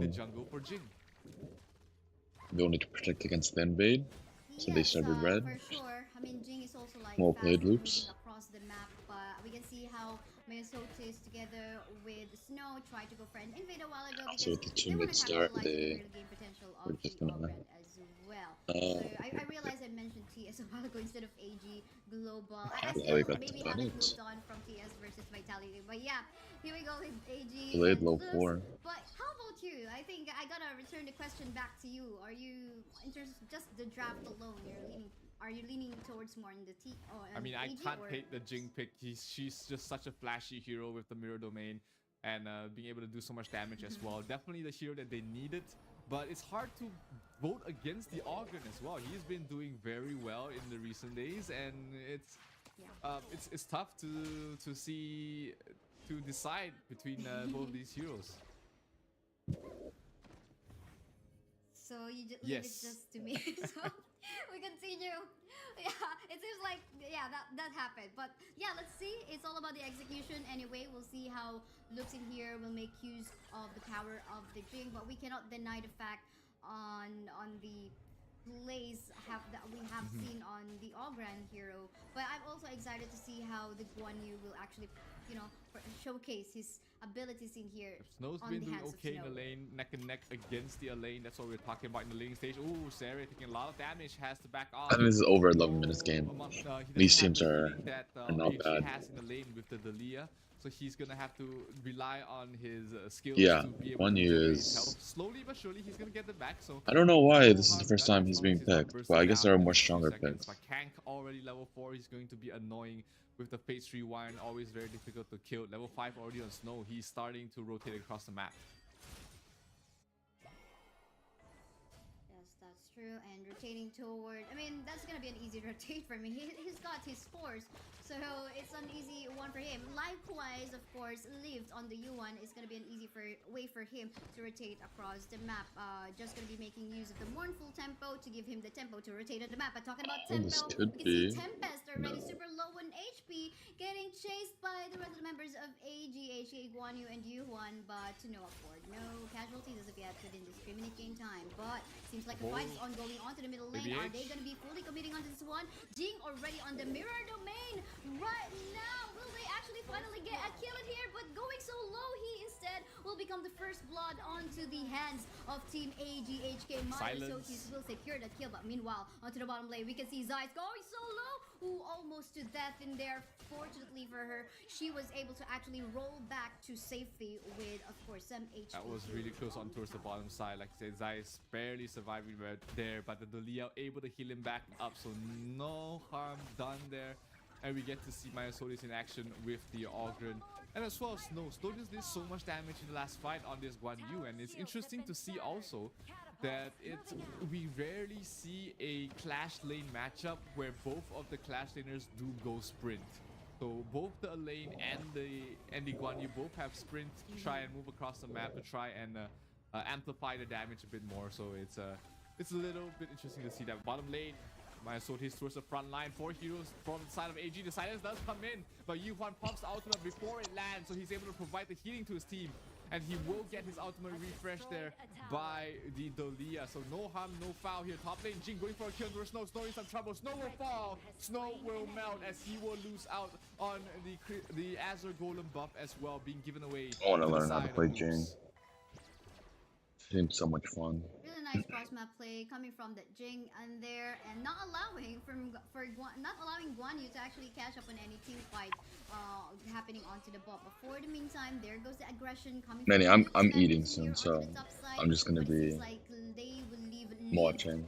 all alone. So we continue the rotation onto the bot though, seeing some members on the side of Loops rotating towards that. Their tower on the bot is a slither of HP, and this could be taken down anytime with a rolling raid coming from might be in Lazy. some trouble, taking a lot of damage. The silence does come in, but he manages to drop the pool in time and able to heal Some up. been It's a ulted very close call there for sooner. to be able to survive. For Dolly can even jump. Maybe would have been better. Power as well. They move Devil towards the bottom side. Guan Yu is just do lose this trying tower, to cut but off they any sort trade of it. backup that can come in. But looks like Loops will give up the tower, and they will give a 1,000 network lead going towards the way of All Gamers Global. But hey, top lane, Tempest able to push out and play that macro game for himself. But the gold is still even, so that's good. The siege continues in here, and again, cross-map plays here and there. This is just, there is a slight lead on the hands of AG in here, but we can see the potential of Luz. But meantime in here, Jay actually onto the middle lane, creating some plays with the mirror domain. Easy gonna get secure onto a kill. Lots of healing coming from the Yuan stuns, connecting as well with a mournful sorrow. But oh, look at that, everyone's just gonna be disengaging, and we'll try to go back to safety. Sides just really trying to find an opportunity to take a good fight to be able to take down their opponent's tier 1 tower. Both sides taking down very low there earlier on, but no casualties on either team. So the AG with the superior healing is going to continue to try and poke and prod to try and find. Thank you. I've been waiting for my grid for like over an hour. At the moment, so that is one huge team fight component taken away from the side of. It will be here soon though. Tier 1 already fallen. That's going to be a win there in Loop's book. Definitely though. Meantime, you can see this chase coming off from Myosotis. He's gonna let them go. He needs, of course, some backup in there. But yeah, this is still kind of a stalemate in this 7-minute game time right now, because they are pretty much equal in gold, literally equal in, as well as in the kills as well. Even the towers, I would say. So a lot of things can happen.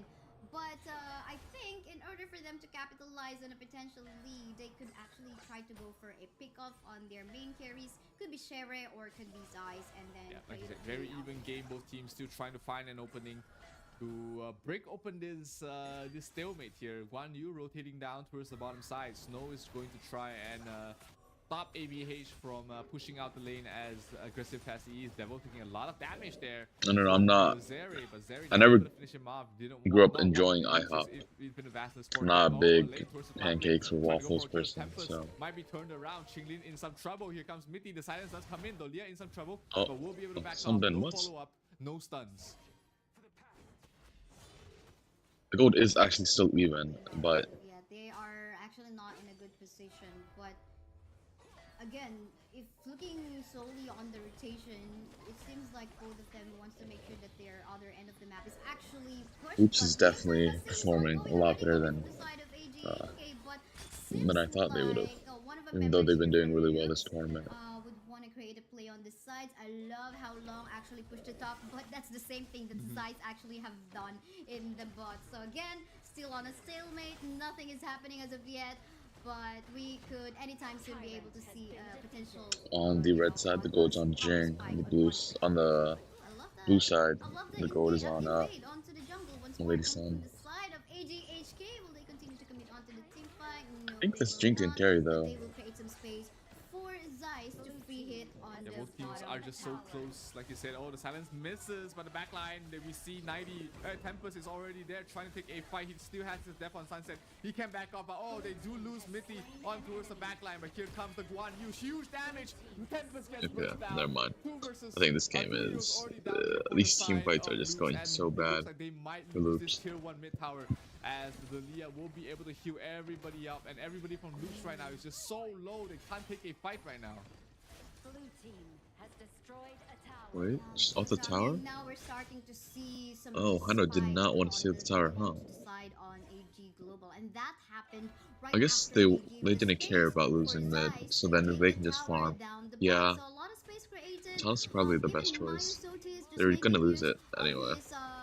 Or they're going to lose it, even if they path of passing, just to create that space, not allowing Loops to go to that free hit onto the backline. They do have again an access to the backline in the form of Tempest, a lane, but so far, I mean, he doesn't have an execute. He can sprint, but I mean, if he tries to go for an ult, death at sunset, and no execute for you, so it's not going to be a sure kill. Absolutely not. They will have to rely on ABH to provide the remaining bit of damage, and also for the Jing to finish off these soft heroes that, you know, Heino will be chipping them down. The Tyrant will go down very quickly, going towards the way of all gamers global as they look for a fight. The silence comes in, it's huge. Yuhan able to pop the ultimate in time though, as he gets refreshed, and Long has to pop his ultimate and try and back off there. Tempest is some trouble trying to sprint away, but sprint no more as he will fall. Guan Yu engage was actually really nice. But Chang will not be able to back away from that, as that is 2 heroes down once again for the side of Loops. All gamers global, they want to secure a spot in the playoffs, and Yeah, this game is gonna go over 11 minutes. Again, this is what we're looking for. Stalemate, no Loops can more, defend pretty said well, I AG think, still Global under tower. HK as they get that control over the map.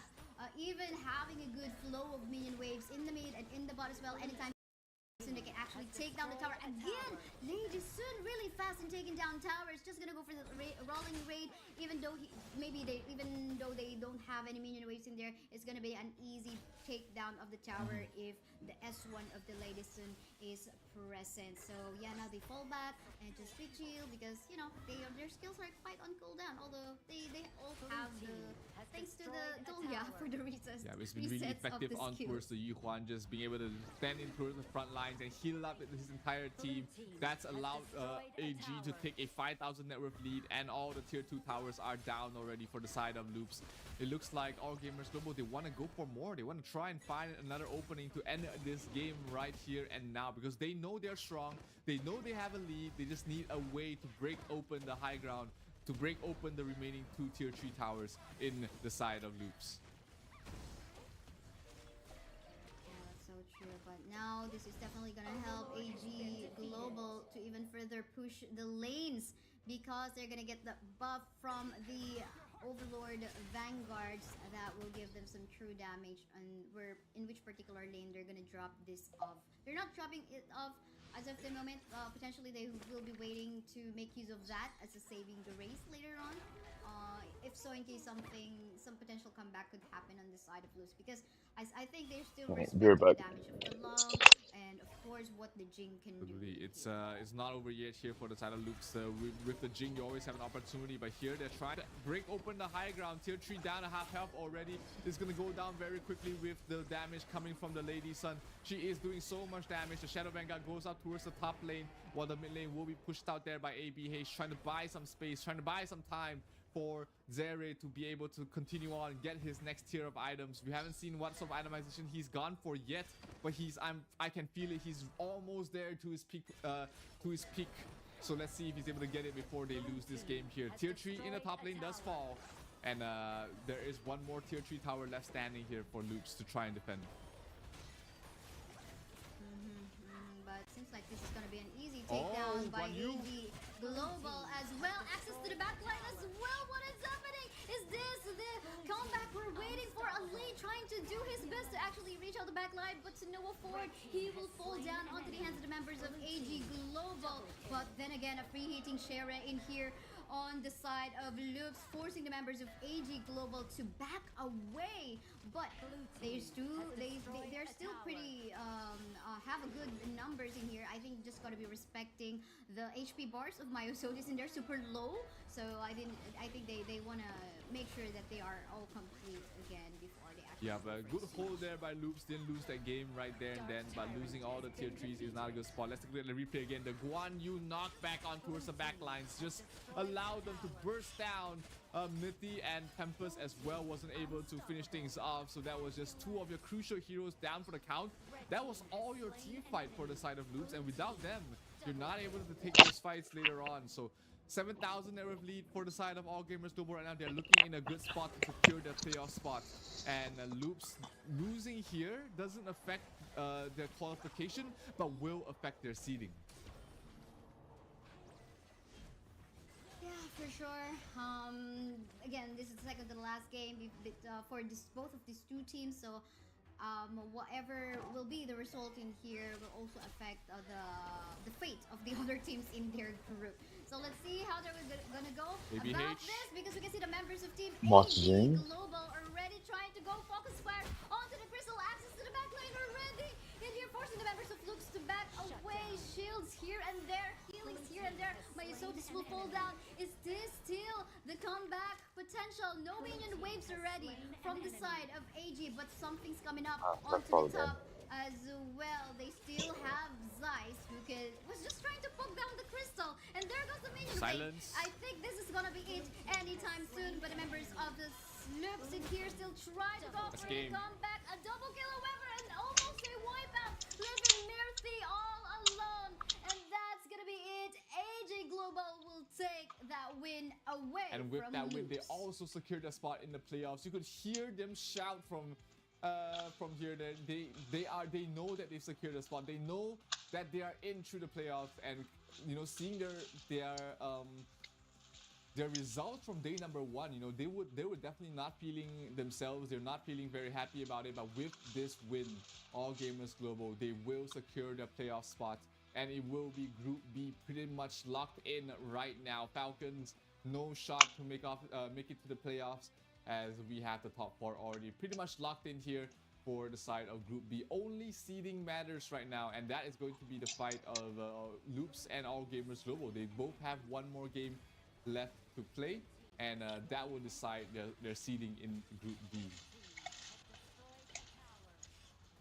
A lot of one last remaining games for the rest of the teams in Group B, well, except for Weibo and Boom. But yeah, let's take a look at the highlights from the previous game. We can see in here at this 15-minute game time, still quite a long game because we had a long stalemate in there, right? We just have to wait again the power spike of the Lady Soon to go up, and once he was given a chance to go for tower takes, then there goes him. And lots of crits here and there that made the lane, and I mean, it's just a lane anyway, trying to go for the front line for themselves. So I mean, their draft is not really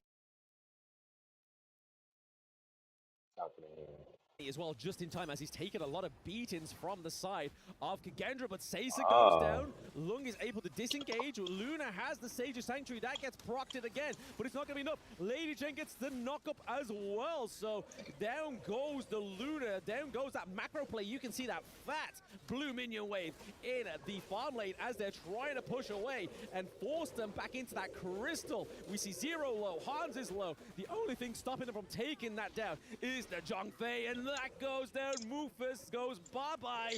The minions are here. Is Dharma going to be able to clean up the minion wave, and does it so brilliantly? We just need to wait for a minion wave to come through, but is it going to be enough for Dharma and Angela to keep it off? No, it is only Angela alive, and she has not got the Blazing Brilliance on cooldown.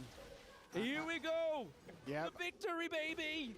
Vivokeed gonna be able to take down Kagendra. A huge victory for them to try and make it out of the group stage. That was their final game, and they do end the group stage at 2 and 3. And now it's the nervous wait for Vivokeed to see how the other games go in this group, to see if they need to play potential tiebreakers or they can make it through into the top 8 of this tournament. But that's the Vivokeed we're expecting to see. Obviously having a little bit of struggle, as we saw yesterday in the off-stream games, make it being, you know, losing to Vitality. They did beat Impunity, but they did say it was a little bit rough in the end as well. But this is a big, big win for them to kind of end the group stage strong. But Kagendra, on the other hand, they still have one more game left in this group stage, which is actually going to be the next game against Team Secret.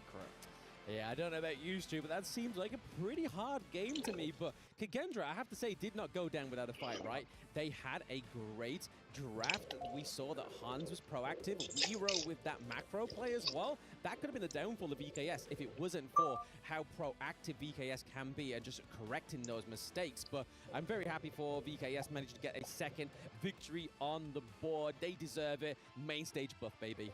Incredible performance here from VKS. That stage buff that you were talking about, Blam, is coming up absolutely huge here for VKS. A lot of this team has a lot of experience on playing on the main stage. But that's enough about us talking. Let's take a look and go back to the main stage and hear from one of the members from Vivokeed Stars. Another exciting match taking place right here, and it is your first appearance on the main stage, and it came with a win. What are your thoughts? É a sua primeira participação no palco principal. Quais são as suas ideias? O que você acha? Bom, eu estava ansioso para jogar nesse palco. Eu joguei todos no Stage B, mas eu gostei muito mais desse clima aqui com a torcida. Esse palco aqui está incrível e eu fico feliz de estrear esse palco com uma vitória que já estava fazendo falta. A gente não estava tendo boas atuações, mas fico feliz que a gente conseguiu ganhar essa partida. I was anxious to play here. We did everything in the other stage. This is amazing. This crowd is amazing. We are very happy to start with a win. Of course, Bala Baines, one more time to you, Danny. Nice to see you. Always a pleasure meeting you. And yeah, we have a lot of your fans and supporters, family and friends coming to the arena, and a lot of fans online. So what do you have in mind? Share some words to your family, to your friends, and to your teammates as well. A gente tem muita gente aqui, tem os apoiadores, tem a torcida, tem essa família. Diz algumas coisas para eles, diz algumas palavras. Bom, eu só queria agradecer todo mundo que está acompanhando aqui, todo mundo que está torcendo e também pedir desculpas porque a gente está tendo um resultado ruim nesse campeonato, mas eu acredito que a gente vai conseguir se reerguer agora, principalmente com essa vitória, e continuem torcendo, continuem acreditando que a gente vai fazer o nosso melhor para representar a nossa região bem. We would like to thank everyone who's been supporting us, and we'd like to say, to apologize because we're not having a good score, but we're going to do our best and we're going to carry on here. You did your best. I trust you guys. It's gonna be a good one as well. Of course, we're gonna see you again on this very main stage. And now, back to the studio for more details.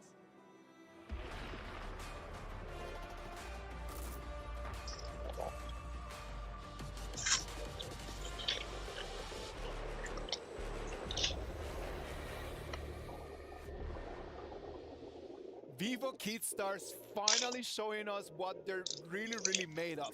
It was important for them to take this victory. It was necessary because just going home with only 1 point was not an option for them. That's right. Oppa, oppa. That's the cheer that we have all the way from CharmEsports as well. Now, this was a very strong performance, and I want to highlight Danny as my personal MVP. He did so much work for the team, getting all of the baits, luring all the skills. I mean, there's so much damage thrown onto him. Yeah, played very well. But let me kind of go back to this one because of the fact that I made my biggest mistake today was agreeing with this prediction here. We both chose Kagendra on this one, and Kagendra really did not show up on this game. Vivo Kidstars were ready for the draft. They understood what they needed to have done. Their strategy was on point. It is difficult, man. I'm not gonna lie. I don't feel like it was that much of a VKS victory, but it was a Kagendra loss. Every single time that they started the fight, they never actually won a big fight, and they allowed VKS just to take the victory. Yeah, but more of a force error here. Maybe we can go with that instead, right? You know, Isaac, you were talking a little bit more about the buffs. Maybe you want to share that with the audiences. Oh, of course, man. Like, if you analyze the BP from Kagendra, the main focus is going to be on what Wiro can do on that Luna. And we know that Luna's extremely blue dependent. If VKS could keep an eye on when the buff was going to spawn, they could always just try to invade and just kind of slow down Wiro. Reason why Wiro decided, like, well, I cannot fight no more, I'm just gonna do the split push. Yeah, but that's why Vivo Kidstars, their strategy was on point, trying to limit that as much as possible. Agreed. And of course, Danny was on point with the high note, just always up in front, being all of that bait. And Senku, how many Blazing Brilliances were expended on Danny? Yeah. Too many to count, right? And they were counting on Wiro to have the new moon, but it only happened once in a blue moon. And it is sad, man. It is very sad because I just feel like Kagendra came with the momentum, but in the moment that they needed to just give that strong punch, they were always missing. Kind of hesitant.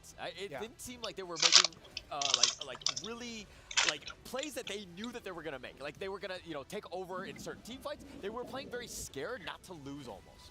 Yeah, but we have to highlight Nyap and Mena as well. Mena, earlier in day one, we were talking about, hey, he was very trigger happy with his skills.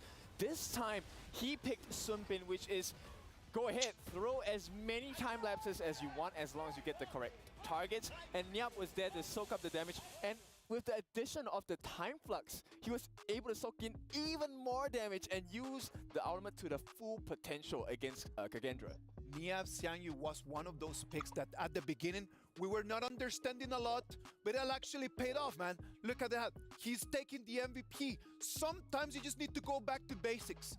We knew that in previous seasons, in previous tournaments, Niav Xiangyu has been really strong. And he just decided when everything is on the line, I really need to come with what is my meta.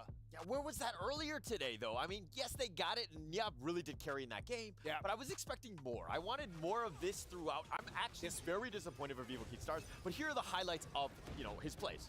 Yeah, one thing you will see later on is his godlike play. It's not a really action-packed one, but it's one that he delayed that bottom T3 being taken by Kagendra. And it's simply because that pressure was never founded on the side of Kagendra that they were able to turn this whole game around, get the lock-ins, and he always timed his fearless charge to perfection.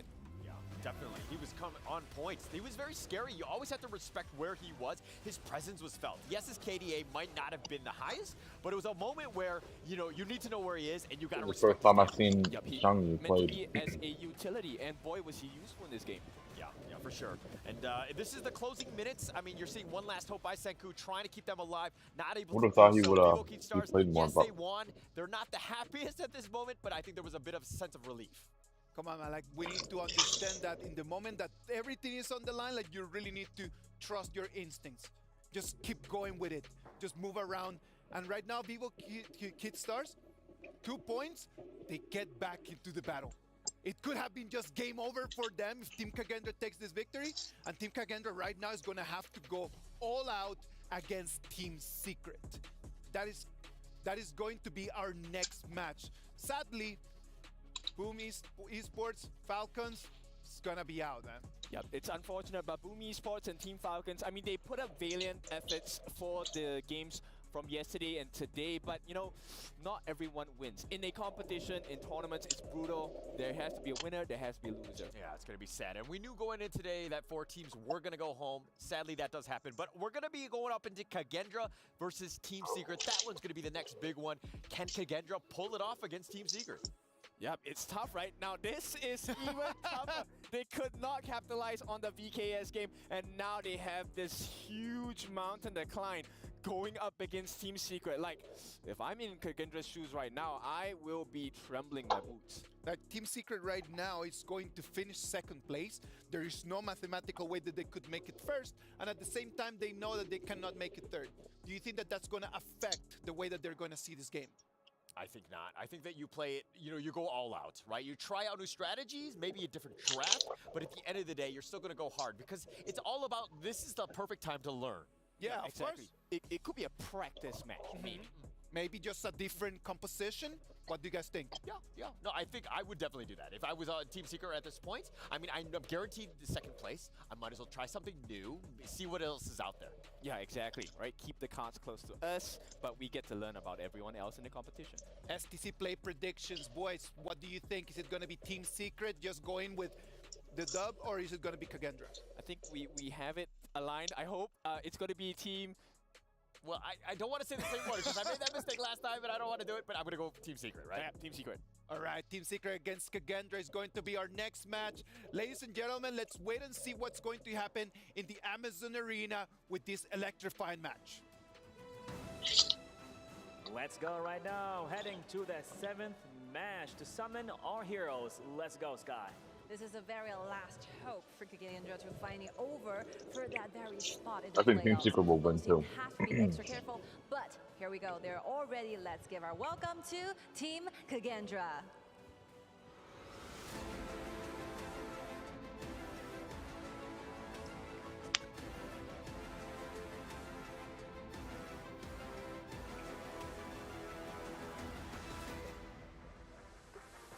This is another back-to-back game to Team Kagendra. Hopefully they can quickly bouncing back from the failure they did today.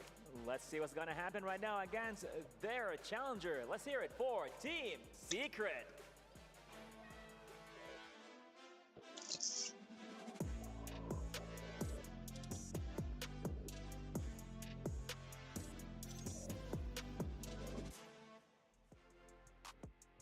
And there you have it, but apparently we have some fans here right now cheering for Team Secret. One more time, here for Team Secret, come on! Thank you so much, Jayo. They will do their best. Hopefully the stage is set that all the crowd is roaring. I believe it's a time for the glory thing to happen. With no more further waiting, let's go back to the studios. Hi everyone, welcome back, and I'll be the caster for you. I'm Nora, and I'm joined by Gege. Yes, and we are so excited to be here to cover the game of TS versus Kagendra. So that's going to be our next coming up match. And we're already been halfway through the games right now so far, and this is going to be the last game and Kagendra and TS will play. So I'm super excited to see who will be the one to hit the point, because as VKS just finished their game and gaining another points, that makes them to the third place right now in Group A with a 2-3, and Kagendra still got a chance to make it as they are having 1 point in their hand right now. Definitely, I feel like Kagendra just a little bit struggling right now. They are still licking the wounds that just battled from VKS, so they still got a lot of pickup. I feel like this match definitely, I feel like Kagendra definitely have a little bit of edge since they've been learning a lot through the first day, and this is the second day already. They already got 1 point.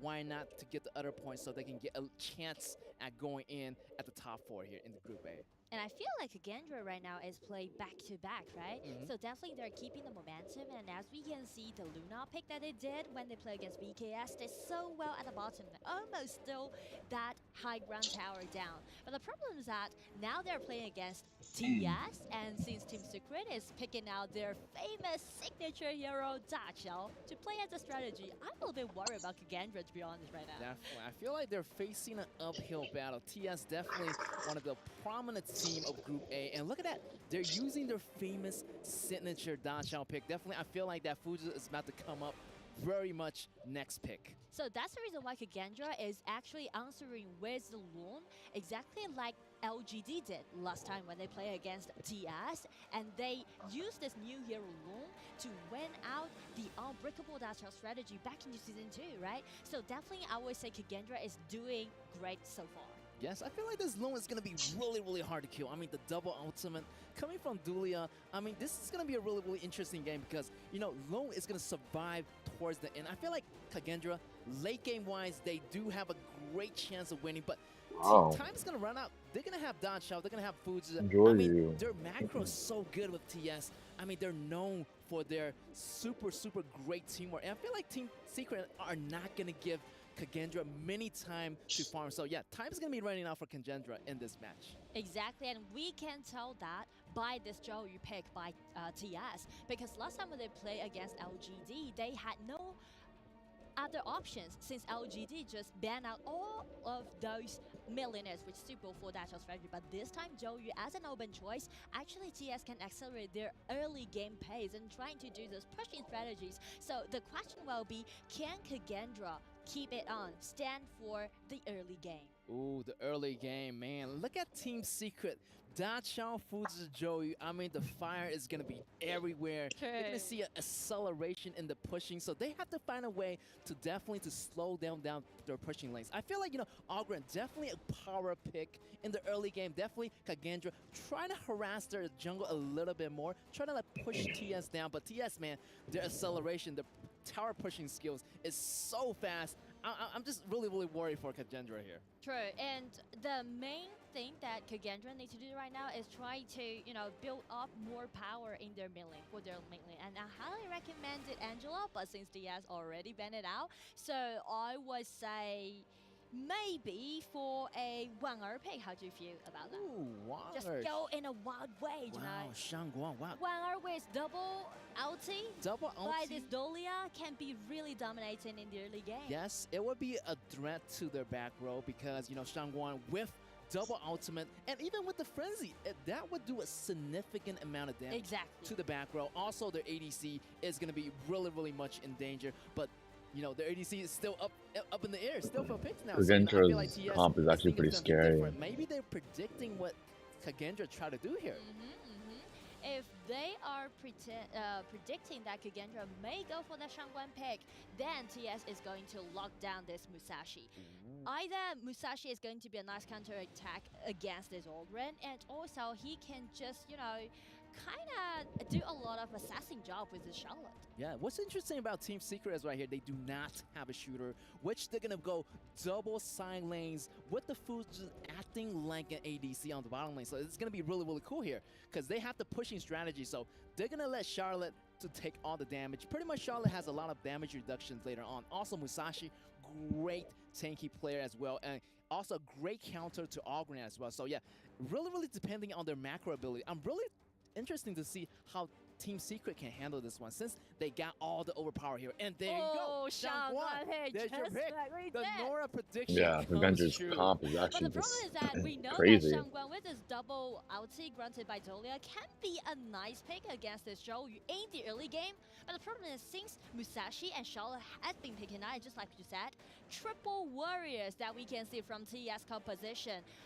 If Kagandra, I will just put it like this. If Kagandra can't end this game within 30 minutes, then it's going to be their problem. The time's ticking. That's right, time's ticking, man. I'm telling you, this match is going to be super interesting. Team Secret, I mean, they have 2-1 right now. So definitely they try to get that extra point to get into that top 4 position. I mean, only 4 teams are going to make it from each group, and 4 teams are going home today. So they gotta grab the win right now. Let's go, let's go. It's gonna be the last game that these 2 teams is going to play in the group stage. TS standing on the blue side, play against Kagandra staying on the red. Let's go, let's go. As you can see, Kagandra are playing really safe actually. They're starting at their own blue buff. They're not going for any counter evasion, but look at the battle already on top here. Here's gonna be 10x with Shun at the top lane, getting the opening, getting that EXP really fast for Musashi here. Yes, the reason why TS is going for the top lane is because they can let Musashi to have this the river sprite, as well as trying to pressure more at this Olympic. Yes, and look at that. They already got a little bit of lead here. 10x and Shun cleaning out the jungle really fast. So they're going to be a little bit quicker here, trying to go to the bottom lane. Maybe a possible potential gank on Loon here. Yeah, that's possible. As long as Fuzi got his ulti when he leveled at the pool, then definitely it's gonna be the engagement that we can see from TS. And right now they're using those damage dealt by this Dachao in the early game and try to chop the bar for this Loon. Yes, I feel like Dachao is like first and second ability in the early game. Really nice poke damage. And definitely that Loon is gonna feel that in the early game. And 0-0 has to be careful because he's gonna be really squishy in the beginning. Oh, here we go here. Musashi going in and going in. That's going to be the first blood already for Team Secret. And we can see also some movements has been taken at the bottom side because they already used a flash, and it seems like they also want to attack at this 0-0. Yeah, so many things happen right now. Yeah, I feel like double buff already on Shishan and 10x. Great beginning for Team Secret already. They got a little bit of huge goal advantage. 1,000 more than Kagandra, so Kagandra still need to pick up the pace here. I mean, they do have the Ogre available, so they need to use it to their advantage. Yeah, but I would say like before 6 minutes, maybe they should depend on this Shangguan. But since we can see TS always do a lot of ambush around the mid lane, as you can see, they're trying to call this Shangguan off. And right now it's gonna be ulti, dash in, and with this Alia flash incoming, and made a nice tower dive. Yes, Dan Hans do not disappoint me. And he's really good on lane, and you can see it in his previous game. Really aggressive top laner that died. Probably not, right? I think the lane loses a few minutes in top. Successfully taking him out. Also got his flash out as well, so that's going to be a really nice trade there just for now to slow down that tower push in the mid lane. Exactly. But somehow they still need to pay for their price, right? Because 10x also take the hands down. So I would say for TS, so far so good. And for Kagandra, again, it's going to be another try down by Cinco. But it's really hard for you to catch a single person with mobility around the riverside. Yeah, I feel like, Cinco still have a little bit more damage to build up, Still early in the game right now. Look at this damage here. 10x goes in. 1 versus 3. And he's still surviving here. Here's the ultimate coming from Hans. Hans is going to have to assist with this Auburn to take him out, but bottom lane also is going to be in trouble. The fire is still burning right now, but still Team Secret is still macroing the game slowly. It's not their time to push just yet, but once that 4 minute comes by, that tower defense goes down, that's going to be the key to push for it. So 13 minutes to be wait for, and that's going to be the cue for TS to start their real attack against Kagandra. But I still need to say that the kill, all right, in the mid lane again. Shangguan did such a good job. Nice, great point out the Shangguan here. And yeah, Joey is pretty squishy in the beginning, so definitely Shangguan is going to be a really nice counter. And also, after taking down their mid lane mage, here's going to be the chance for Kagendra to get the drive, but the cruiser killed that by Musashi, getting that smite right on time. Great job on 10X getting that steal right there. And I feel like TS trying to get for more, but Kagendra already predict what's their next movement. So as long as Loon has been bound by this Fuzi, all of those members just gather down and try to, be in the backup. Ooh. And right now, Kagendra is doing really good. Wherever the Shangguan go, he's gonna be killing spree. Yeah, I feel like they do have a lot of burst damage potential. I mean, you got 0-0, he's leveling up. Guard got the Axel Torment. That's gonna be a lot of, like attack penetration, armor penetration, and this is going to be a really tough chance for TS because in the later game, that 0-0, the damage is going to go way off the chart. So they got to figure out something fast, and they need to end the game definitely before that 13 minutes. Exactly. So that's the reason why we can see a Kagendra just playing so aggressive.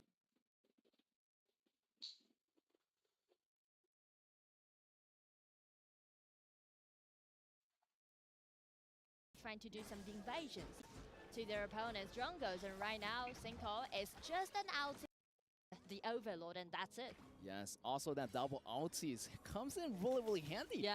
You can use it as I like his position on this game. As an escape, and here you go.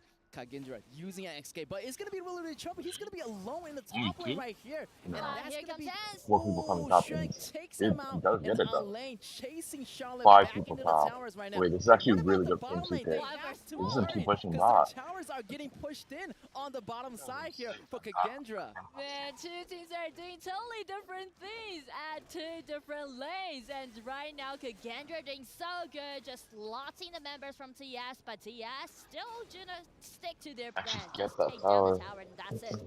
That's right, Team Secret, and they And have they the get tunnel mid tower vision too. for the Jesus. towers right now. You took one of my heroes away. Well, I'm gonna take down one of your towers, maybe even more. Exactly, and speaking to the operation of this game, as And they didn't even get the top we can see a lot tower. of highlights made by Kagendra, right? Really visually stunning. But the problem is that check the goal lead. TS already got 3,000 goal lead against Kagendra. That's gonna be some problem for them to solve. And right now it's gonna be another engagement happening in the jungle, and it's going to be the Fuzi using his multi. Nice bound, but right now Waro just coming in and just being killing spree. Take that Fuzi down. TP back That's home. why, I feel like Fuzi got caught in the way back a little bit deeper, and the reinforcements starting to arrive. He was already gone. So still, Team Secret do not have to rush this. They still can work with the Danchao, the Danchao Fuzi strategy. Agree. Definitely not to be hasty as what happened in the match versus LGD. So they learned their lessons right here. So they need to actually apply it into this match as well. You already can see two reckless movements made by TS, right? One is that TNX going too deep into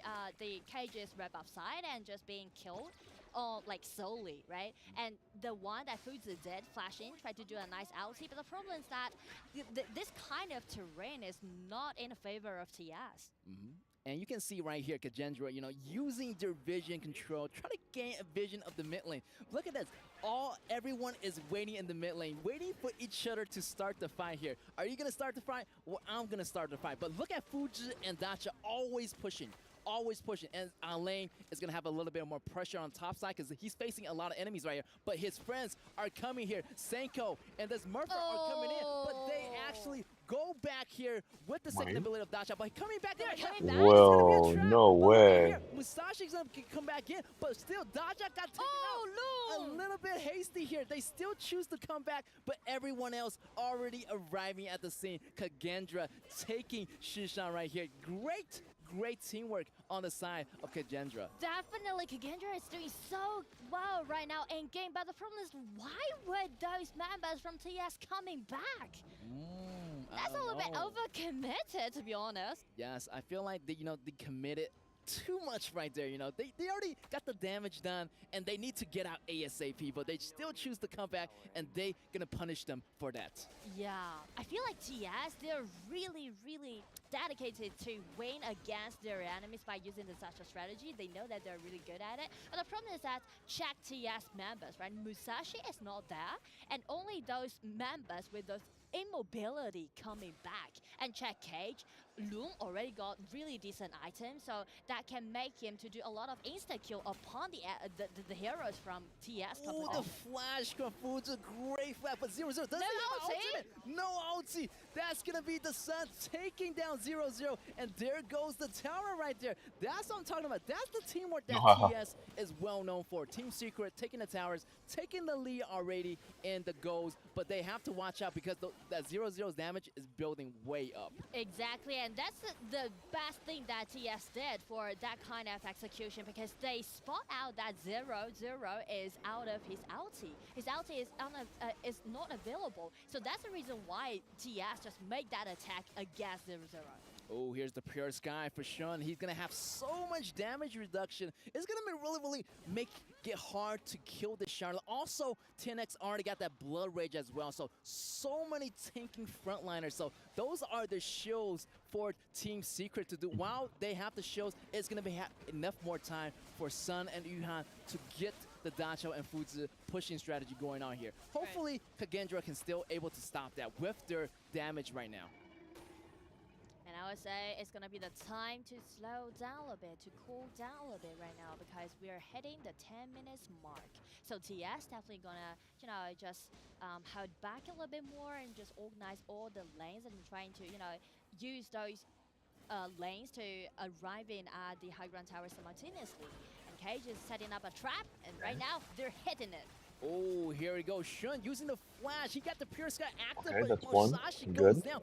They do lose an damage inhib for this. way off the shot. The high ground tower at the top! High ground tower is way gone. Like, while you are fighting, I'm taking down the high ground tower, and the next target is going to be the Crystal. That leaves the top lane wide open. I mean, look at the tower counts right now. 7 towers on Team Secret versus only 1 tower on Kagendra. So Kagendra has to pick up the pace. Time is going to be running out. They're already at the doorstep of the Crystal. So with the numbers advantage, so Kagendra is trying to secure the dragon, but the problem is that Moffat has been bounced by this Fuzi, and this is going to be a kill against this Dolia. And right now, Shangguan just dashed in, but without the Dolia, there's no more ulti can let him to get out of this battlefield. Oh, they just have to back up right now. Oh, look at Shun jumping in, and he has that damage reduction. And he has the chance. He has the chance. Ability, second double kill and making it back to the home, and now they're gonna transfer back. Teleportation, all the teammates are here. 4-member down on Kagendra, and this might be the final push that Team Secret is about to do here. I mean, 0-4 trade, no more way for the Dragons right now. They are just trying to secure their victories. Coming for this Alien, just using his ulti, and this is the double ulti, but they can't save their Crystal. It's gonna be the victory for TS. Secret, yes. What a fantastic battle. Wow, the macro by Team Secret is so well put out. I mean, everything step by step. Everything's so clean. Just final match of the day for tiebreakers. Is there any? KPO Dream Team versus Loops. This is going to be a really good game. This is going on. Really good job of keeping them there. Also, using Fuzi and Dacha really effectively. They use this Dacha 4 times and they win all of them with a 100% winning rate, getting it into EWC right now. And with this signature pick, Dacha again, they secure another point for them, which made them as a 4-1, currently being at a 2nd place in Group A. Yes, and I feel like, everyone knows that Team Secret is going to use that combo. So I feel like, in the future, maybe in the knockout stage, definitely they need to find other strategies instead of using a Dacha strategy combo, maybe use some other strategies as well. Exactly.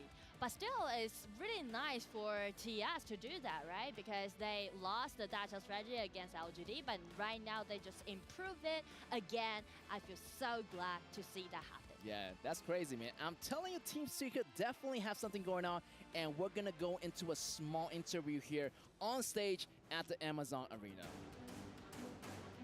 And ladies and gentlemen, we are here right now with one of the members of Team Secret. I can tell you had the confidence that you're going to win this match, but how do you feel that you had people flying all the way from China just to be here to witness this win? 首先，恭喜玉涵选手获得本局比赛的胜利。我们能看得出来你们的表现非常的自信。当然呢，我们也有很多来到我们场馆支持你的粉丝朋友们，他们也在赛前为你们应援。有什么想和他们分享的吗？谢谢，就是粉丝来帮我们应援，就是可以多多支持我们。All right, thank you for the fan support, and I hope that you can support us more in the future. You know, something happened around the top side with that tier 2. You managed to go back, but you turn out, you know, as an entire crowd, you come back with the Dachau's teleportation. What happened? 刚才呢，在上路的那个二塔附近呢，有一波很神奇的画面啊，就是你们其实当时全队是选择了回来，哎，当时是发生了一个什么样的一个情况，跟我们分享一下吗？你还记得吗？你不记得了？上路二塔，对，就基本操作吧，就大家一起说了，对。All right, it's very hard to remember, but you know, it's basic. We are very skilled, and I think we're so used to the fact that these are the combos and composition that we feel comfortable with. All right. So now, what is that one team that you want to go against in the coming matches? 在未来还有机会的话，有没有哪支队伍是你特别想要交手的呢？组内组外都可以。KPL Dream Team. Of course. Of course. KPL Dream Team. I'm not surprised at all, but let's see what's going to happen right now. Back to the studio.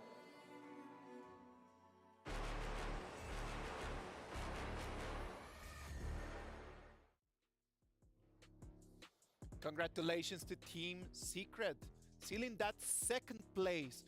Remember that right now with me, Stuart and Blam. How are you guys? How's it going?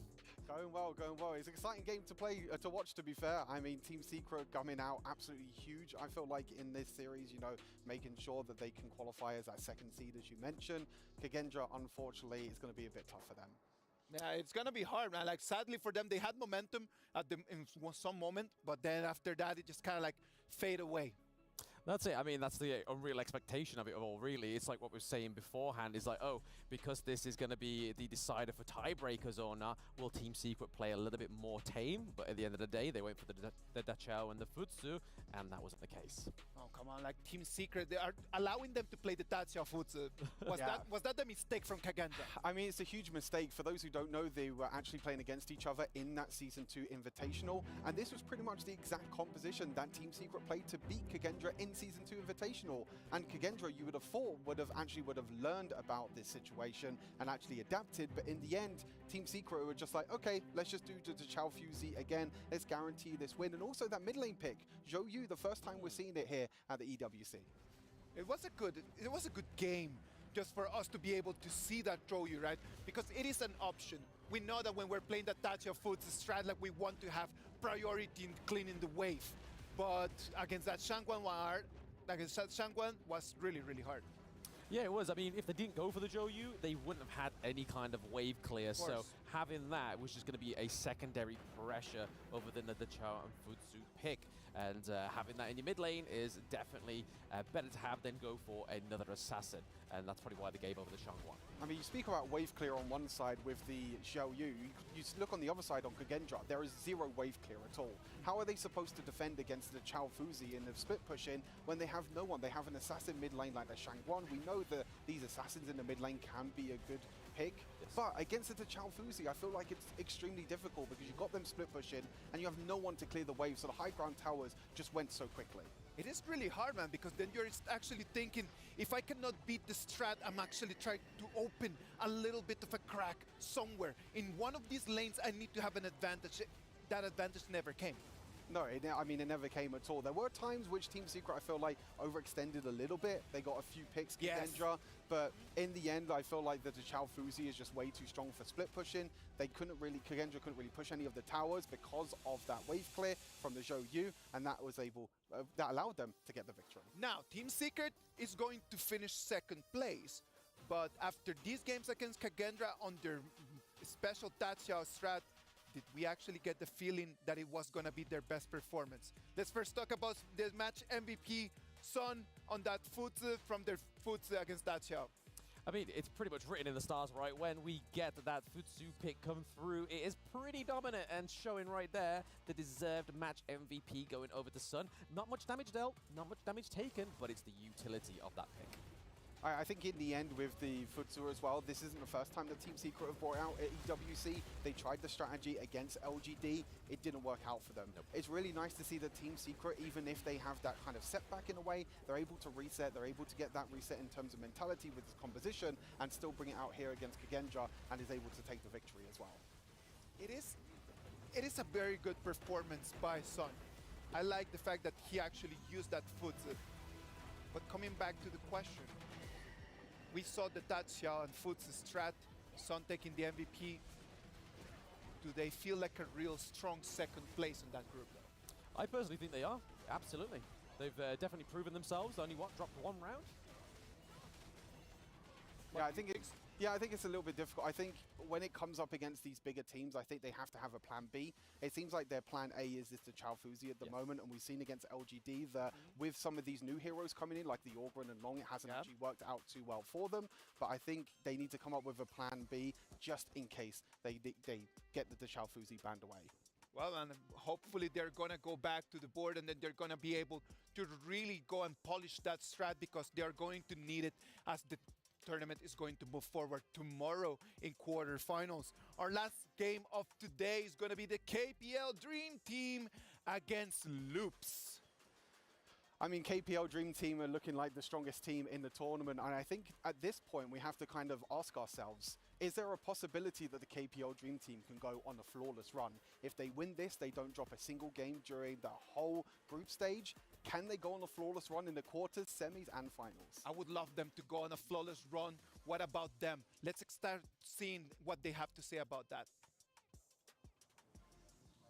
Hey, it's Chuchu with me. It's going to be Hai from KPL Dream Team. He's the jungler for the team as well. Hi, how are you? I hope everything is good.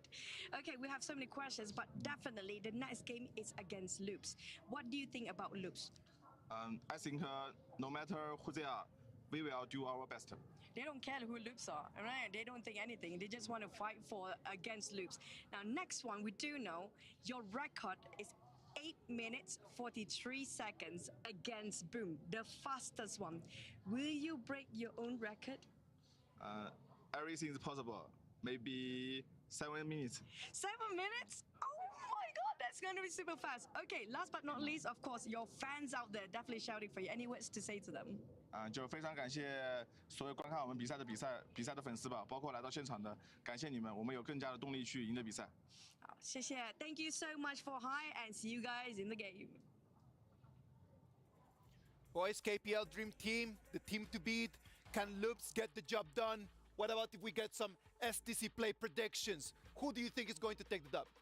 I mean, I'd like to play the devil's advocate and go for Loops, and I think I'm going to do that. To be honest, I'm keeping my copium, my hopium. We just saw VKS get to that main stage.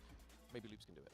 What about you? I have to go for KPL Dream Team. I mean, it's without a doubt. He might have a bit of a hopium, but I don't, unfortunately. I think KPL Dream Team just way too strong. And Loops, they're going to have to try and figure out something. I want to see APH on a hyper carry, but they're going to have to figure out something huge against KPL Dream Team. You know what? I'm going to go KPL Dream Team as well. Hopefully Loops are going to show us a new strat, thinking on something that they can do against the other team.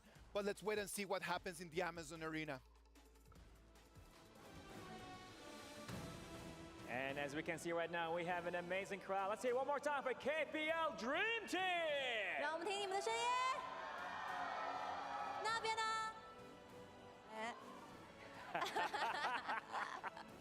？Thank you so much for your passion, and we are ready for this last game of today to kick off. Please, first, the one and only KPL Dream Team.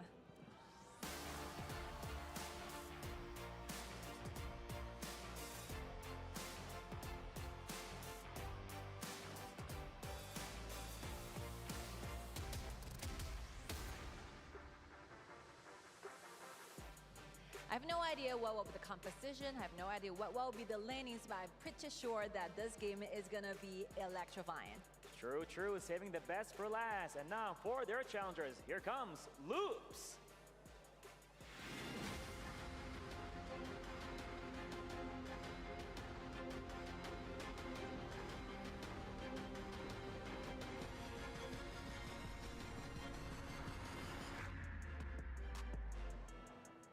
Here we go right now. Last match for the day here taking place at the main stage. It should be a good one to watch. This is where legends are made and dreams come true. We are ready for the final match of today. Let's give it back to the studios.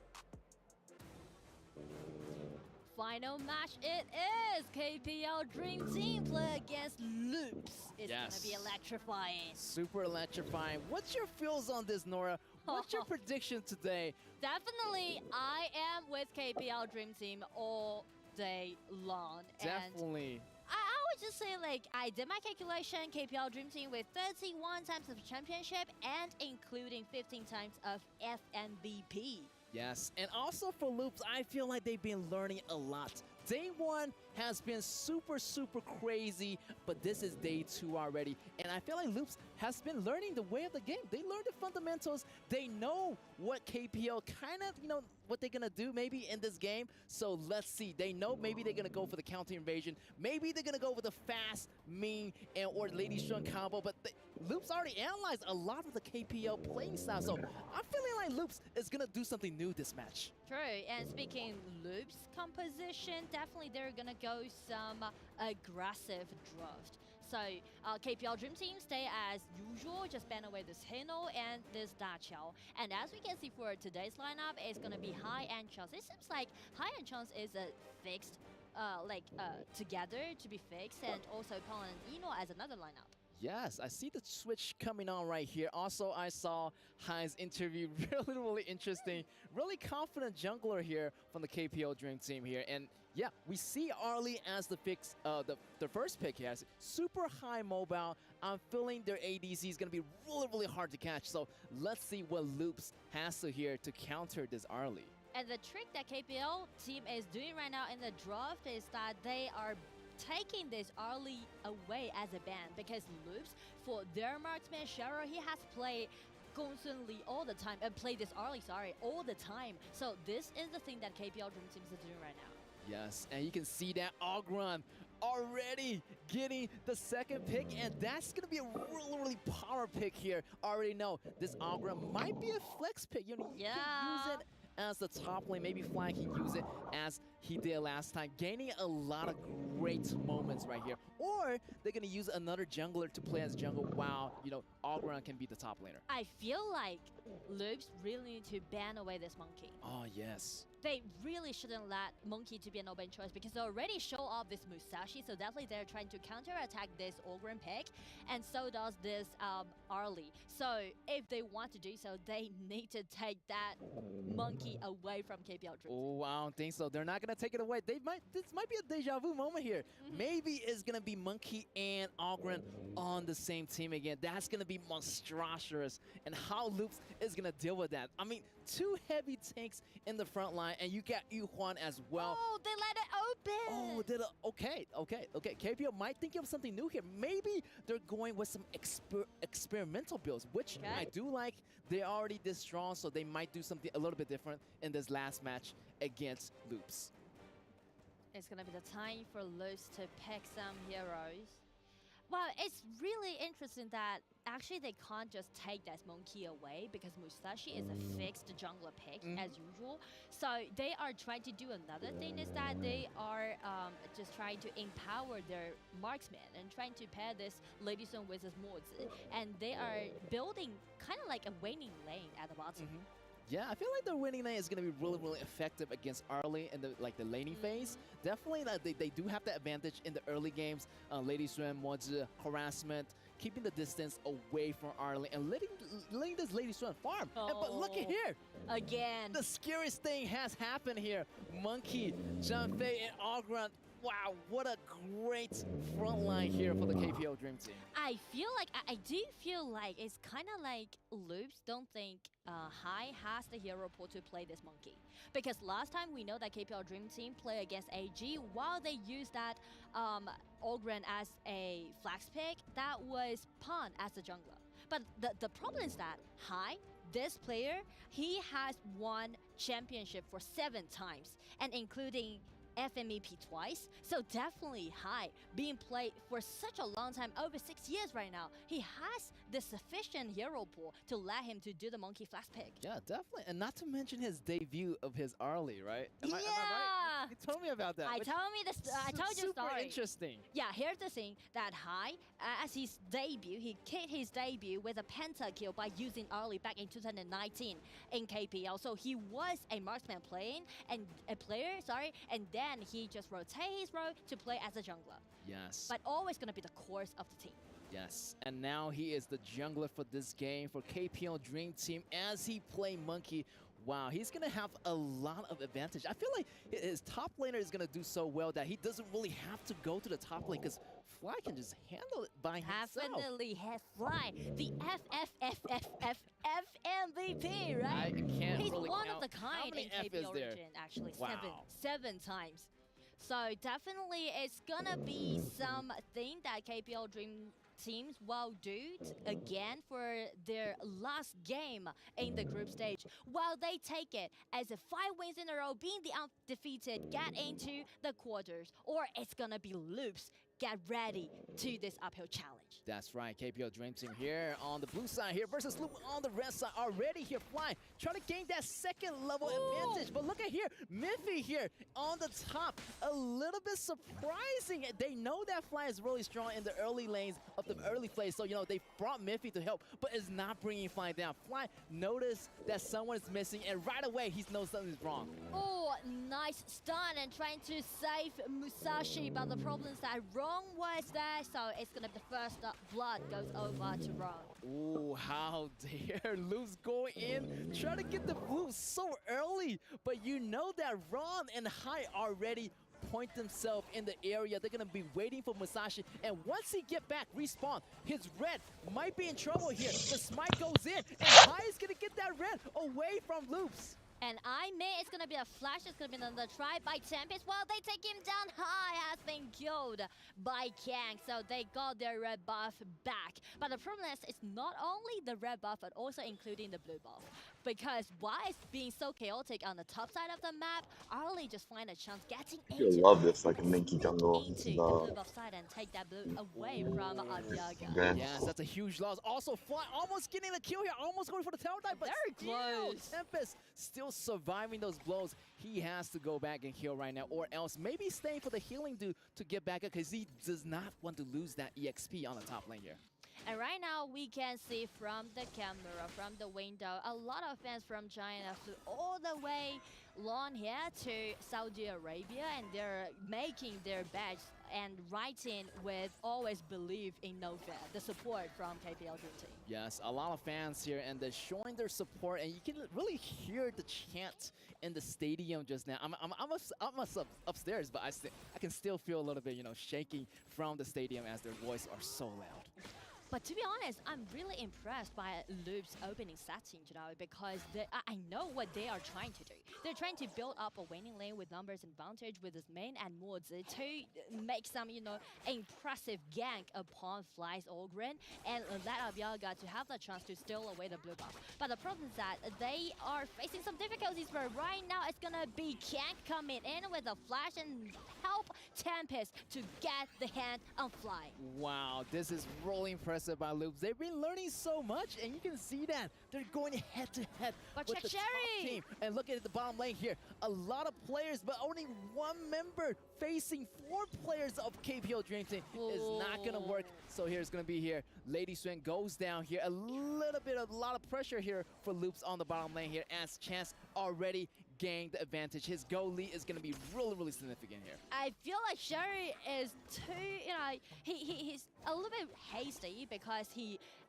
as long as he spot that chance, HP bar has been chopped away. He is trying to flash and get that insta kill. But the problem is that the tower is still standing there. It hasn't been 4 minutes, so still Chance has his chance to stay alive. That's right. The tower protection is going to be available before the 4 minutes is going to be due here. Also here, Mai Ying taking the kill on Fly, which is going to be super interesting. So here comes Musashi. A great engagement here, but can Fly get away? But no, great combo here. great coordination coming in from Loops, getting the second kill on Fly already. And that's how we're gonna see Musashi being such a nice counter-attack towards Ogren, because no more like sustainability can be seen from Ogren. Exactly, that Musashi ultimate is gonna lock in that HP. We really can't recover a lot of HP during that period under that ultimate of Musashi, so it's gonna roll really nice counter here. And Fly is finally feeling some pressure on the top lane. Yeah, I feel like he's having an easy time right now, but I feel like KPL Dream Team, this is gonna be not a really easy game to win here. And I feel like this might be the reason why Loops let this Monkey to be an open choice, because they are ready for it. It's gonna be the ulti from Lady Jin and trying to take Chance down, but still, it hasn't been 4 minutes, but I feel like so far so good for Loops. Yeah, Loops is handling They did their homework. Yeah, definitely. They're handling themselves really, really good. I mean, look at that scoreboard is already 2 and 3, and they got that extra kill. So yeah, they're technically in the lead right now in the kill count. And it's gonna be the ulti from Jumpin, and also the ulti from Monkey dashing in, trying to make the tower dive happen. Kang is gonna be the one to be taken down. Ooh, KPL Dream Team are fighting back right now. Great tower dive. Great initialization by the whole team here. And also now that I feel like bottom lane gone, almost gone, they're gonna open up the way for the jungle. The jungle is gonna be way open. That's gonna be a really, really nice time to capitalize on the situation. And Fly can go in, High can go in, they can gain more advantage getting those goals and resources away from Loops. And I feel like from now on, Loops gonna collapse since their mid lane tower has been taken down, so it's gonna be another try from Musashi, but he's using his ulti, trying to lock Monkey down with his teammates coming in, and also the ulti from Mozi. Get a really nice 0-2 trade on the top side of the map. Yeah, 0-2 trade. That was a 4 versus 2 situation. Great teamwork on Loops, trying to pressure in Fly on the top side here. Top side might be the first tower to go down, as there's nobody defending it and creeps are moving in, but the battle still happening here. Yuhuan doing really nicely to clean up that Lady Swan.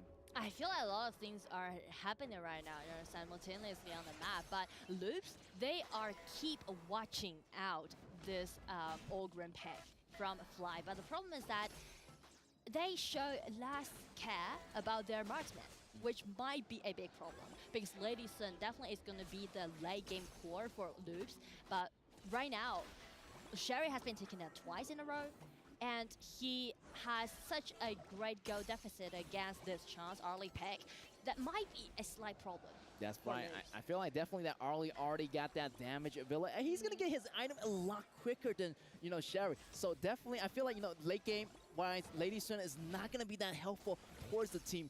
Loops, however, did get a lot of damage on Fly on the top side here, so they might slow down on the top side. But what about Arlie? Arlie is already pretty much stacked in all the items. And using the mobility that Arlie has, and also those ulti from Zhangfei Peg, played by Nofia, the next step that KPL Dream Team is going to do is control the map. They are just do a lot of jungle cleaning, just clean up all those resources that they can. Yeah, right now, the game a little bit slowed down right now. KPL Dream Team trying to find their way and catch them at the best moments. So right now, the Dragon is up right now. Also, another counter for the Tyrant is also up. So, they have two choices. Either go for the Dragon for more pushing power, or go for the Tyrant for the extra damage buff. And if we scrutinize the board that we just see on the screen, Chance already got 2,000 gold lead against Charis Lady Sun Peg. So that will make KPL Dream Team being so dominated in the mid game, because they got the tankiness from Monkey, from Zhangfei. At the same time, they got the sustainability offered by this Yuhuan, and they are just gonna play around with their marksman, with Arlie, and try to take those towers down as much as possible. Yeah, that bottom tower is already open here. I feel like their bottom power is really, really good. Zhangfei and Arlie doing so well here. And the look at that. vision is open since Tempest just trying to hide just right before Fly. So Fly just got the vision, call for High, and they got Tempest down. Oh, here we go. They already got the Tyrant, so they're going to go for the battle here. Invasion on the red area. KPO Dream Team moving in really, really hard. Look at that crease moving in on the middle tower here. Tier 2 tower is about to go down right now. Really, really trouble here for Loops. Their time is going to be running out. They're really getting choked in by KPL Dream Team. Also, Fly at the top, getting that tower as well. Also, wow, so many towers are going down simultaneously. I mean, a lot of things that we can see from Loops is that they highlight a lot on the top side of the map, right? They are trying to take Fly down several times. They tried a lot, but T thinks that they didn't really care is that the farming pace about their marksman is not that well, and at the same time they lost their mid-lane tower around like 4 or 5 minutes, right? That's quite an early time in this game. Definitely. Also, you know, High try to farm up, try to get more items. I mean, 2 Pure Skies already on the KPL Dream Team here. Flying got the Pure Sky as well. Also, High got the Pure Sky. That's a lot of damage reduction. That's going to be really effective against, you know, when, you know, Musashi jumps in, or the damage coming in from Tempest jumping in on them to get activated. Also, on the other side, they have the Pure Sky as well. So, yeah, both sides looking really well on their items. But, yeah, it's all about the late game. Can Shears get this item? Can he get more item or more damage back up Loops in the final part? And right now it seems to be an engagement happening in the mid. Nice stun by Yuhuan. Just forced out the flash from Tempest and using his ulti trying to get away from this kind of trap. And KPL Dream Team, because of the Pure Sky that you just mentioned, it offers them to have triple tanks that I can see, right, from their own composition, which allowing them to have such a clear vision over the map. And right now it's going to be the tower dive because they're trying to take the high ground tower down at the bottom side, and there's no way for Loops to, you know, just save their towers. That's right. Great initialization by No Fear, pushing them apart, also taking that high ground tower on the bottom side here. And they're still going for more because there's minions lanes moving in the middle right here, and they're going after second tower right now. And the problem is that there's no initiator that we can see from Loops' composition. It's going to be really suffering if KPL Dream Teams are jumping in with this Monkey's ulti and trying to dash in.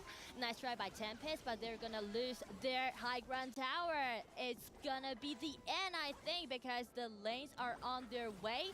Loops trying their best, but without the multi, it's a little bit hard for them to clean up the waves. Tempest just sacrificed himself, tried to guard his crystal, and it's going to be the killing spree that Chance got. But still, Loops, they hold on a bit more, but they still need another 20 seconds. Wait for the team to revive from this. It's going to be the Super Minions getting into the crystal. It's just hitting the 10 minutes mark, but right now it's going to be another victory for KPL Dream Team. Congratulations, KPL Dream Team. Secured the final win here in our day 2. What a great, fantastic battle. I mean, Loops did good. They did really well. They learned how to fight. I feel like they studied from KPL Dream Team from the first day, and they did so well in the beginning. I mean, really respect to Loops here. True. They actually just, you know, designed the opening for them, and it's all about coordination, you know, because they really need to communicate in a tighter way that led up Yaga's Musashi to get into the blue buff at the simultaneously with their mid laner, right? It's kind of like the layer is not at the right moment, but still, nice try.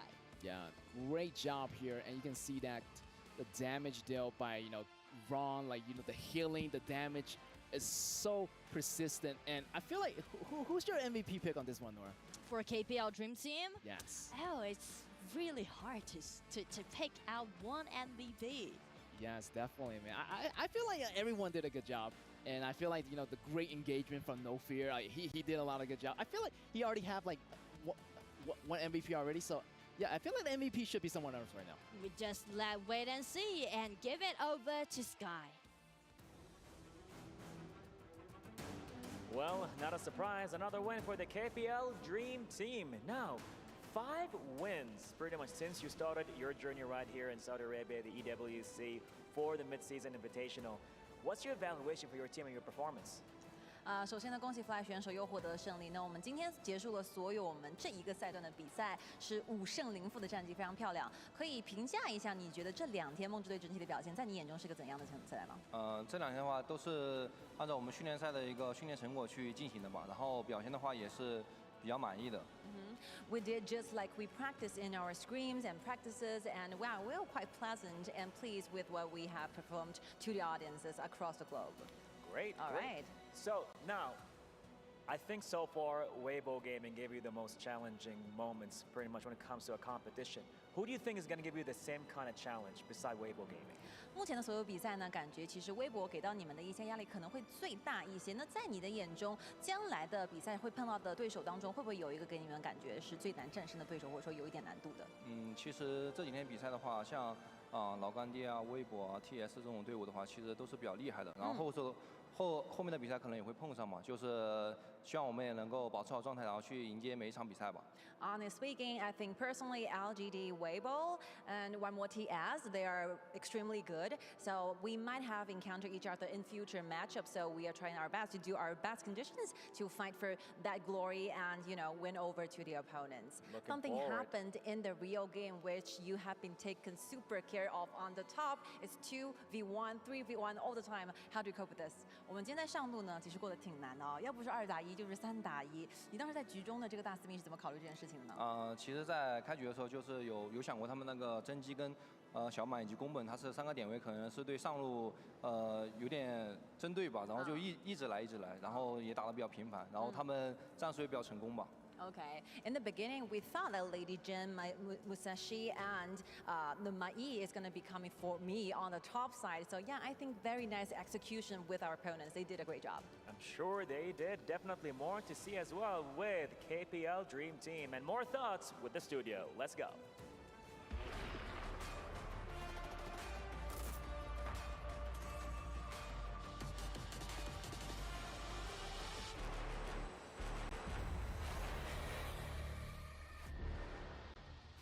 Congratulations to the KPL Dream Team on that victory. Still in a perfect way, man. A lot of people at the beginning had questions about their synergy, about their cooperation. And after 2 days of performances, there are no questions around. They are the top dog. Absolutely. I mean, I'm learning like Kin did. He's done a lot of learning today, but I do have to give it to Loops Esports. They got the most kills out of KPL. Just no map domination. I think that's the only point that they really fell at. Yeah, I think that for Loops, I think that getting the early advantage, actually shutting down Fly in the end, I think was a really, really nice adaptation. You can see that they kind of did their homework. That Orgren in the Clash lane, maybe not as strong in the early game. You can try and shut him down, which is exactly what they were able to do. But you can see that the KPL Dream Team, even when they are behind in kills, they still are able to just get so much extra gold, so much extra value from the rest of the map. And that is something that I would like to point out. Now, like a lot of times we get just carried out about like the amount of kills that you're having. Yeah. But in this game, like what you want to do is to go for gold. Yes. The gold difference is the actual key to success. Clearly, you might go around and you start to get some kills, but what you want to do is to get resources after just winning those battles. After getting the kills, what are you going to do? And that's something that everyone needs to learn. Absolutely. I mean, ABH, he tried for that level 1 engage, or at least an early game engage, but he was definitely punished by it by Rung. And I have to give it to Loops. I think, like, that's probably, if other than Weibo Gaming, they are probably second best against the KPL Dream Team. Yeah, I would agree on that as well. Like, you can see that they really came out just guns blazing. Yeah. They really wanted to prove themselves. They knew that they would go into the end either third or fourth. Yes. There was nothing to lose. Yeah. Just go in and they just give your best. No, I think that's what you have to do against this KPL Dream Team, because I think everyone is going to be the underdogs against this KPL Dream Team. Obviously, them and also LGD are the only undefeated teams in the group stage, but making sure that you actually get the extra advantages, you know, the small advantages that you're able to get. But then, like you mentioned, Isaac, is what they do afterwards. They have to try and invade the jungle, deny gold away from the KPL Dream Team. Because if you don't deny gold away from them, they're just going to take everything that they can get. It is important to see like what Sky was talking to with Fly. Like Fly was always facing 2, 3 people, and it's alright. Like you can come in and then you can take the kill. What are you gonna do with that kill after? Yeah. What is the actual goal? What's the plan? Talk to me about it, please. Yes, absolutely. I mean, like you said, Isaac, it's not always about the kill, it's what you do afterwards. And I think going into a matchup against the KPL Dream Team, this is what all the teams are just hoping for, just to see if they can make them bleed. They may not win the game or get any extra objectives from them. They just want to see if they can make them bleed. Come on, man. Like at the end of the day, it was an amazing game and a great experience for all teams in Group B. Everyone in Group B that had a chance to actually play against KPL Dream Team, believe me, in a couple months when they're gonna go back to their own competitions, they're gonna be really in a different level, man. I think that's the crazy thing about this tournament is that for the global scene, this is such a huge learning curve for them. Of course. They're coming up against the best players in the world, you know, whether it comes up against scrims or anything as well. But you can see match MVP is going to be Wrong. Playing Yuan pretty much the whole tournament so far. It has been a pick that only he has been playing in the mid lane, but he's been using it so incredibly well. We need to give the spotlight to that Yuan, right? Like not only to Ron, but to Yuan itself. Just it's such a mobile pick. Like you can actually play it mid, you can play it support, you can play jungle. It is the hero to play right now. A lot of people start talking about like, oh yeah, like the new heroes that they're right out there. But that Yuan pick, so available for everyone. It's incredible to see that we've seen it in pretty much all woes, as you mentioned. We've seen it in the jungle. We know how fast she can clear in the jungle. And we talk about these mid lane mages being able to clear the mid lane waves, being able to get that mid lane priority. As long as you get that mid lane priority, you can look to try and roam around the map, as you mentioned. Like Yuan with the CC that she has, the extra healing that she has as well, is so big for a mid lane mage. And pretty much different to any other mid lane mage. You think of like Lady Shen, Angela, Princess Frost, they don't have the same sort of maybe healing that the Yuan can give to a team. Yeah, I think, like you say, a lot of this thing is the global teams learning from the KPL. So I think when you say, Isaac, that they go back to their regions, I feel like they may be seeing a lot more Yuan being picked up in these other competitions. I hope so, man. That would make me actually very happy. Just to see that this tournament was not only for them just to be like, oh no, we're gonna be facing the top team.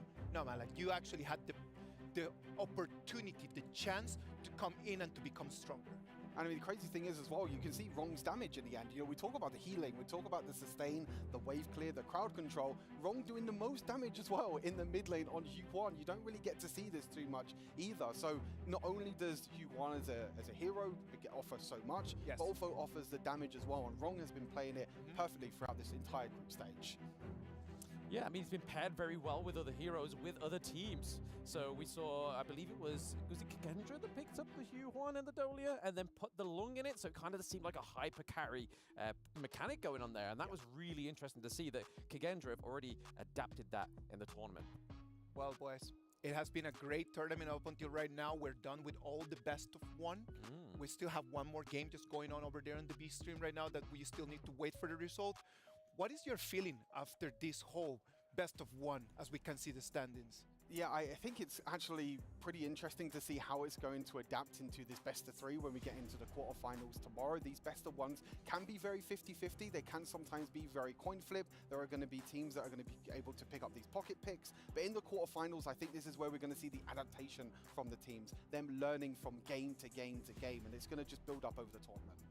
Yeah, it just means that there's more room for error. If you do overstep in one game, it's not the end of it. You can just literally come back and get on the horse and then try and take down your enemy in game 2 or potentially even game 3 if you manage to bring it around to a draw. But if you look at it, LGD with a solid 5-0, just all the way from Season 2, all the way to here with just a flawless victory.